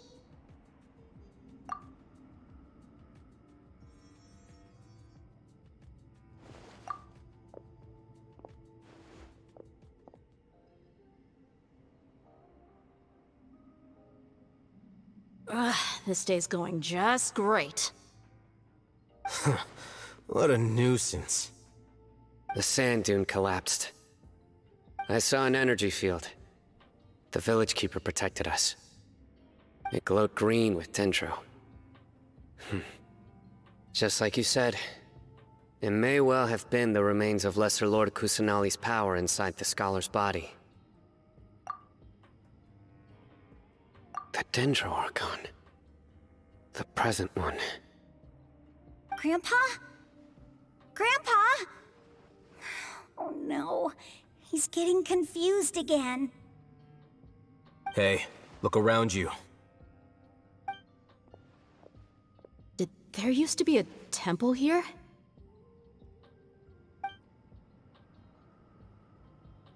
It seems that when the sand dune collapsed, it exposed these underground structures. The symbols on the gate belong to the Scarlet King's civilization. This structure must be ancient. Over time, the sandstorms completely buried it and left it in the state we see now. It could have been an underground palace in the distant past. Oh, a miracle. Praise the Scarlet King! What's he doing here? And his men too? They must have fallen down here with us. Pretty lucky if you ask me.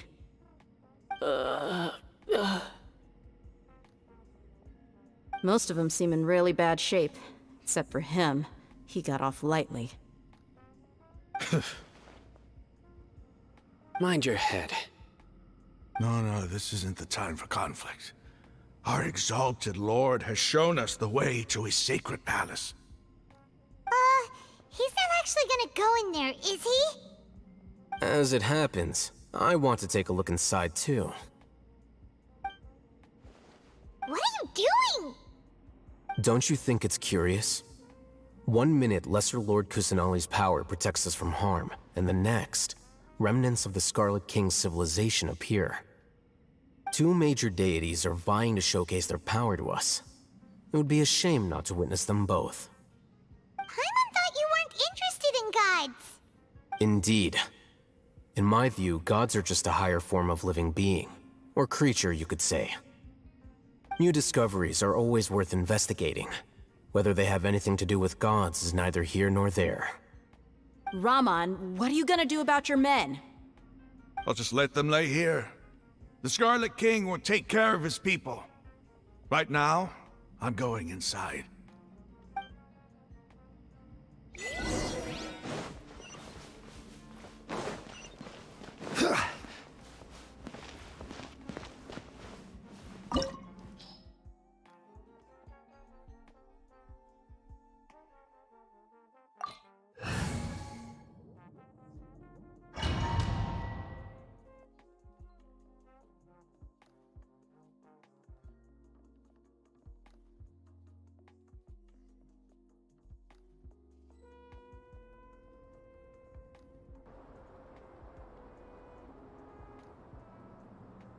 It's full of life here. This defies comprehension. It looked completely desolate from the outside. Yet, it flows with energy inside. Yeah, and there's so many plants. It's so pretty. Sir Raman. Huh? Me? Do you see another Raman here? Are you mocking me? What do you mean, sir? Interpret it however you want, but there's something I'd like to draw your attention to. While this structure is clearly left over from the Scarlet King civilization, the energy that flows in here is that of the Dendro Archon. Whatever you say. It's not like I have a vision. There's nothing to be angry about. Think of this as an academic journey. It does seem kinda strange. If that's true, then we might have to explore this whole area to find an explanation.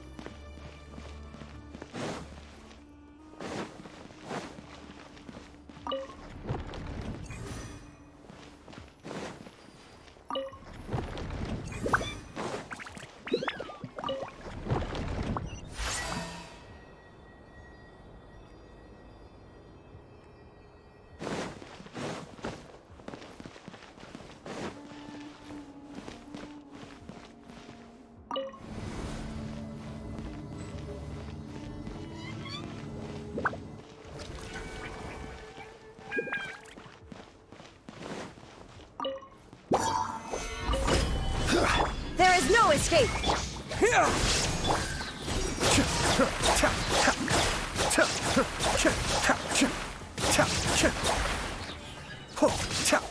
Illusion shattered! Scatter! Be still.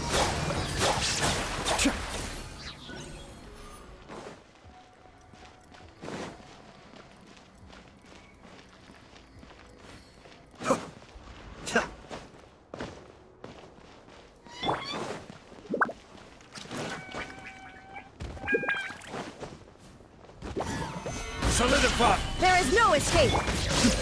The depths beckon. Torn to oblivion!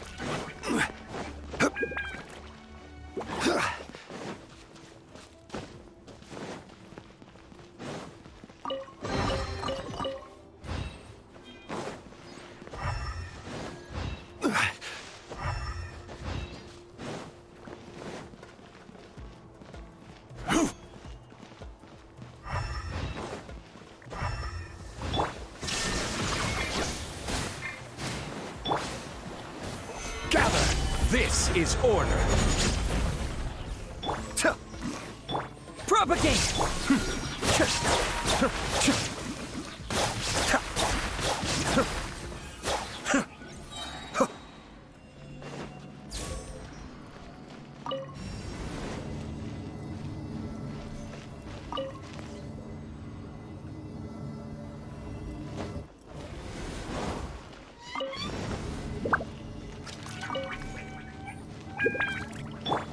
Crumble!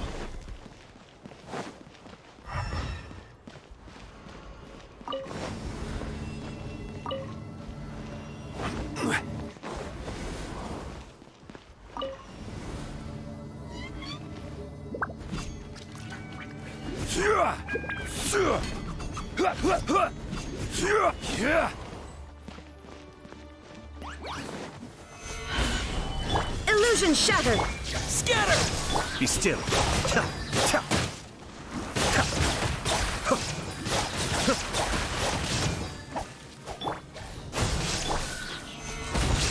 Shine down!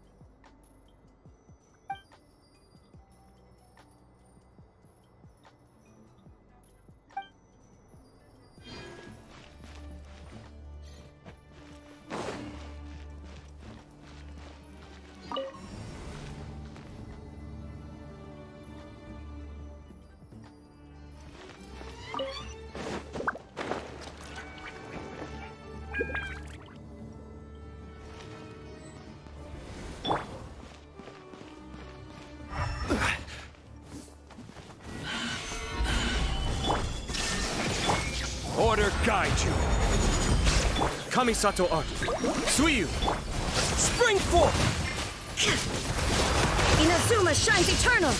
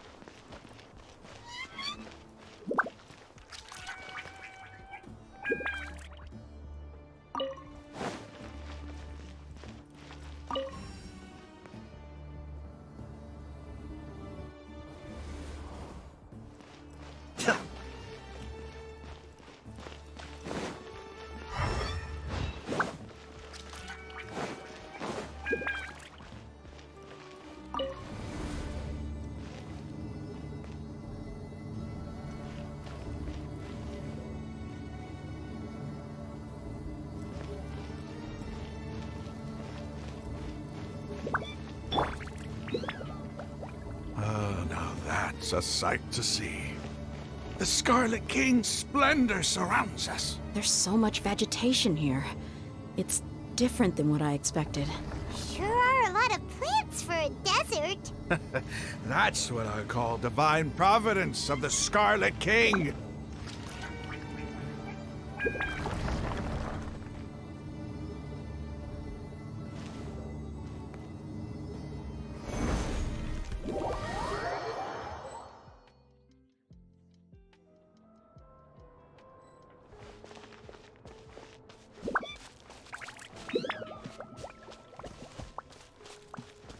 It's getting brighter!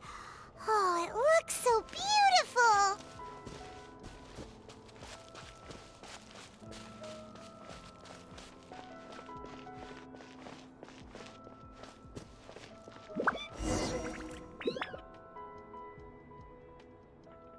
Wait. What's that? A load of flowers. And it looks like there's something among them.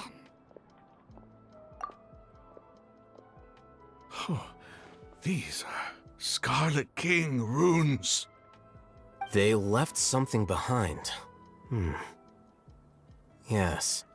It's an elegy written in an ancient script. What does it say? Here lies our faithful priest Kasala. His wisdom is a miracle among the people, deserving of high praise and admiration. You can read ancient Scarlet King script? Of course. Every student needs to master at least 20 languages before they graduate. He's not serious, right? There's still something off about this place. The elemental energy here is too concentrated. The scent of life. Is it trying to tell us something? Is this it? Analyzing.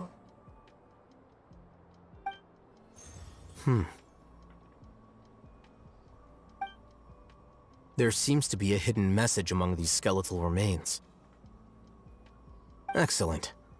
There's a device from the Scarlet King's civilization in this gravesite.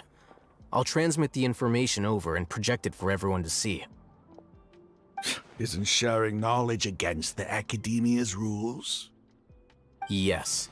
However, under the circumstances, I'd prefer you to see this for yourself. You'll understand after watching it.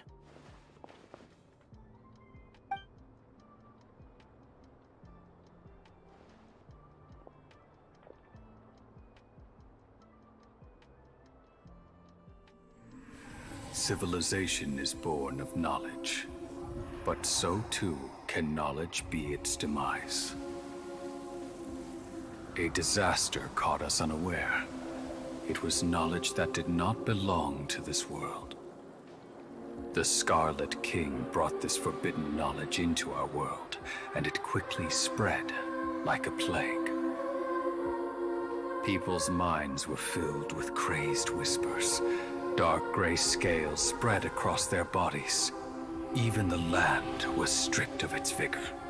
Only a desperate, deathly silence remained. Were it not for greater Lord Rukkhadevata from the forests, the damage would have been irreversible. She summoned the priests to build temples and infused into them the divine power of life. The disaster was miraculously tempered, and the embers of our civilization were preserved in Aru village. Alas, the miracle could not last. As long as forbidden knowledge continued to exist, it would forever blight this world. In the end, the proud king of the desert, my eternal lord, chose to sacrifice himself. I have spent my whole life since guarding one of these many temples. But now, my duty is coming to an end. As I close my eyes for the final time, the sight of that noble deity will appear in my vision once more. In helping the Scarlet King to eradicate forbidden knowledge, she exhausted her strength, and her form became that of a small child. How strange. Now that I think of her, I no longer have any fear of death, for I sense that the spirit of life will abide with me during my eternal sleep. Children of the desert, cling no longer to past grievances, but hold tight to the memory of this act of benevolence. What was that? The priest's memories. No, impossible. Greater Lord Rukkhadevata. So the former Dendro Archon and the Scarlet King were never enemies at all. But this doesn't make any sense. The Dendro Archon's followers, they're clearly... Was that the former Dendro Archon? She became so tiny in the end.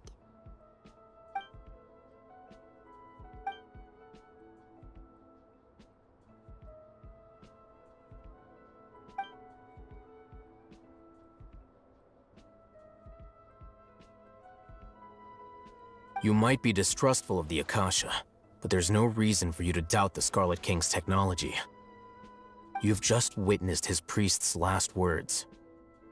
I've never heard about any of this before. The surviving followers of the Scarlet King all gathered in Aru village. Our god did not make mistakes. We refused to believe any of the rumors. The Scarlet King's death, the all but total annihilation of our civilization, It was all Greater Lord Rukkhadevata's doing. We saw her as nothing more than a traitor, who stabbed us in the back in our moment of crisis. Just like us humans. Fighting, feuding, double-crossing each other to survive in the desert. You were blinded by your prejudice.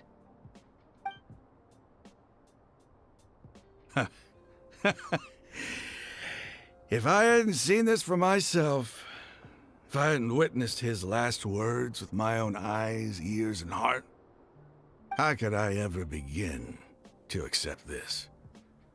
The truth is so far from what I've always known.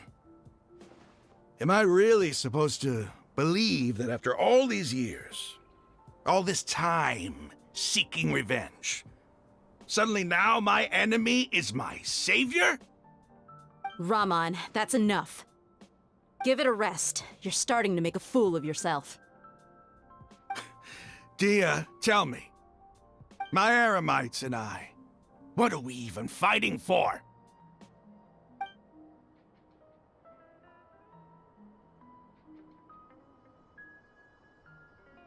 Hey, how you doing?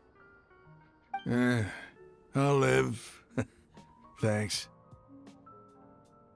I should probably go. Can't just stay here forever.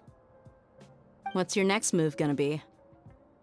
Oh, I know what you're going to ask. I feel deeply ashamed of everything I've done. You'll get everything you're asking for. But please, give me some time. After everything that's happened here today, somehow I need to explain it to the others. It's not gonna be easy. Well, I guess that's for me to deal with. Dia, this is where our camp's located. Make a note of it. When would be a good time for us to go? Tomorrow. I'll convince everyone that we're all on the same side. And I'll return every last one of your your village keepers. We'll share our other resources with you too. You seem to finally understand that our true enemy is the sages. Yes. The gods never gave up on anyone. It's the people responsible for all this that need to face the consequences of their actions. That must have been rough, but he seems to have figured things out now. Raman's no fool. Being the leader of your own faction in the desert is no easy feat. It's too bad he was held back by his belief in the Scarlet King. But now that that's changed, I guess we have a few more people on our side. The outcome, at least, is favorable. We should get going too. Let's head back, have a proper meal, and a nice, long sleep. We'll need all our energy tomorrow.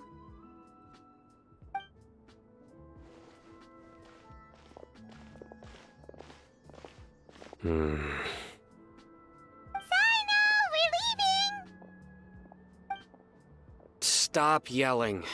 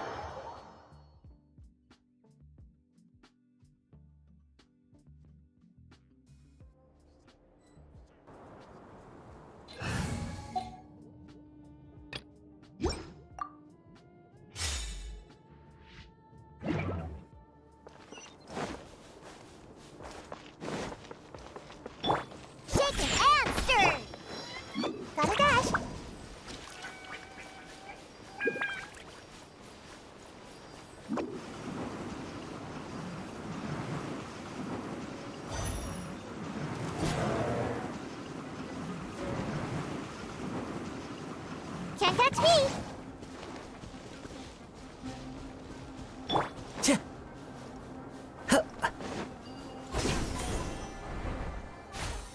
Yeah.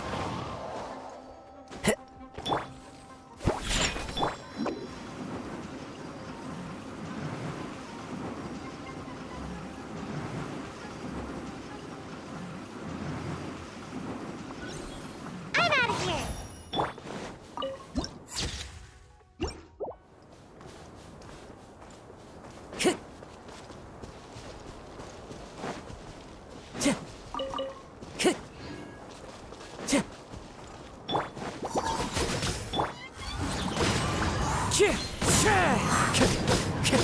As one with wind and cloud.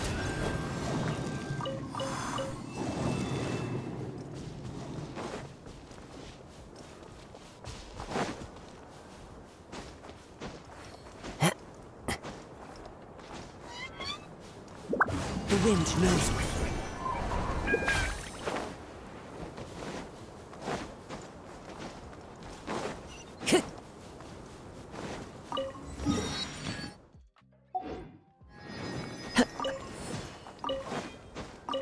Time to go. Thank you for pulling.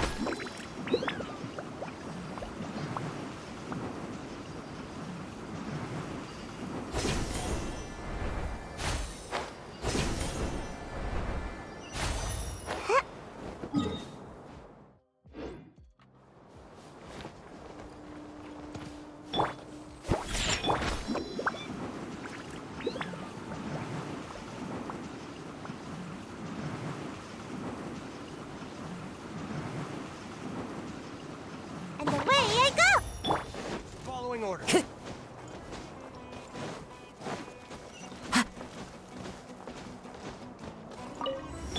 go, let's go! You can't run! Into the wind.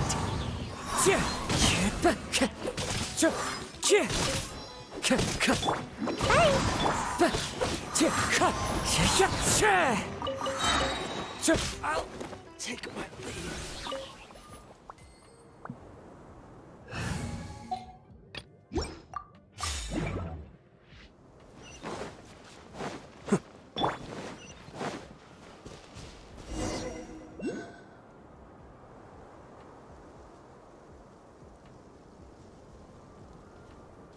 Raman, we're here.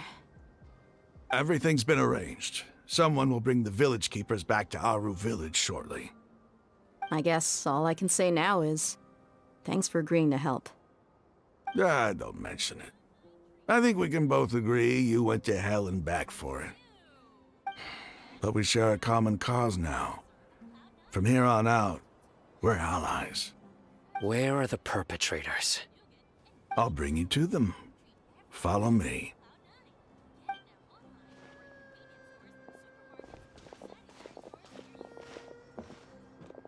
So these are the people who kidnapped the village keepers. Oh no, it's the scribe! There's no need to yell. No one can help you now. We've been all over the desert trying to find you! That's right.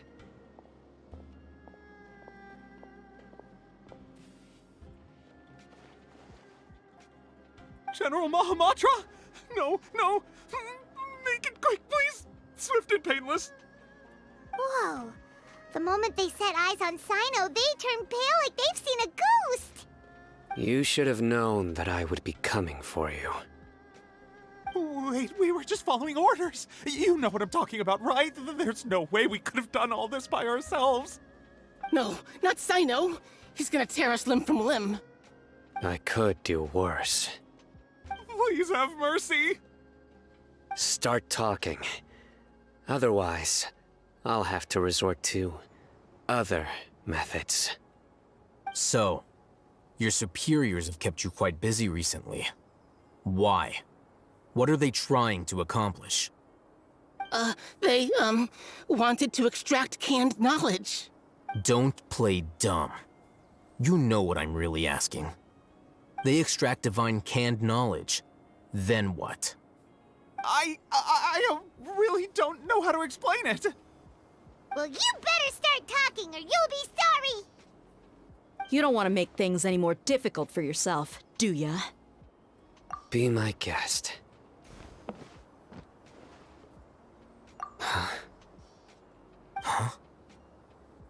Uh-huh. That sure didn't sound like a fancy metaphor or anything. You're serious, aren't you? How did you know?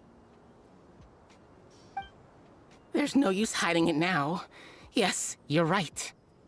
The Academia is working on an important and potentially world-changing project. They are creating a new god. A god that will belong to them and to the people of Sumeru. It may seem as if Sumeru's academics are thriving, but ever since the death of Greater Lord Rukkhadevata, scholarly breakthroughs have been few and far between. The withering of Irminsul has been getting worse recently. The sages have tried everything they could think of, but nothing's worked. I'm always hearing them say things like, if only Greater Lord Rukkhadevata was still with us. Continue. And then, someone from the Fatui showed up. They called him the Doctor.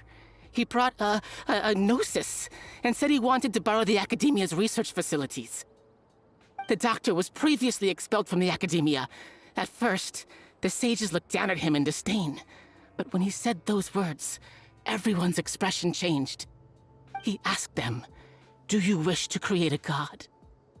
This is what the arrogant ignorance at the extreme end of academia looks like. First, the Academia spent a long time constructing a divine vessel, which was based on an exquisite humanoid puppet. After that, they harvested dreams via the Zeb-Zerus Festival Samsara, maximizing the Akasha's output. With the Doctor's help, and the Akasha now functioning at maximum efficiency, they were able to use it to extract the power from the Gnosis and convert it into a divine core. Next, they decided that their new god needed to possess divine wisdom. For that to happen, they needed a huge quantity of divine canned knowledge. It adds up. But how do you determine whether the knowledge extracted is of divine origin? Call it an educated guess? The Academia has been trying to figure out the exact source of the Scholar's madness for centuries, but to no avail. Nobody can explain the cause of this phenomenon. Surely you can see what that implies, Scribe Alhaitham. If it's knowledge no mortal can comprehend, then it must be something only gods are able to decipher. In other words, it's the source of the God of Wisdom's omniscience and omnipotence.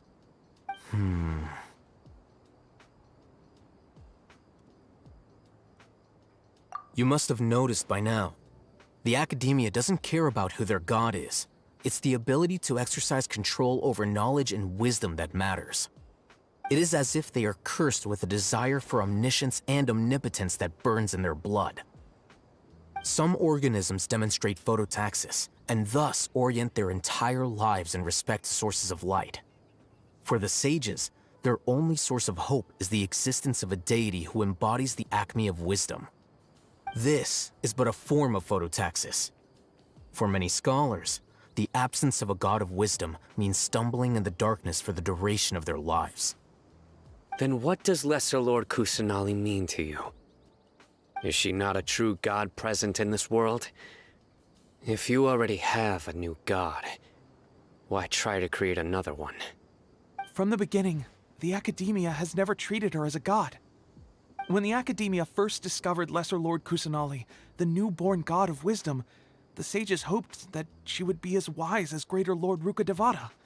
But upon evaluation, they found that at the time she possessed no more intelligence than any ordinary human child. The sages never had a ruder awakening. This forced them to accept that Greater Lord Rukkhadevata had indeed passed away. Not to mention that Lesser Lord Kusanali's Gnosis had been used to power the Akasha this entire time. By herself, she has neither an Archon's raw power, nor the spectacular insight expected of a god of wisdom. Slowly but surely, people began to forget about her existence. So, this is the path the sages have chosen.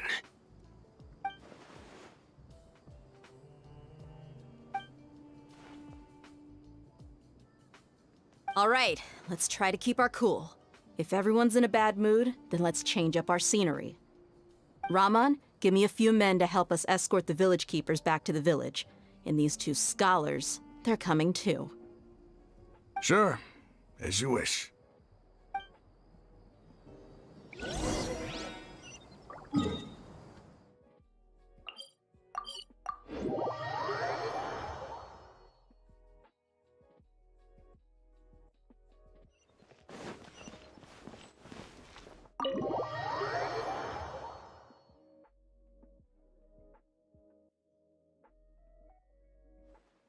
The village keepers you've found have all been returned to their homes, and each one has a dedicated caregiver to look after them. The 2 new scholars are being kept under close supervision, too. Really great work, everyone. The atmosphere is so heavy.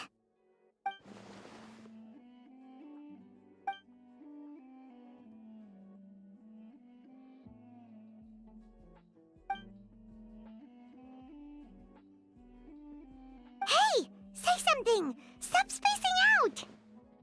Come on, is there nothing left to talk about? In that case, let's all get some water and try to think about something else. Or I can go fetch some snacks. Oh, Paimon's so coming with you! Do you have any plans, Traveler? Gods above, you're not talking about work, are you? So you were still withholding some information?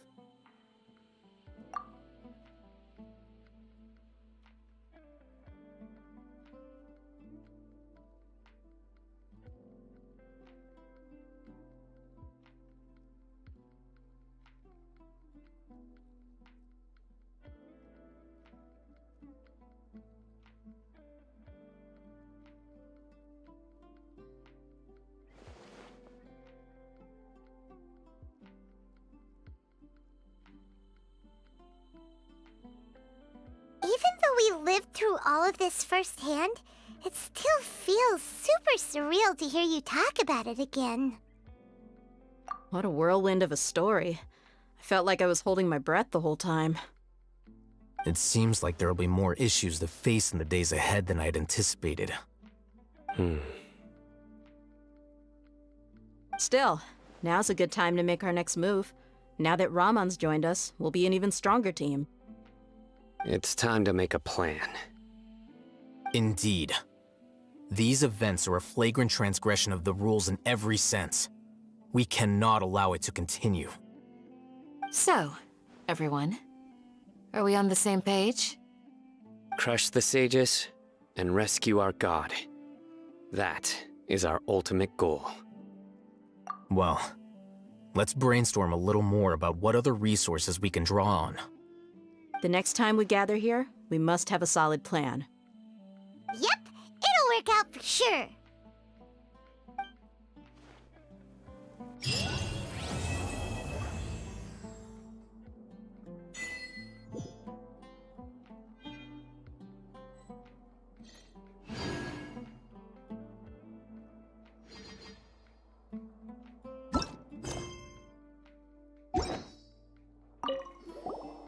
Don't rush. This is a big undertaking, and the planning and preparation for what lies ahead will no doubt take some time. Take it slowly. We need to make sure the plan is as effective as possible. He's starting to read his book again. Hey, are you even listening? Would you like me to lend you something to read? No way! Your books aren't quite to Paimon's tastes. I was joking. I know my books are far too difficult for you, and I have no intention of lending them out. Ugh, you're so annoying! You must let me know if there's anything I can do to help. Though I cannot leave Avru Village, I can't help but feel stirred when I see the looks in your eyes.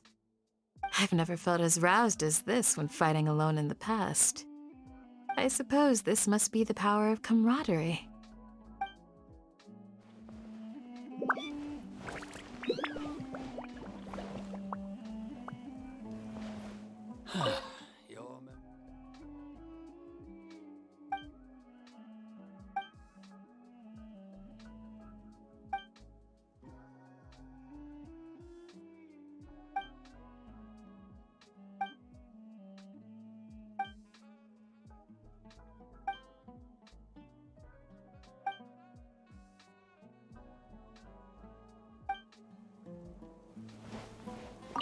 The past few days have been some of the most challenging work I've ever taken on. And none of it'll earn me a single mora. I can't believe it. Look on the bright side, Dia. Maybe we'll get a huge reward after this is all over. You've got a point. Hey, what would you do if you woke up tomorrow with more money than you could ever spend? Paimon would buy boatloads of tasty snacks. That's it? And maybe some tasty drinks as well? How adorable. Well, here's to all our indulgent fantasies. If there's a chance they can come true, I'll give it my best shot. And here's hoping that everything we do from now on will change this world for the better.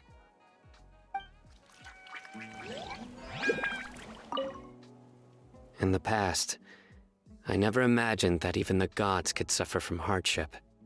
If we can find a way to change all of this, will this nation become a better place?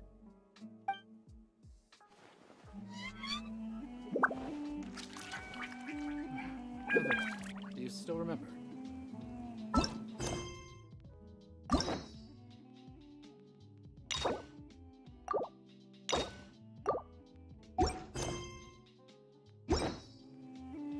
Osmanthus wine tastes the same as I remember.